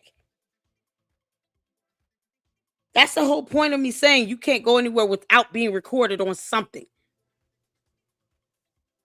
And he claims he saw somebody in a hotel and forgot surveillance camera footage exists. That's how rudimentary this dumb lie is. They omit the fact that video evidence could easily debunk this idiot. And she doesn't care because in her alternate reality, can't prove it or not, whatever. I'm just going to say it anyway. But then when she gets hit with a lawsuit and realizes, oh, this can be proven. There is a way to prove someone being in a hotel. Who knew? Then she'll be crying the victim, talking about everybody's attacking her like we give a damn. Now take your ass to court, Candace. Her Andrew Weinstein video didn't even hit 1 million. 691,000 views over 5 months. The one that says Harvey Speaks. That video only has 691,000 views. It took 5 months to get to that point. Now she can do a video about Charlie Kirk or anything with Charlie Kirk dealing connected to it and get 2 to 2.5 up to 3 million views in one episode. But it took 5 months to get 691,000 views from her Harvey Speaks video. She's doing this for views, clicks, likes, and money. She's gotten a taste of it, and she wants to keep this going. She doesn't care about nothing else. That's why no one should care about her when it comes to her being sued out the ass. And I refuse to give her the benefit of the doubt that someone is paying her or influencing her to do anything. She saw the numbers. She saw the amount of money she can pull in. She's already being sued by the Macrons. She was ordered to pay a judgment to the government of Australia for their court costs. I'm still wondering if she paid off that apartment community where she got sued and got hit with that $19,000 charge. She never speaks on those matters where she's ordered to pay up money here. She still has yet to process refunds to everyone in Australia for that event that she scheduled and booked charging $1,500 for a meal and a backstage pass, knowing she could not secure her visa to Australia before she booked the venue. This is more proof that she operates out of order. I'm not going to have some event out of country, in another country, and book the venue and the location to try to set up, caterers to have some sort of dinner and all this nonsense if I have not shown evidence that I have my visa secured. Why would you do any of that? And you have not even secured your own visa yet. Get the visa first and then you schedule everything. This goes to show how her mindset is. That's why I went over all those lawsuits, because so people can see her pattern of behavior. Candice is an alien no matter what situation you put her in. And she doesn't think her way through things. She doesn't think about the next day and the consequences of something. She doesn't care. Short-sighted and only cares about what she wants. And she doesn't care who she hurts and damages along the way, any bridges she burns along the way. I cannot give her the benefit of the doubt that somebody is paying or influencing her to do a damn thing. And you let her candy-ass cult members and her bots say it. No one can tell her to do anything. She does this stuff on her own. So, we'll go with that. Just like we'll go with her being an alien and being American ignorant. We'll go with that. Her own cult members and her own bots debunk her. And it's absolutely hilarious.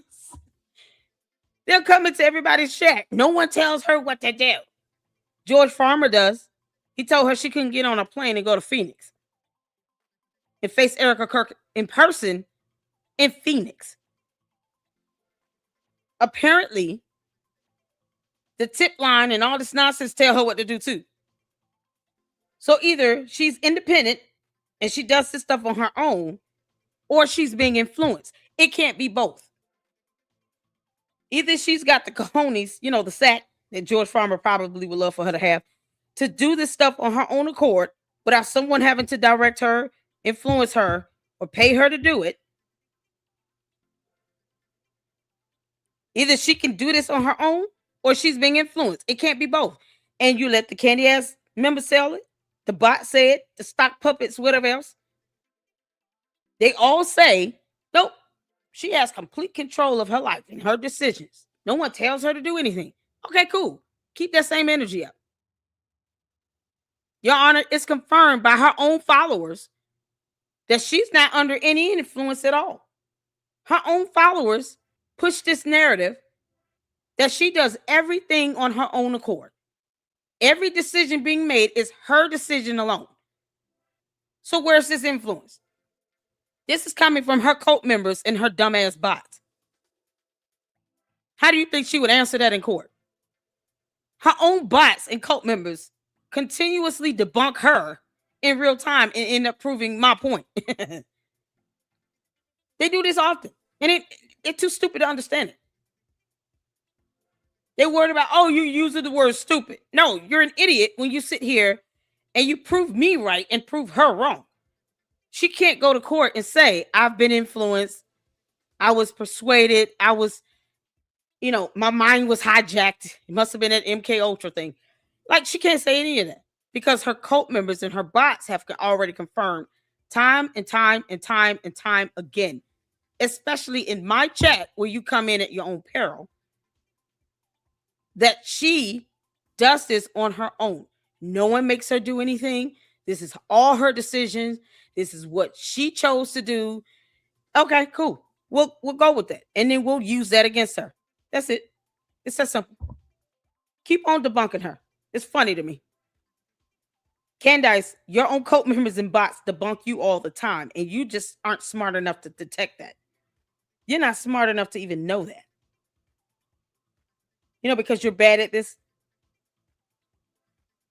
So if I were Gary, no, hear the comments from her bots and cult members. I have no reason to believe that she's under any influence. Her people make sure that we all understand it's all her decisions. Cool, got it, great. We will go with that. I have been a Trump supporter like crazy, and the main reason is because the guy couldn't be a sellout. He couldn't be bought. And the only time that ever fractured for me had nothing She to do should with with the Hollywood. none of this stuff is actually fractured that for me. I know how government is and its layers and how many times a boss is not responsible for their stupid private Candace stuff. was. The only time that's I'm sorry. She charged $1,500 for tickets that included backstage passes, like a meet and greet pass, and for a meal.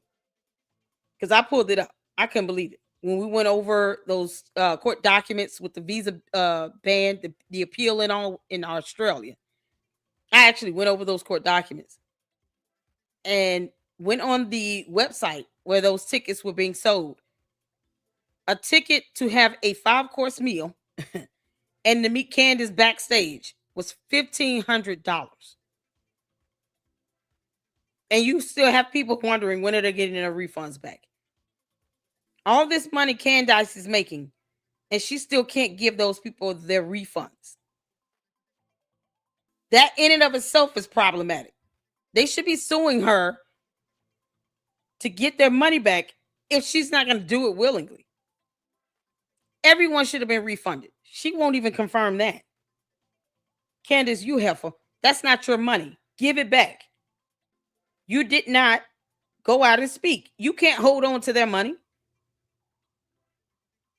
They purchased a ticket to see you do something, and you did not do it. You don't get to just hold on to that money. It's not a donation or a contribution. That money was given in exchange for you doing an appearance and giving them a meal. And you knew you didn't have a visa secured before you planned all of that crap. So yeah, it was $1,500 for that. I'm like, what kind of food is she serving at this?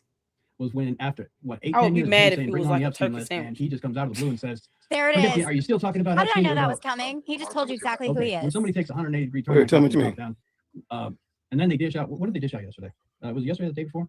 They finally gave out the Epstein list. Yeah, what was on that list? 88 pages of black markers. Oh, I have no idea. The damn No Bongino reply. at the FBI. Was They didn't sitting even there have for, a menu. the last 6 months with a black marker going over 88 pages to make sure you got every little piece of white out on there. Is that what's been happening? Something tells me there's a list. I think somebody's lying to us there. Oh, but there's no doubt. And the other thing too is, look, we had yes, she has to. It's complicated to say the least. Yeah, I'm with you on that. Like, we got to get to the bottom of that. We got to get to the bottom of it. And this is Ooh, so I started out this $100,000. Oh my God. I own a company. We teach firearms. We teach, we train people in basic to advanced pistol, rifle, long range, kind of specialized long range. That's kind of what we're known for. 10 years ago, I probably could have taught your class, and yeah, I'm down with you. I know exactly what you probably do, and I think you probably do it better than anybody else in the world too. You and well, and I got a great cadre of instructors. It's not just me. Yeah, we both know that. And then on top of that, I started this YouTube channel during COVID, and then of course I covered firearms and stuff like that. But again, I'm also in politics, and what I mean by that is, like, I think it's important to preserve and protect the Constitution. Whose child is that? I believe, right? And that's what it comes down to. That's what you and I fought for this country for. That's what we signed up for. We swore an oath. That oath didn't go away. And I still Whose baby is this? This country is being torn away and being eroded by what I see as a real problem with leftist politics. Whether we're talking about trans ideology, whether we're talking about the attack on the Second Amendment, the attack on the First Amendment, and then we have a media that lies and pushes things. You're gonna have to forgive me if you hear a scream in the background. It's not some little kid. Don't call the police. That's my blue and gold macaw, man. He's quite a character too. He saved my life. So go ahead. That's long story short. That's where I'm coming from, man. And what I am is 100%. I believe in integrity. I believe in telling the truth. I believe in making sure that the truth is known, and that's what I want to get down to. So let me ask you this then. Since you're doing this, you're into it probably way more than I am. I know everybody's sitting on the sidelines here. Any SF guy who's shot a gun, God knows, we have to do calls on that, all of it, right? Every single year. Yeah, we go out to the range and we have to burn down the ranges with phosphorus rounds damn near every year. Look, what?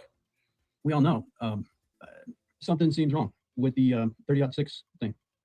What do you think? What I think why from the beginning is that the problem is we don't know. The problem is we don't everything that we would need to know about the ammunition and about the rifle. Here's the thing. For Mitch to have called Paramount Tactical back, it's suspicious in and of itself. But for him to ask these questions like this, it's almost like he's trying to gauge what he's going to say, or he's trying to get information out of him to use against him, to try to twist it up. I wouldn't be surprised if Candace told Mitch Snow to call Paramount Tactical back. Because she's helping him fundraise $250,000. So, what better way to have control over someone when you're helping them raise 6 figures for no reason at all? When he can't even prove that he's got legal court costs associated to him suing the government. I would not be surprised. As a matter of fact, Candace, like you said, in the absence of evidence, we're going to assume. So, in my opinion, Candace told Mitch Snow, hey, why don't you call back Gary and from Paramount Tactical and ask him these questions? Make sure you record it. Never mind laws. And then let me know what he say. Or send the video to me. Because that's exactly what happened. Mitch Snow sent Candace this video. What other reason would he have to call him back and then to go into these questions like this and to try to make these statements and responses? He's doing all this stuff that's so odd. His behavior is so odd. It makes no sense. And it's kind of like, why? What would be the purpose or the intent of calling him back, recording the call again without his consent, asking these weird ass questions, and then you're trying to be combative in a way to where it's like, well, you know, what's your opinion on this? What's your opinion on that? Candace knows exactly what Paramount Tactical's opinion is. She watches his videos. Why is this necessary? Yeah, go ahead, Mitch Snow. Earn that $250,000. That would help us to determine a terminal ballistic outcome. We don't know. We don't know the grain of that bullet. We don't know the This type is of ammo. crazy. We don't know whether it was hand loads or factory. We don't know if the type of projectile. She probably was sexing him. Yep. Was it soft point? Was it ballistic tip? Was it brandable? Yep. We don't know any of those things. Yeah, could have been a blank round of close range. We don't know. I get it. 100%. So, like, I'm a little. And even going into this, like, obviously, I've shot a 30-06 like 5 or 6 times. Like, it's not like it's a fairly antiquated round. It's nothing that we use. I grew up with him. Sorry, I grew up. My dad used to take us deer hunting all the time.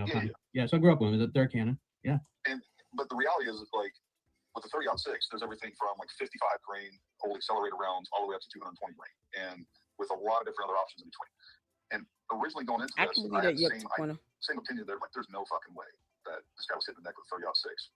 And with that being said, I teach long range for a living, and I also know that weird shit happens with ammo. Like, we just had some 6mm Creedmoor ammo that we were out shooting on the range just a few months ago, and about every 5th round would exit the barrel, and the round would disintegrate. So you know, we don't know that, and that's another thing too. Like, we don't know how old that ammo was. We don't know if there was something. The round. Are you telling me the round from a 30-06 disintegrated, leaving the barrel? What this was wasn't a 30-06 round. No, this wasn't a 30-06 round. This was a like long range precision rifle and 6mm Creedmoor is what the round. Oh, was. I see. What you're saying. Okay. I've seen the same thing happen with 6.5 Creedmoor, and it's Hornady ELDM. So my point is when it comes to the variables that we're dealing with ballistics, there is typical and there's atypical results. And without doubt, what we see with Charlie Kirk is an atypical result. Now, there's 1,000 explanations that I come up with off the top of my head that would explain that. You know, it could be a round that wasn't stabilized, so it started to yaw and even started to tumble when it hit it, which that makes a little bit of sense to me because we have an atypical. This is so crazy. That entrance wound was larger than normal. And what I can say with certainty is if I agree, that looks. Everybody thinks that looks more like an exit one. Yeah. An exit one. And what I can say with certainty is that if that round, even if it was 30-06, even if it was 220 grain, even if it was going to 2,000 feet per second, if that projectile was in an extreme yaw, so it didn't hit the skin tip first, and it was already 3/4 of the way sideways or even sideways when it hit. Yeah. The chances of it, and especially once it hit. You know the problem with that, right? You see, he's trying to be combative. So our military rounds, they're made to tumble. 30-06 is armed. He's not listening. You're right, they're not made to tumble in the air. And that's what I'm saying. Yeah. If we had a round that wasn't stabilized, there could be something wrong with that. The round, something was off. There's a thousand plausible explanations as to why. And here's the other thing too. One thing that I was not aware of before this incident, and I've studied in depth on this, was Martin Luther King. What happened with Martin Luther King is extremely similar, unbelievably similar to what happened to Charlie Kirk. Martin Luther King was shot from 65 yards away with a 30-06 round. It hit him in his face. It glanced off his jaw and then went to his neck and hit his spine and then went downward. Now, there's a lot of controversy around Martin Luther King, right? Whether or not it was James Earl Ray that shot him, whether or not the CIA was involved, all of those things. But one thing that was never really contested during that time was whether or not it was a 30-06. So we have Martin Luther King shot from half the distance that Charlie Kirk was.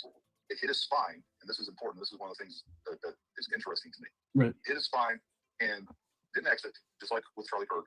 And so much so that Martin Luther King ended up having an open casket funeral. Then on top of that, then we have another case study, which Nate just had on his show, a guy named Chuck Ritter. Chuck Ritter, Green Beret, this is a crazy story. Chuck Ritter was shot 4 times with 7.62 by 54. And 7.62 by 54 is literally always kind of been known as the Russian version of 30-06. Okay, Realistically, they are identical.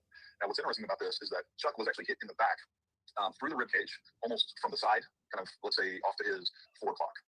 It entered his back, hit his spine, went downward. And not only did he live, he had no wound, but he lived. He was shot 2 more times in that instance. So he was shot 3 times with 7.62 by 54, and the tough son of a bitch kept fighting, and it ended up killing the guy. I think both of you have to admit that there's a long list of Green Beret Medal of Honor winners that you take a look at Benavidez. I don't know if you ever got to meet him. I did. I know his daughter, a wonderful lady. It's really sad what they did to Benavidez' wife. Holy damn! But I'll tell you, yeah, the guy was riddled like Swiss cheese. How does he live through that? What is it? You know, you talk about is there evidence of magic bullets? Yeah, at times. I think maybe. What? What did he just say? I know damn well he didn't say something about a magic bullet. Y'all, he called him back to sit here and push Candace's dumbass talking points forward. What the hell? Hit his spine, went downward, and not only did he live, he had no wound. He lived. He was shot. This is 3 more crazy. times in that instance. So he was shot 3 times with 7.62 by 54, and the tough son of a bitch kept fighting, and it ended up killing the guy. I think both of you have to admit that there's a long list of Green Beret Medal of Honor winners that you take a look at Benavidez. I don't know if you ever got to meet him. I did. I know his daughter, a wonderful lady. It's really sad what they did to Benavidez' wife. Holy damn! But I'll tell you, yeah, the guy was riddled like Swiss cheese. How does he live through that? What is it? You know, you talk about is there evidence of magic bullets? This is crazy. Yeah, at times. I think maybe. What the hell? He said, is there evidence of a magic bullet? Yeah, at times. What are we talking about here?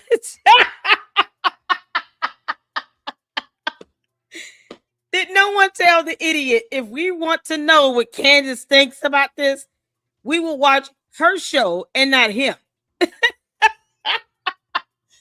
He's repeating her talking points. Boy, Mitch, you idiot. You are really working hard to get that $250,000, right? Yeah, I'm sure she had to remind him, well, you do want me to help you fundraise to get this money, don't you? Because this is how it's done. Just the absolute gall in repeating that stupidity. Obviously, Miss Snow never held a gun in the military, aside from like PT or something, like basic training. He doesn't speak like he's, well knowledgeable of guns and bullets. And he was in the military. Get the F out of here. Comes to that, like stuff like that. The point is that people are trying to fill an unknown. But number one, we have a lot of people that don't let somebody kind of speak from authority and say, oh, well, I've been hunting my whole life, and 30-06, I blow a tree in half. This is crazy. You're absolutely right. Could, yeah, I get it. And also could just stop inside of within 1 inch of a tree too. I've seen that happen. Yeah. Depends on the tree. It depends on I have all kinds of hunters, weather, rain, all sorts of stuff. Yep. There's the point here is that people that really know variables that can determine an outcome, right? And I have hundreds of hunters that sent me pictures of. I just got one the other day. The guy shot a deer. All right, Francis. He says 35 yards away, and it lodged into the outer shoulder bone and penetrate. And then he ended up having to put another round on the deer with 3.06. Yeah, finished off. Yeah. So the point here is that exactly. We have Tyler Robinson, who we have his DNA on the firearm. We have DNA on the trigger. We have DNA on the spent cartridge. We have his DNA on the towel that he used. Thank you, Melanie. We have surveillance footage of him getting up to that position. We have surveillance footage of him moving out to the position as described by the charging documents. Then we have we have text messages, which are definitely weird. We also have him admitting to his parents that he was the shooter, and when his parents turned him in. To me, that's probably one of the biggest. Well, I think the last part there. I mean, that last part actually, if I've been paying attention, right? Good. And trust me, I'm trying not to. I have one of these things called a life. All of this is quite a big distraction because. Why did you go on Candace's show and had a squabble with her if you've got a life? How about at some point, Mitch, you idiot, your life involves you divorcing your wife? You've been having her linger through this for 10 years. You know you can't marry anyone else legally, right? So the aspect of him dating and then proposing to another woman is a moot point. Because he wouldn't be able to marry her in the first place. So what the hell is he even in a relationship with somebody for? You could tell his girlfriend has no confidence or self-esteem or anything. No self-worth, nothing. Because at the end of the day, the least you can do is be single and not still legally married if you're going to date someone else. This is insane. He's talking like someone who has never seen a gun or a bullet, and he was in the military. I was trying to do something, get attention for something completely different to save the lives of guys like you and our other brothers and stuff, and maybe get them their children back if possible. This is a big inconvenience to me, to be honest with you. So this is taking all the air out of the room. That being said, what? The last part there, having been familiar with, unfortunately, police work, unfortunately. This idiot said this is taking all the air out of the room. Why did you call him back? Why did you call him back if this takes the air out of the room? What the hell is the purpose of this call? Other than Candace said so. Federal agents lately, and I can tell you I've been heartbrokenly disappointed in the diligence of agents from city police, county sheriffs, FBI. We have gone from here to Washington, D.C. to Florida, now and then down to Huachuca and back. Wow. The ability for them to sit at a computer and want to just narrate stuff is incredible, and not get up off their ass and go do stuff and, I don't know, maybe investigate facts. If you're, like, I don't want to convince you one way or another. I've witnessed this with my own eyes. Just as I 100% agree with you, like, on that. Like, they can create any narrative they want. We agree a lot of times they create narrative so that they don't have to get up out of the damn chair. That's why, to me, the most compelling portion of this that makes it more likely that Tyler Robinson is indeed guilty is that his parents turned him in. That's actually been debated. They don't have that evidence. I don't know if you've got that. What do you mean? I know it's been debated. Yeah. I don't know if there's this, because here's the thing. Let's say, Wait a minute. What the hell has been debated? What evidence do they not have of his parents turning him in? Once again, there are cameras installed in the sheriff's station. A sheriff drove him and his parents to the police station where you have cameras set up. What the F does he mean? There's no evidence of what? His parents not turning him in? that your son was being put up on death penalty charges, right? And then they release a document saying that you turned them in, and basically part of your testimony as a father is the reason that they're charging them. Yeah. Would there be anything that would stop you from getting in front of the camera and saying these people are trying to railroad my son? There you go. And I'm here to tell you, you are barking up the wrong tree. I actually have a real case example of that, and it concerns one of our brothers from way back when. I have. Let me go back. Debated. They don't have that up. They can create any narrative they want. Sometimes they create narrative so that they don't have to get up out of the damn chair.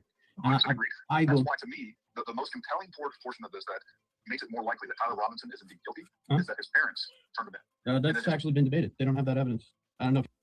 What do you mean? That's what I. Okay, so he is saying they don't have any evidence to prove that his parents turned him in. You can't make this shit up. So, never mind the cameras at the police station. Never mind the fact that the sheriffs or police officers, law enforcement in general, are wearing body cameras. Body cameras. Because that's a thing. Body cameras. Plus, witness statements, and the fact that he walked into a police station and was then booked from there. How else did he get to the police station if it was not by way of this sheriff and his parents turning him in? How else did he get there then? And where's the video footage to prove otherwise? You think he would at least say, you know what? That's an interesting point. Let me get the FOIA request in to get the police body camera footage. Because the moment he walked into that police station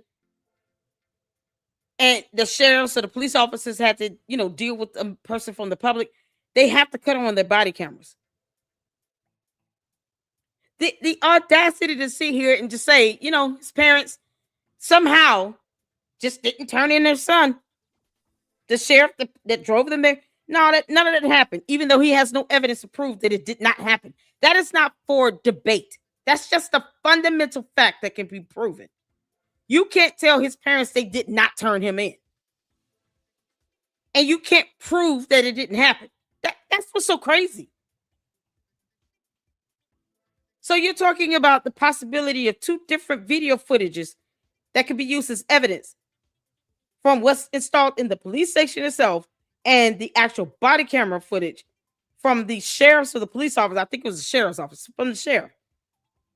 That will prove that his parents walked in with him and a sheriff that drove them. And the fact that he actually put that in a message, in a text. You can't discredit what everyone in that police station saw. They saw him walk in with his parents and he turned himself over. He was booked. What the hell is going on with this conversation? This idiot is literally trying to debunk something simple like that. Why? You've got that or not? I know it's been debated. Yeah. I don't know if there's this, because here's the thing. Let's say that your son was being put up on That's all the charges, right? And then they release a document saying that you turned them in, and basically part of your testimony as a father is the reason that they're charging them. Yeah. Would there be anything that would stop you from getting in front of the camera and saying these people are trying to railroad my son to a There you go. case? And I'm here to tell you, you are barking up the wrong tree. I actually have a real case example of that, and it concerns one of our brothers from way back when. I have, as a matter of fact, it was while I was at Fort Bragg, and yes, I've watched him get accused of. So we're going to divert so that you understand where I'm coming from on this for a little bit. Why? Don't divert. He was he picked up a girlfriend in Texas when we were there at 300 F1. Oh my God! Recycled into the. I think this is where I started listening in, because I do remember, like, oh my God, this conversation is. Well, what the hell is he talking about? Because he started rambling, I think. They didn't want to lose me. The cadre actually stuck up for me. It was really sort of sweet what they did, I guess. So when I broke my back and stuff, they gave me time off. They couldn't get me back in the medic. They recycled me into this Charlie. Is mind blowing. He goes. He continues on. I think he was a class valedictorian at that point. Going to go. So he's going through. You know how stressful that is, right? That's like the most stressful part of the medic program. They're losing their minds. But he got this girlfriend, brought her along. They're in Fayetteville. She ends up bringing her 3 daughters from a previous marriage. These 2 weren't married yet either. Just all of a sudden, they're in a 1-bedroom apartment. Now they've got 3 girls with them. And one of them comes back while I'm over there visiting with my buddy Joe Ross or something. He was going through the course. Exactly, no reply. reply. Each other went over to Doug's place, and the little girls, they come in after school. Terry brings them in, and I happen to notice, being that I've been through the medical course, I'm EMT qualified, all that kind of stuff. Me and Doug were in the course together, and I see. There you go, Melinda, just like that. Why is it that reading is not fundamental for these goons and morons that want to believe Candice? It's just not. Words don't matter to them. It's in the charging document. They also have to do an affidavit where they make these statements, like a declaration under the penalty of perjury, right?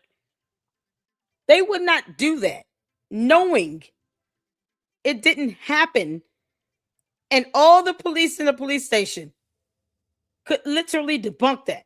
Everyone that witnessed Tyler Robinson walk into that station would be a credible witness to simply prove that he was turned in by his parents.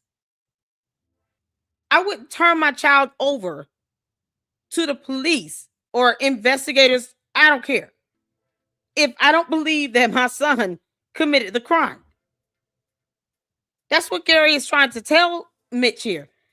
If you feel deep down that your son was not guilty, he did not do it, wouldn't you go in front of a camera and say, nope, my son is innocent. We're not surrendering him over.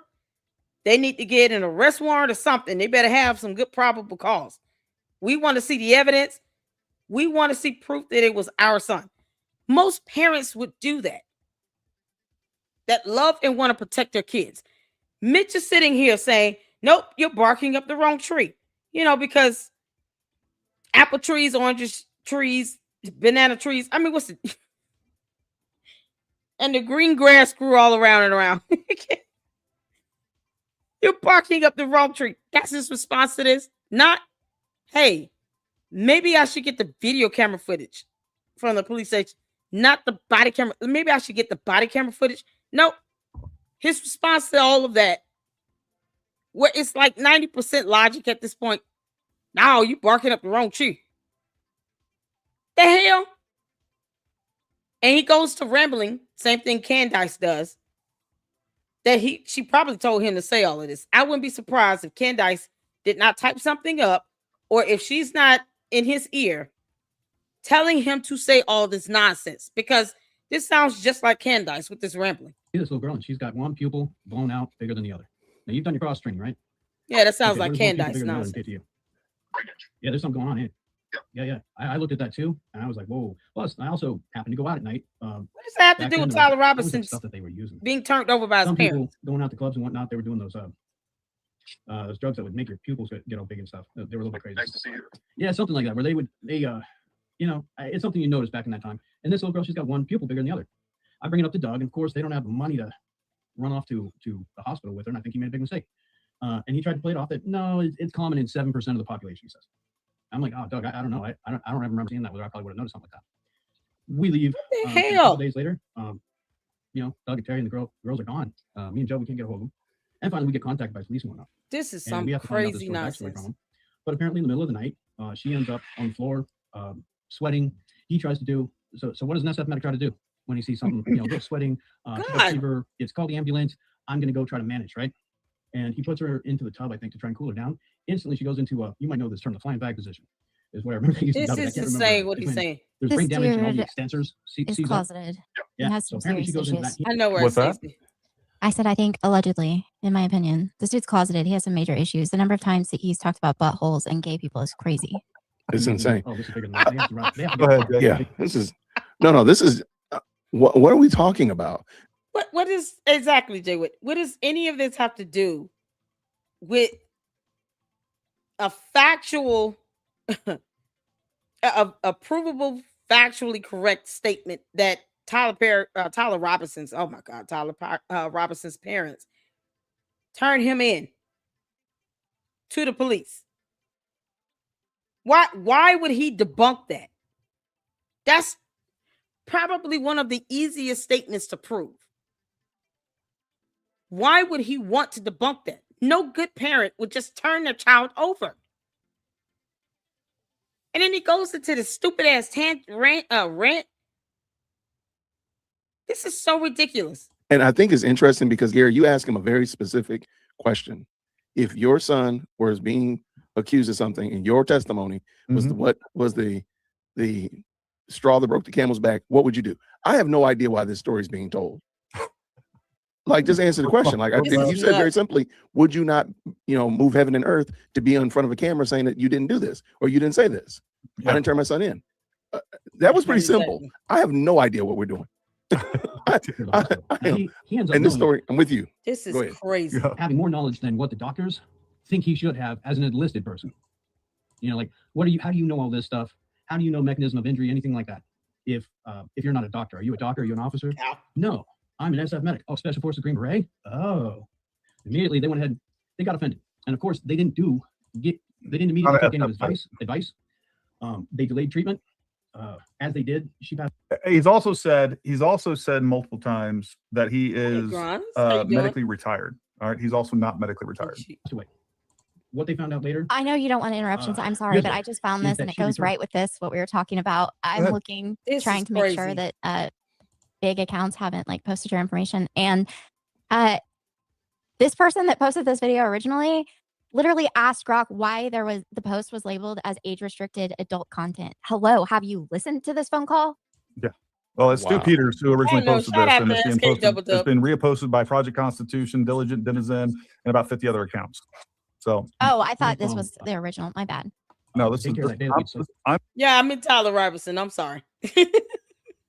Funny that Tyler Perry is being sued now by the second victim. I'm playing this off of Stu Peters' account. That's where I am right now. Stu Peters literally asked why it was labeled as age-restricted adult content. This little girl was like 2 with a swing, had knocked her flat out. They didn't report it. They put a Band-Aid on her, sent her home. Why didn't they report it? Because the daycare owner, she was the daughter of the elected sheriff, who called dad when she had a knocked out 2-year-old at her place. Dad said, put a Band-Aid on it. Don't say a word, send her home. So that's when me and Joe saw her. Doug didn't take her in. 2 days later, they finally go. She's dead. Now, what do they do to get out of all of this? Exactly, Diane. Ends up putting investigators on it to go ahead and turn Doug into a child abuser. Doug had never abused anybody's life. Oh no. Now, was he gregarious? Was he? Did him and Terry maybe get into some yelling match? None of this has anything to do with the simple fact, because it's a fact that Tyler Robinson's parents turned him in. For F's sake, where is this going? Matches, absolutely. They were those types that what do you call it? Even the computer screen was very passionate. The next thing you know, you have to leave because they're making noise in the bedroom. It's like, oh geez, Man.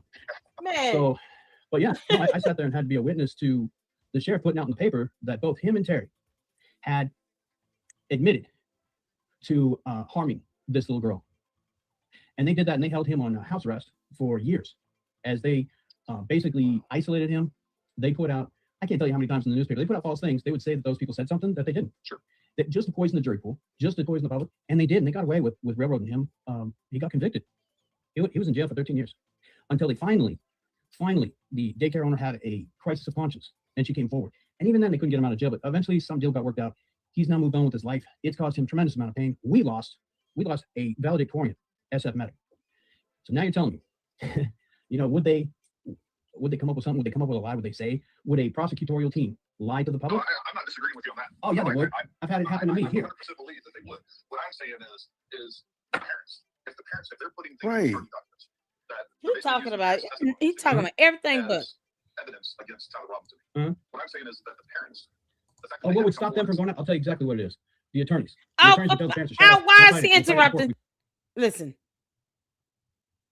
Why cut him off if you feel that he's lying? Wouldn't you wait for him to finish lying if that's the case? That way you get the whole lie and you're not just cutting him off, trying to make it seem like, there's no way that's true. This is so dumb. Mitch Snow is an idiot. That is that Candice is helping raise over 48,000. What's the pot now? Has it hit $150,000 yet? By the time it's said and done, this fool will be collecting $250,000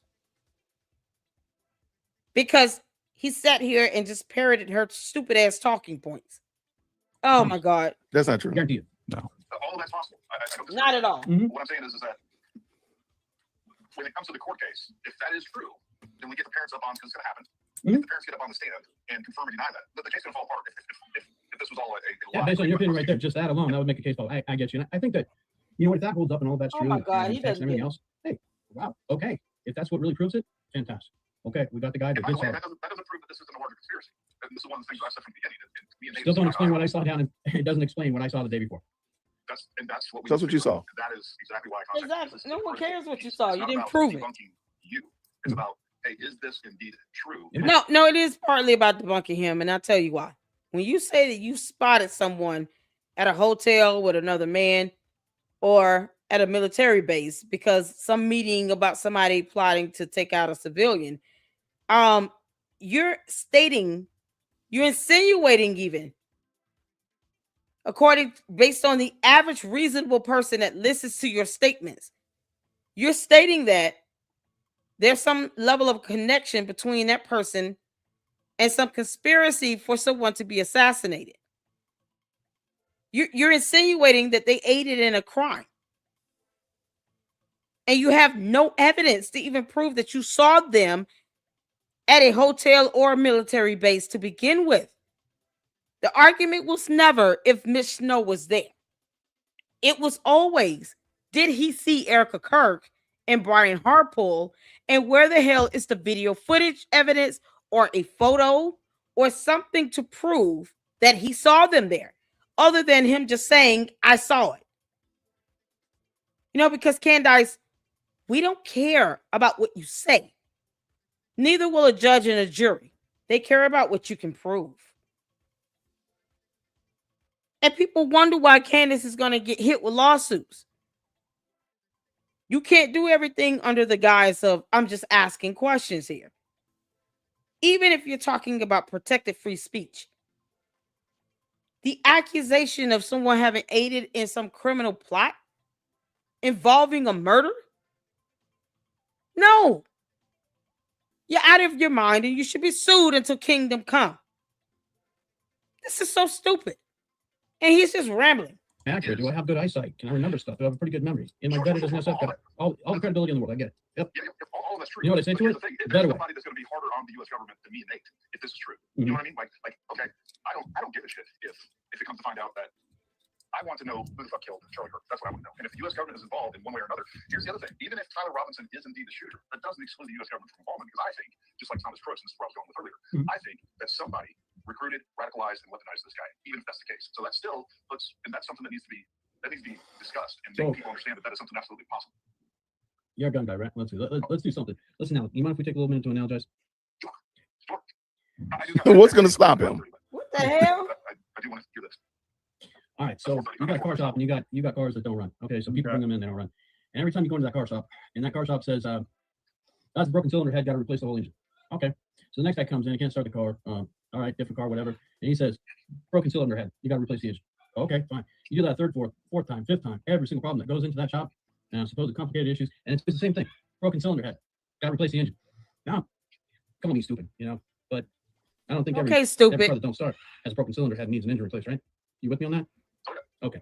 Yeah, he said calling me stupid. Yeah, okay, stupid. So I mean, I feel pretty much vindicated for calling him an idiot this entire time. It's like he's just giving us permission to call him stupid.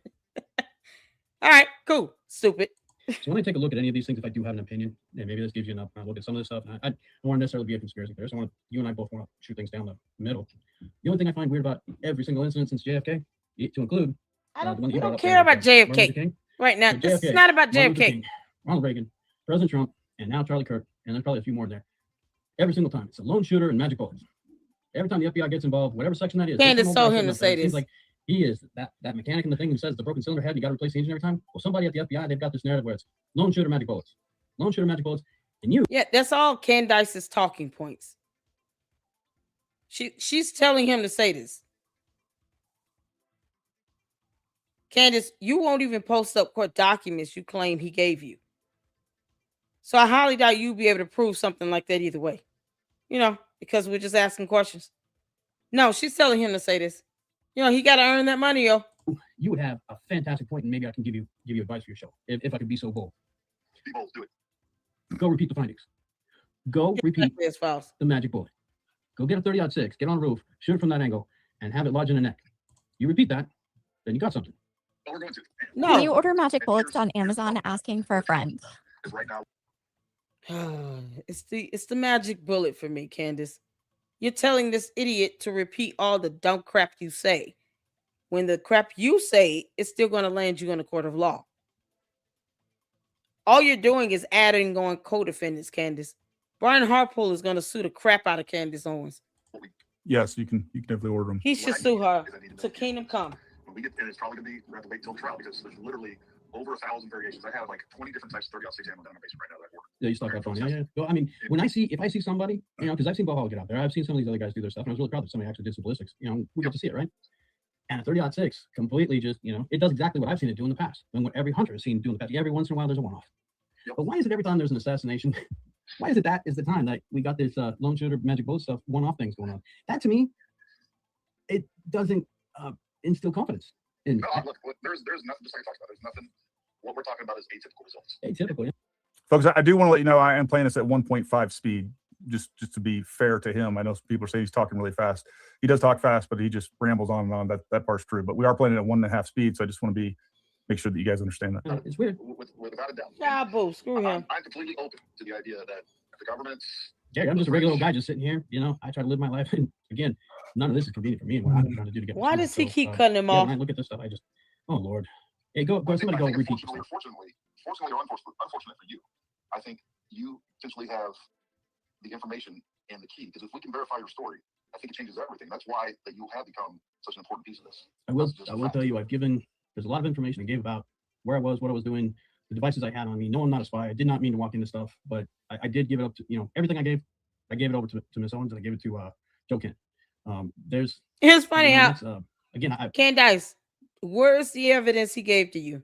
He said he gave everything over to you. Why don't you post it up again on your website? You hypocritical oof. Why don't you post this stuff up? I offer my witness statement. I think that there's going to be more corroborating things coming. This is crazy. But I do believe that the truth. Is that carry file charge? I'm so glad anything he did. You talked about with Magic Bullets one bit. I have no opinion, no connection. I'm not with. I didn't know Charlie Kirk. I watched him. Absolutely support. I thought what he did was courageous. Thought it was also dangerous. Because I've seen some of those photos. If you ever go to Portland, holy cow! Don't ever have a Trump sticker on your car. Yeah, I don't know. Exactly, Megan. Where I was, what I was doing, it had nothing to do with any of that stuff. I just have the worst luck in the world. I really do. You do. The same reason why the idiot Mitch Snow did not give his findings or documentation to the investigators, the Attorney General's office, none of that. It's the same reason why Candice has failed to post a text message she sent to the FBI agent that was supposed to be a high-ranking person. Same reason why she also failed to file a formal complaint to the FBI. On some nonsense about an assassination attempt. She still can't prove. I really. This is insane. Like I said, that's why it's so important to corroborate your story. Mhm. And at the end of the day, the only thing that matters is the truth. I mean, nothing else matters. Nothing else matters. No narrative matters. What matters is the truth. Money And matters to corroborate your him. story. And again, just like I told you before, I'm going to be your biggest advocate without a doubt. And we need to get you on the show. We need to get more information on that, and see where this leads. That's what we need to do. Well, we'll yeah. Honestly, I'm all for it. I can tell you, me personally, yeah. Ever since any of this is aired, the internet trolls are out there. They're digging up superficial stuff left and right, and they're trashing the hell out of my neighbor. Of course, yeah. Look, Native Hall. I hope you spoke to him. No. We're pulling up court documents because Candice refuses to post them. So she leaves it to us to have to do this because you're a pathological liar. And you're talking about spotting some people on a military base or in a hotel close to it with no evidence. So, no, if she would have posted anything up, people probably would not dig so much because it would at least show she's trying to post up some evidence here. She won't even post up those court documents. So, Mitch Snow and Candace Owens got it coming. I got no hard feelings. I'm going to razz him a bit. No offense. He can be a big guy like once. I made a whole living. Big guys underestimate me. I'll chop down right when break his branches off. But I like it. His 5'2" wife ripped his arm out of socket. Like, Bro, Right, but he's closeted. How many times has he mentioned another man and their physique or something like this? Dude is closeted. I'm sorry. Allegedly, in my opinion, not the opinion of the channel. I mean, this is too much. Yeah, this is I think crazy. you guys are right.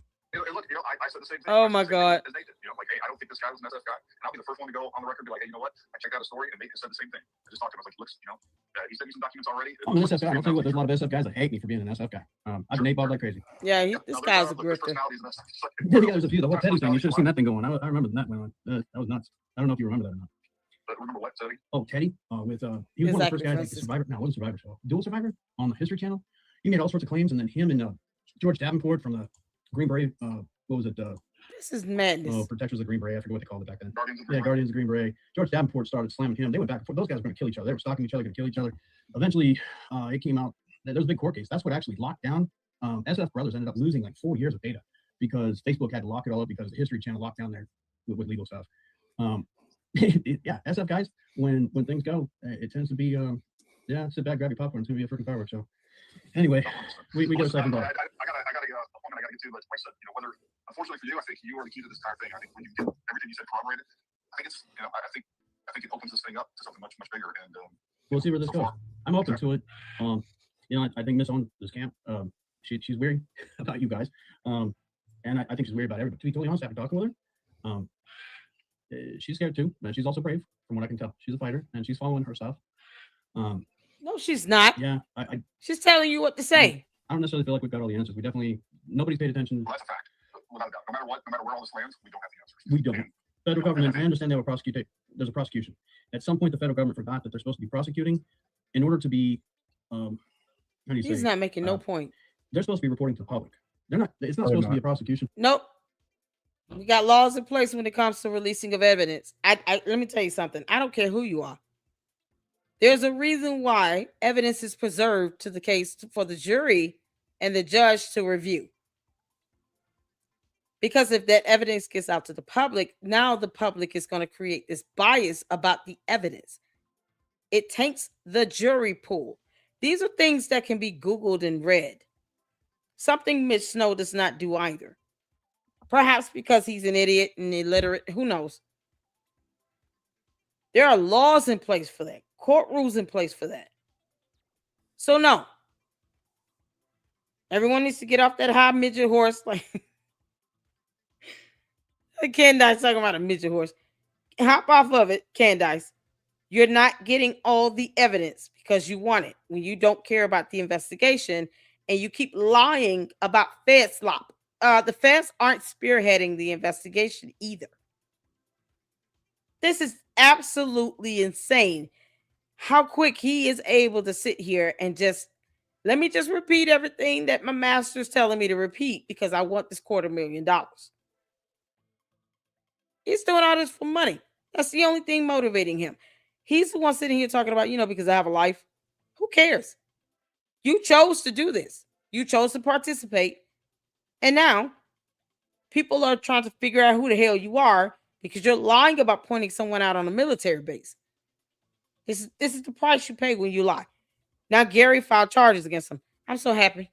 I don't know what to do. For somebody's career, okay, just to win. We prosecute. Report to the public. To assure the public we've done the right thing. We're their boss. They should be reporting this stuff. If we don't know, there's something wrong. And I understand they've got a case to prosecute. Yeah, there's a, But they present what they do. Mm-hmm. You see, there was an unredacted transcript from a court hearing that was released. You think Candace is going to read that?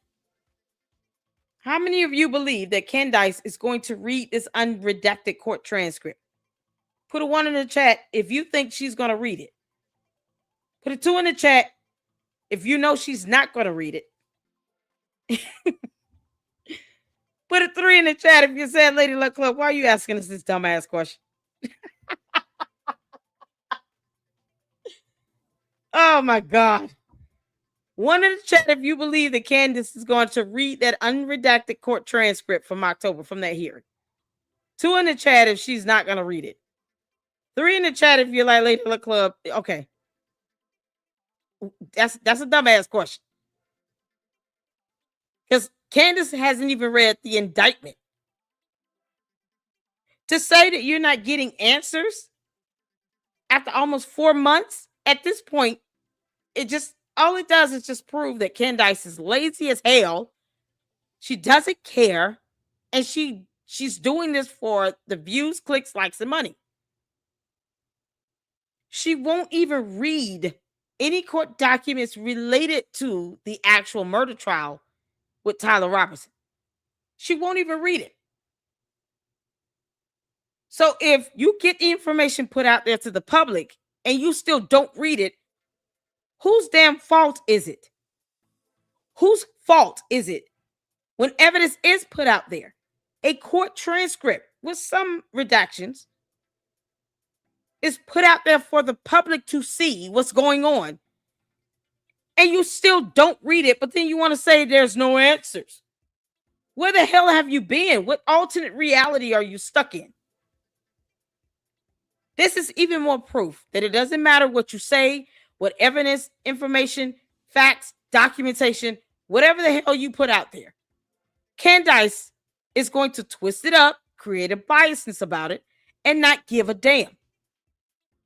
The candy-ass cult members, they still don't care. You could give an alibi out of coercion. And they still don't care. They're going to nitpick that. Oh, your hair seems to be 2 inches longer than it was in the other pic. They're doing all of this to deflect and to be distracting from the bottom line, which is Tyler Robertson did it. And there's a murder trial coming up. So no, this is why the prosecutor and the defense attorneys are trying to put a kibosh on some of the stuff being put out there. Because Candace is not even appreciating the information that she is getting. So if you don't show that you're a good steward over little things, don't ask God to make you ruler over many. You got to be faithful to the few. You got to at least read what is available and get whatever information you can out of that.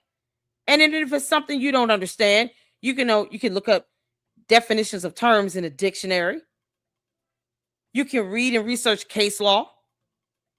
You can read the law itself, court rules, to have a better understanding. But that's if you're at least trying to actually figure out how this goes, what's to be expected, how does these proceedings go through the courts.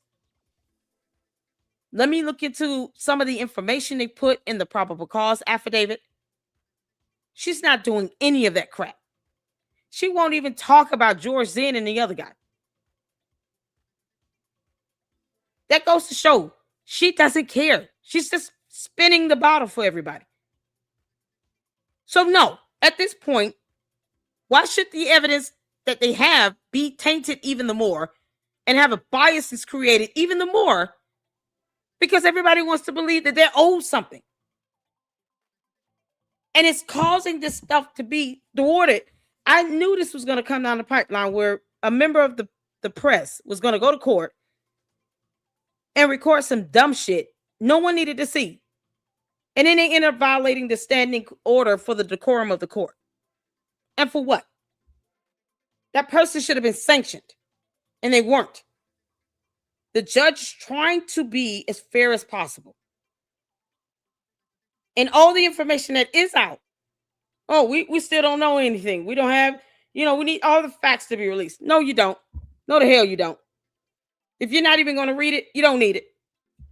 Kick rocks, Mitch. Candice, you're an idiot, and you brought this idiot into this nonsense, and you're going to give him $250,000. They can't contaminate the jury pool. At the same time, they are trying to prosecute the case. At the same time, we expect transparency. And there's a fine line there. And I'm sure I think there's some expectations from the public that are a little unrealistic, but I also think that the U.S. government isn't, or at least at this point, really is Utah. I think Utah maybe, it could be one or two things. Either they're being extremely careful because of the profile of the case, or they're covering things up. I hope it's not all. And I think all those things are possible. We just got to collect as much information as we can to figure out what the truth actually is. And that's what I want to do. I want the government held accountable. I don't trust the government. We saw that the FBI lied about, or the government lied about COVID. We know the FBI lied about January 6th. We know that the COVID vaccines. We know that there's been conspiracy after conspiracy after conspiracy. There's no doubt about it. But then you also have other things like QAnon. So it's like, all you can do is judge each one of these individually, figure out the facts, and then we can figure out. What was the? I keep hearing about this QAnon. I've never really got it. So QAnon was this big conspiracy thing online right around the time right before the first Trump administration, and it was another. Ultimately, what I can tell you for sure, I don't know where it originated, but what it was this disinformation operation. Thank you, it was a huge psyop, and all these people on the right were buying into this thing. Exactly, Mimi. There was these Q drops, and Q is a reference to jury being tainted every day. The highest level of classification. So the idea was that there was somebody with a Q clearance that was sharing information to the public, and this person was known as Q. And Anon obviously being that makes more sense. I get it now. Okay. So, but one of the things they said was that the moment that Trump wins the election, this is crazy. Was going to appear. He's not been dead. It was a whole bunch of other things that ended up being untrue. Exactly, Melanie. It was a product of the left that was trying to discredit and make the right look stupid, and they did a really good job of it. So that's the context of this. So I do think that there are people that take advantage of the fact that we know that there are conspiracies, and the fact that we are. Thank you, Deanna. Again, these could be political actors. They could be, This speaks to how useless Megyn Kelly is as well, because she claims to be a former litigator and all. Candace also has 3 attorneys representing her in the Macron lawsuit. She could literally speak with any criminal defense attorney to get a better understanding of the stuff that's out here. And she wants all this evidence to be put out when she's already said she doesn't even care about the investigation. She said, I don't care. This is what happens when you record yourself saying things, Candice, and then you want to act as if whatever you're on that's got you so damn high is almost causing you. No, it's also causing you to have some sort of memory loss. Because you don't even go back and look at what you've said in previous videos. She can't even be consistent with the lies. She will literally say, I didn't say that. And then a video shows up. Shout out to Milkbar TV. Where he plays a portion of her video where she actually says the very thing she denies. Candice, you're such a pathological liar. It's disgusting. You and Miss Snow are deplorable miscreants from hell. And you want to demand more evidence? No. Hell no. Candice wants this guy to get off. I mean, child. Yeah, like I said, I mean, you're okay. Let's say Candace Owens is alleging there's a conspiracy of the government or TPUSA or whatever, and then you've got you're saying, wait a minute, there's other governments that are conspiring against us, and they're conspiring with Candace Owens. Okay, so we got all of these allegations. This is crazy. Nobody really knows the truth unless you're there. I agree, and I'll tell you, all I know is I have a real bad habit of showing up in the craziest of times and happen to be. Yeah, that's a true statement. This is the last thing I want to be in the middle of. This whole thing was the last thing. At the same time, I can't. Exactly, Angie. I think that GoFundMe just determined that was a lie. There ain't nothing you can pay me. Right. And as far as like what I'm going to put this. Nah, he gonna get that $250,000. Of course he's gonna see her make it seem like, well, I'm not trying to take the money, and I just did this because of the truth. But you won't email or reach out to Candice to say, hey, when are you gonna post up these court documents that I gave you? I gave everything over to you. Why aren't you making this available? I don't want people to look at me like a pathological liar like you are. You think he's asked her that? You think Mitch Snow reached out to Candice to say, when are you going to post up these court documents? When are you going to post up that 18-minute video footage You said on your show you will post up. You said you will post it to your website. It's been 2 weeks now. Candace had a whole break like the rest of us. And she hasn't even attempted to post this stuff, but she'll hop her little ass on Twitter X Space or whatever, or do an Instagram live, or do a Facebook live, or whatever, on any other social media platform, but she won't take time to post up these court documents on her website. But he's not asking her about this either. So perhaps we should be sending this in X, in Twitter X. Why the hell isn't Mitch Snow forcing Candace to post up these court docs he gave to her? All this so-called evidence he claims that he turned over to her. Why is she not making that stuff available? This is absolute madness. So in case you're taking notes, I ain't taking a damn cent from Candace Owens. My heart goes out like. No, you're not taking it from her. You're taking it from that GoFundMe. She's intended to do a fundraiser for me. Save GoFundMe, whatever. And until you guys vet the, go ahead and air my dirty laundry and let me defend it, whatever. I don't plan to take a cent from this. All I want justice for me and my son. I told Candace Owens this. That's what I was seeking when I went down there. He gonna take the money. Distraction. It is a. It sucked all the air out of the. Mitch Snow doesn't care about TPUSA. He literally said he would not be able to even point out anybody outside of Charlie Kirk. It goes to show how little he was keeping up. Even if you're doing this for the pursuit of truth, even if Candace was trying to be a good journalist somehow, which she'll never be, if you've already said you couldn't recognize anybody outside of Charlie Kirk at TPUSA, then why are you all of a sudden talking about, I just want justice. We all want the bad guy to go to jail. He's there already. We want him to stay there. So how do you care about something that you don't even have any connection to, and you claim you couldn't even point out anyone else at TPUSA? Make that make sense? But Candy has, cult members in the bots, boy. They go around and eventually they end up debunking Candace and end up proving my point because, she's got to be the smartest person in the room. So you can imagine all the dumber people around her. Dumb and dumber and dumber. And I hope we get past it. I hope you guys do find all the answers. What I can say is there ain't you can't pay me $1 to lie. I know what I saw. I think I do. And you think you do? Good at that stuff, and it's unfortunately not a gift. He just said, I think I do. I think I do. No. You don't get to make an affirmative allegation and then say, I know what I saw. I think I do. Now you're doubting what you saw? You don't even use terms like that if you're 100% sure. You don't turn around in the same statement and say, I think I do. This dude is an idiot. Did y'all just hear this? I know what I saw. I think I do, because words matter here in the Lady Luck Club. You can't make this shit up. So, oh man, I'm trying my best not to cuss so much. So I do think that there are people that take advantage of the fact that we know that there are conspiracies and the fact that we are distrustful of the government. Again, these could be political actors, they could be, the George Soros types, or they could be. Yeah, like I said, I mean, you're. Okay, let's say Candace Owens is alleging there's a conspiracy of the government or TPUSA or whatever, and then you've got you're saying, wait a minute, there's other governments that are conspiring against us, and they're conspiring with Candace Owens. Okay, so we got all of these allegations going on. Nobody really knows the truth unless you're there. I agree, and I'll tell you, all I know is I have a real bad habit of showing up in the craziest of times and happen to be. That's a true statement. This is the last thing I want to be in the loop. This whole thing was the last thing. At the same time, I can't. I think that GoFundMe just determined that was a lie. There ain't nothing you can pay me. Right. And as far as like what I'm going to put this, in case you're taking notes, I ain't taking a damn cent from Candace Owens. Oh my God. My heart goes out. Like, I'm so humbled by the support she put out there that she's intended to do a fundraiser for me. And when I hear that there's an account building, and until you guys vet the. Yeah, because she's not going to give you the money out of her own pocket, you clown. Why would Candace pay a pathological liar again? She won't even bother to post up the documentation on her website, even if now she acts like she wants people to stop talking about it. Candace, you can kiss our ass. No one is sitting here trying to please you, except your cult. And we don't care how they think or feel. You brought him into this nonsense, and you're asking people in the public to donate to some Save GoFundMe thing for him to walk away with $250,000. And he just said I know what I saw. I think I do. No evidence, no video camera footage, no photos, no nothing.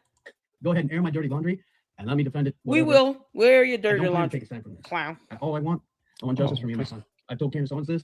That's what I was seeking when I went down there. This is all a distraction. It is a it sucked all the air out of the room. And I hope we get past it. I hope you guys do find all the answers. What I can say is there ain't you can't pay me $1 to lie. I know what I saw. I think I do. And I'm typically pretty damn good at that stuff. And it's unfortunate. Yeah, no. Because if you're good at it, you're not going to sit here and use terms like think. That literally invokes doubt into what you're saying. I know what I saw. I think I do. You understand that doesn't get you off of defamation. You've already said you know what you saw. No one can pay me to lie, blah, blah, blah. Okay. And then he says, I think I do. I think I can. I think I can. This is all a distraction. It is a Hear it again. Sucked all the air out of the room. And I hope we get past it. I hope you guys do find all the answers. What I can say is there ain't you can't pay me $1 to lie. I know what I saw. I think I do. And yeah, I'm typically pretty damn good at that stuff. And it's unfortunately not a gift. Not good at this. Well, as you're starting to see. So I think the thing that you I don't know what the curse is. no matter what, I'm not going to do you dirty. I Doesn't matter appreciate if it's or anything crazy like that. hey, you came at me a little bit hard on there. I saw a little bit of it, but you know, again. Oh, yeah, no, I did. No, I'm an SF guy that's sort of disconnected from myself, and you're like, the hell, I ain't heard of this guy before. Yeah, I totally get it. Yeah. Yes, yeah. Well, And that's why I wanted to reach out to you personally. I'm glad you did. And you know, I think that's the right thing to do. And so, like I said, man, you know, everything checks out. You're not gonna have a bigger advocate than me, Nate, for sure. I promise you. I appreciate that. And if I don't know what else you guys need to check out, but yeah, I'll give it to you. And you guys go ahead and do your thing. Let me know that you guys do. Tell Candace to post up those documents you gave her because she said she would on her website. That's step one. Make her post the stuff up. You know, if it exists. Because I think I do, but maybe it doesn't. It doesn't exist. Give Nate your phone number as well. Yeah, I really appreciate it. I reached out to him. I paid, you know, he owes me a little bit of money now because I paid like $45. Trust me, bro. Give my contact. Dumbass. I'll give him your phone number and you can get your money worth out. Yeah, sure. Yeah, I don't know how I get paid for all this stuff, but anyway, you guys have all that figured out. Bro, what? One of these days, show up to court for me. That'd be great. We'll do what we can. Listen, I gotta get to another point, but God. I appreciate you. I appreciate you being honest with me. And, You bet, guys. It's been good though. I'll get Dave. You too, buddy. Thanks. All right, guys. Have a good one. What the hell is wrong with him? Yeah, say the exact same things that I always say in the show. Very consistent. There's no doubt about that. Let me just do this real quick. All right, so real quick, let me remove this. We will get this set up right here. There we go. This is All crazy. right. Let me go through some of these. You guys, I'm gonna start hitting some of the super chats real quick. I got about 10, 15 minutes. You guys got knock the supers out. Add to that or anything like that? I want you to get done with your supers, but he just reminds me of the guy that comes to the high school reunion and everything that you say that you've done, he's done it like that and then some. Yeah. Oh, you go hunting? Oh, I wrestle bears. It's called you a skydive? I'm an astronaut. Oh, you like to surf? Yeah, it's a copycat. It's called a narcissist who is an absolute copycat that refuses to read for themselves because they're always trying to one up somebody. It's funny. He cares about his image until his image is brought into question. And then he wants to sit here and say, well, I hope you all figure it out because, you know, please leave me the hell out of this. And I'm still catching that money. He's still going to get that $250,000. I don't even know why it has not been reported. Until you can show us proof of legal costs, you're not getting it either. Like, that should be the sentiment with this. Candice lies like hell, and no one has shown an invoice or receipt for legal costs because he's trying to get justice from the government. Like, what government? What agency? You can't make this up. Let me tell you, I've been down to the Titanic. Woo, child. It's everything he says is almost, or everything you say, or when I was like a one up. Oh, I know this guy. You don't know Tong Win? Oh man, the guy was crazy. You don't know James Bond? That's my nephew, man. Everything was just a one up. This is madness. Story. It's crazy. 100% true. Dom C303. Oh my God. Candace Owens cult members. Mitch was at the military base. No one is questioning that. He lied that Brian was there, that Erica was at the hotel. He's fabricating a story for 15 minutes of fame. He's definitely fabricating a story that he walked in on some secret meeting. It did not happen. There would be no meeting there at Joint Task Force Southern Border. It's not what they would do, and the U.S. military wouldn't be involved. That would be a clandestine operation with the deepest, darkest sections of the CIA. Do you think there's a bigger game going on? I'm feeling this isn't organic, and they're pulling real independent media to confuse it more. Yes, I do. That's what I said from the beginning. I think all of this is inorganic. And I know, like, I saw several chats about, Gary, why don't you just move on? Don't give this guy air. Folks, you have no idea what's happening over on X. Let me tell you something. They are pushing this. They're defaming me. They're saying I'm a liar, that I'm a Fed. Like, there's no other choice but to fight back on this. We're going to fight back on this from an information standpoint. I'm not going to let them get out a negative, false narrative while I just sit here on my hands. All right. We're going to combat this head on at all times. And then we are going to take legal action in multiple different arenas. So fear not. Time will make fools of this man and Candace. You all will be vindicated in Charlie's honor. Sending best wishes. Yeah, I hate when people say that. Why don't you just move on? Because you don't dictate my platform. And I'm not going to say it as nice as Gary just did. Because you don't run shit here. You can't make this up. You have someone that now has to file a lawsuit, file charges against somebody for doxing his number, for doxing private, personal, identifiable information. And for what? Because Candice told him to do so. Because that's her MO. Candice, you brought Mitch Snow into this BS. We didn't have to know who the hell he was. He was irrelevant until you brought him up. And you decided to devise some scheme for him to get $250,000 in exchange for him lying, saying that he saw someone on a base with cameras all around, or in a hotel where there are cameras and eyewitnesses. Let's not forget, testimony is evidence. You could get someone to come in and under oath say what they saw or what they did not see. That entire narrative is crumbled. Who would get on the stand and lie about seeing someone on a military base? I will never understand. It's the dumbest lie to tell. Aside from eyewitnesses, you have camera footage that can be used. And don't think for once, if it came down to it, these active duty personnel, people that work on that base, would ensure that they pull the security camera footage. If they have to be brought in to testify to something, they're definitely going to get that security camera footage. And Candice doesn't even think about that type of evidence because she's an idiot.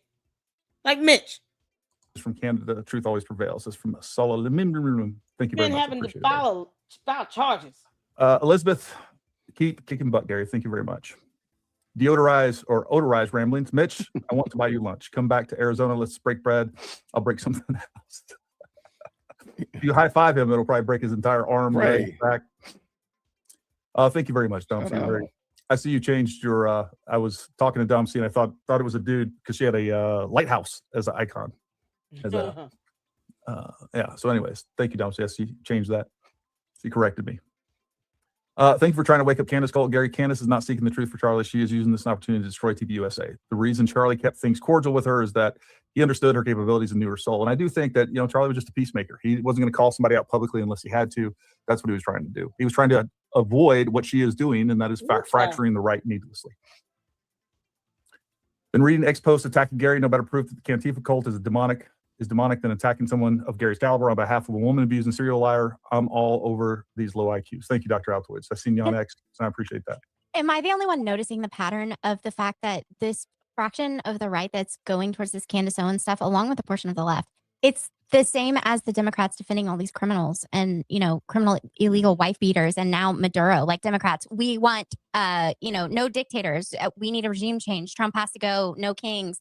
Also, yeah, funny thing is they've made Candace a dictator as well. They make Candace a dictator now. She's a cult leader. You can't make this up. He said, I can't figure out how to pay. I heard it. So I can't figure out how to get paid for this. You can't make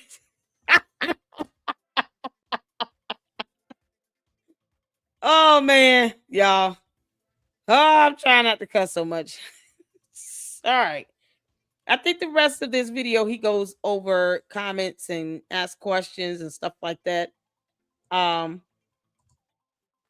I would say if you guys want to, tune in and check that out, definitely check out his video on his channel for Paramount Tactical. And it's, at this point, he's got to sit here and defend himself. Let me drop the video link in the chat. He's got to defend himself against this dumbass cult, the dumbest cult in the 20th century, 21st century.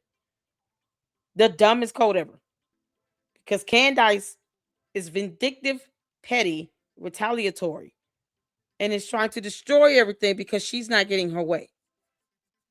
She wants Tyler Robinson to walk free. She wants TPUSA to be destroyed, even though they acquired Blexit and they should sell it. She wants to definitely go after Erica Kirk because she's just jealous and envious of her. And she doesn't even care about the kids.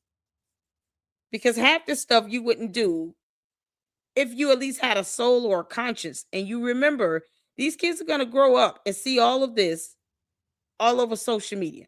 And then what? How are you going to explain this to these kids? They see a video of you talking about the dad that was taken out in front of the world to see. And the only thing you can say is that you've watched hours of him being shot over and over again because you're obsessed about this. This came out of her mouth. You're sitting here obsessed over this. And you have no care or concern about these children that are catching death and kidnapping threats. Babies. Whole grown simps and wimps wants to do harm to babies, to kids. It's so evil. It's just disgusting. Candice is deplorable. She's evil and disgusting. And she should be debunked and called out every time she says or does something where she is being not only disingenuous and acting in bad faith, she's being purely evil. That's it. We don't have to consider how she feels. No one owes her that. No one owes her evidence. No one owes her an alibi. And when she sits here and tries to assert this false authority, people need to sue the hell out of her. Bottom line. It seems like the only way she's going to stop. You're going to learn today. Can't make this up. So let's get to some supers before we check out. And I will be going live tomorrow. Manny posted up the information on how to report fraud, abuse, and waste to the VA. You guys see the website, or you can call in at the toll-free line. Because, Mitch Snow getting VA disability and then go in a video and talk about how he went to the mountains for 3 weeks when he was supposed to be home recovering from all of his broken bones in his body. No proof that he went to a hospital. He was laid up in a hospital for months on end. You can't make this up. No, he said he went home for about 3 weeks and then went hiking in the mountains. Oh, okay. The VA would love to hear that. So make sure they do. Shout out to you, Pack Brooks. Thank you so much for the $19.99 super. I appreciate it. I appreciate your generosity, and you're always being so gracious in the contribution. Thank you so much. It's an absolute blessing. And Pat Brooks says, hey, Lady Luck, Moss, and chat. I totally agree with you, LL. Thank you so much. And I just try to maintain the facts and be logical. And yes, if I'm going to criticize Candice, I'm definitely going to criticize her with facts and evidence. Candice has a bad pattern of behavior of saying and doing dumb things and think that she gets to act with impunity. And then when the moment comes for her to have to answer to this stuff in the court of law, look how she doesn't even talk about the actual federal lawsuit, this pump and dump scheme. Or why she had to pay out a judgment to Australia for their court costs. Or even how much that actual judgment is. She doesn't talk about this stuff when it definitely reflects on her negatively. That's the sign of a narcissistic cult leader. She's not God. She's not Jesus. She's not perfect. She's a mere mortal who pays no one's bills. It's insane. The pedestal that her cult members put her on. It's disgusting. So, this is why she got to be called out. This is why, Candace. Thank you so much, Pat Brooks. I appreciate it. Job for 9 hit the $5 super. The story came out a couple of days before meeting with Erica Kirk. She knew that he was saying there. Why not ask Erica during the meeting? Exactly. 4.5-hour meeting. Erica Kirk took time to fly out to Tennessee, which I would not have done. And this is why. Why do this stuff in private if you're still going to go out and attack her in the public? And then to turn around and not ask her, were you out at this hotel or on this military base? I mean, honestly, that would be for Candace and Mitch Snow to prove. They brought forth that allegation. But they're disgusting about it. And they act as if Erica Kirk could not prove she showed up on somebody's ring cam. You going out to take the kids for a walk. She has security cameras in her home installed. Never mind that video footage from Erica Kirk's house, right? Or the neighbors that have cameras installed. So she's going to be captured on not only her own camera installed in her home, but at least 2 or 3 other neighbors. It's so ridiculous. They're going against video evidence to try to sit here and say, oh, she was identified and noticed at some hotel. If her security home surveillance footage shows otherwise, then it can prove that you lied. And that is defamation. That's what's so crazy about it. Once again, Candace stuck in this alternate reality where she just crack his wick and eating mushrooms all day. You can't make this up. So yeah, it's common sense. Why not just ask Erica Kirk why you have her in front of you in your home state on your turf as to what's going on? And she probably did see evidence that Erica Kirk was at home the whole time. She probably knows that. She's still lying about it. Erica Kirk has got to stop being nice about this. And Sue, take that righteous anger, girl, and utilize that to say, now I'm going to seek some justice because this is out of control. You want to keep on talking? Keep on. You're giving me evidence. Keep talking. Give me more evidence to use against you. And don't let it be a threat. Deliver on that. I've been saying Erica Kirk should not have responded unless she did it through an attorney. This is the reason why you don't. Oh my good Lord. So I hope she sues him. I really do. But shout out to you. Thank you so much for that $5 super. And oh wow, another one from Job for 9, the $10 super. Thank you so much. He knows that requests for documents are typically made online and go to records department, and those are not on the base. Exactly. The records he want are decades old. Exactly. Isn't there a time frame that the military has to hold and house your records, even if it's archived? Isn't there a certain number of years that they must hold on to it before they can get rid of it? Like it would definitely be archived if nothing else. So the idea he went to a military base to get some documents while he's too busy not knowing how Erica Kirk looks to point her out at a hotel is baffling to me. Why was he at the hotel September 8th? How many days did it take him to try to go on this base to get some damn records? It's September 8th. I saw her at the hotel. Okay, that would imply you at least stayed at that hotel at least 2 days. And all for what? No proof that you even got these records. That's how stupid this is with Candace and her nonsense and buffoonery. Can y'all imagine these two having a phone conversation? If anything, I would have loved for him to record Candace. His whole conversation with Candace. That conversation had to be something else. Oh man. That conversation had to be a hot bowl of garbage. Oh my dear Lord. Shout out to you. Thank you for the $10 super. Thank you, Job for 9 again for the $5 super. Garage doors have emergency opening release, so you are always able to open the door. What the hell is that? You're talking about we're trapped. No, you're not. And the door is wide open. Walk your ass out. Oh man. Now y'all understand why it was in the chat about the garage door open. Because he said he felt trapped and he couldn't get out. He has nothing but time and opportunity. You can't make this stuff up, man. Oh man, this is what happens when Candace doesn't vet her tips. This nonsense here. Shout out to Information Man Show for tuning in with us. Uncle Mo TV as well.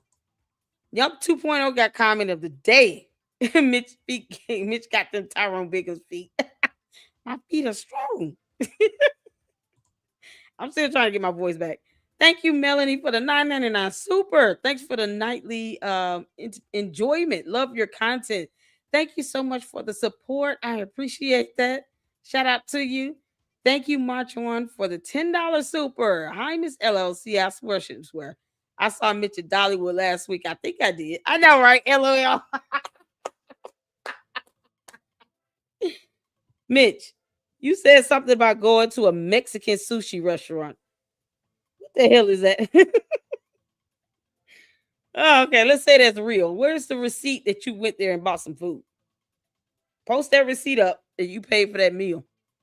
Unless it was a dine and dash type of situation. Mitch Snow looks like one of those people that will pull a dine and dash. Yeah, let me go in here and eat $150 worth of food and just walk out. Can't make this up. With your broke ass. Oh my God. Dave Chappelle. Thank y'all so much for tuning in. I said the same thing. What the hell is Mexican sushi? I never heard of that. I don't eat sushi either. But I've never heard Mexican sushi. Is it wrapped in like tortilla as opposed to a rice or something?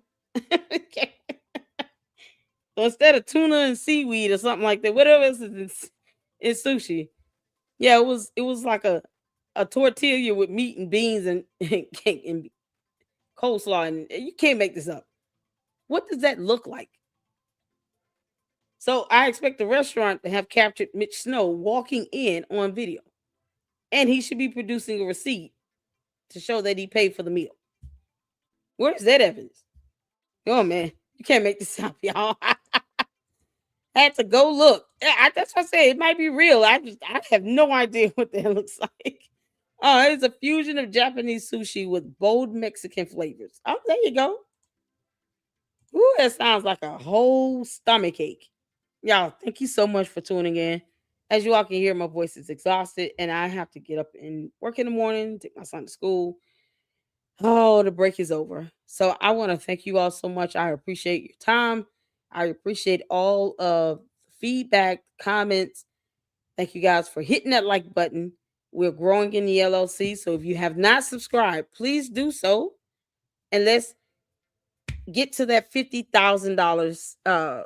Yeah, $50,000. I'm tired. Get to the 50,000 supporters in the LLC. So feel free to share the content on Twitter X, Instagram, Facebook. I don't care. Share it. Even if you have YouTube, share it. And let's get this information out. Shout out to Gary with Paramount Tactical for doing this. I mean, it needed to be done, and there's nothing wrong with making a record. And this can definitely be used in court. He's filed charges, and we are here for it. So naturally, is another, legal matter that we will be paying attention to. Candace, you idiot. Your attorneys better submit that damn reply to the court on January 9th and ask for a hearing date. Why are you all pushing back the boundary here with this lawsuit?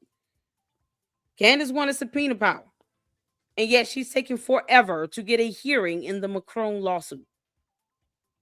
Have your attorneys just schedule the damn thing. It's on your motion to dismiss that she still won't go over or even acknowledge. It's so crazy. So she's gonna lose like hell. Macron's a mollywhopping her in court. And at the end of the day, Mitch lied. pathological liars don't mix. Thank y'all so much. I will see you all tomorrow. And I still need to check up on my emails and catch up. So give me some time, you guys, if you can, to catch up on my emails. I appreciate all of the feedback and the information you guys send me. And until the next one, Lady Luck Club out. Deuces.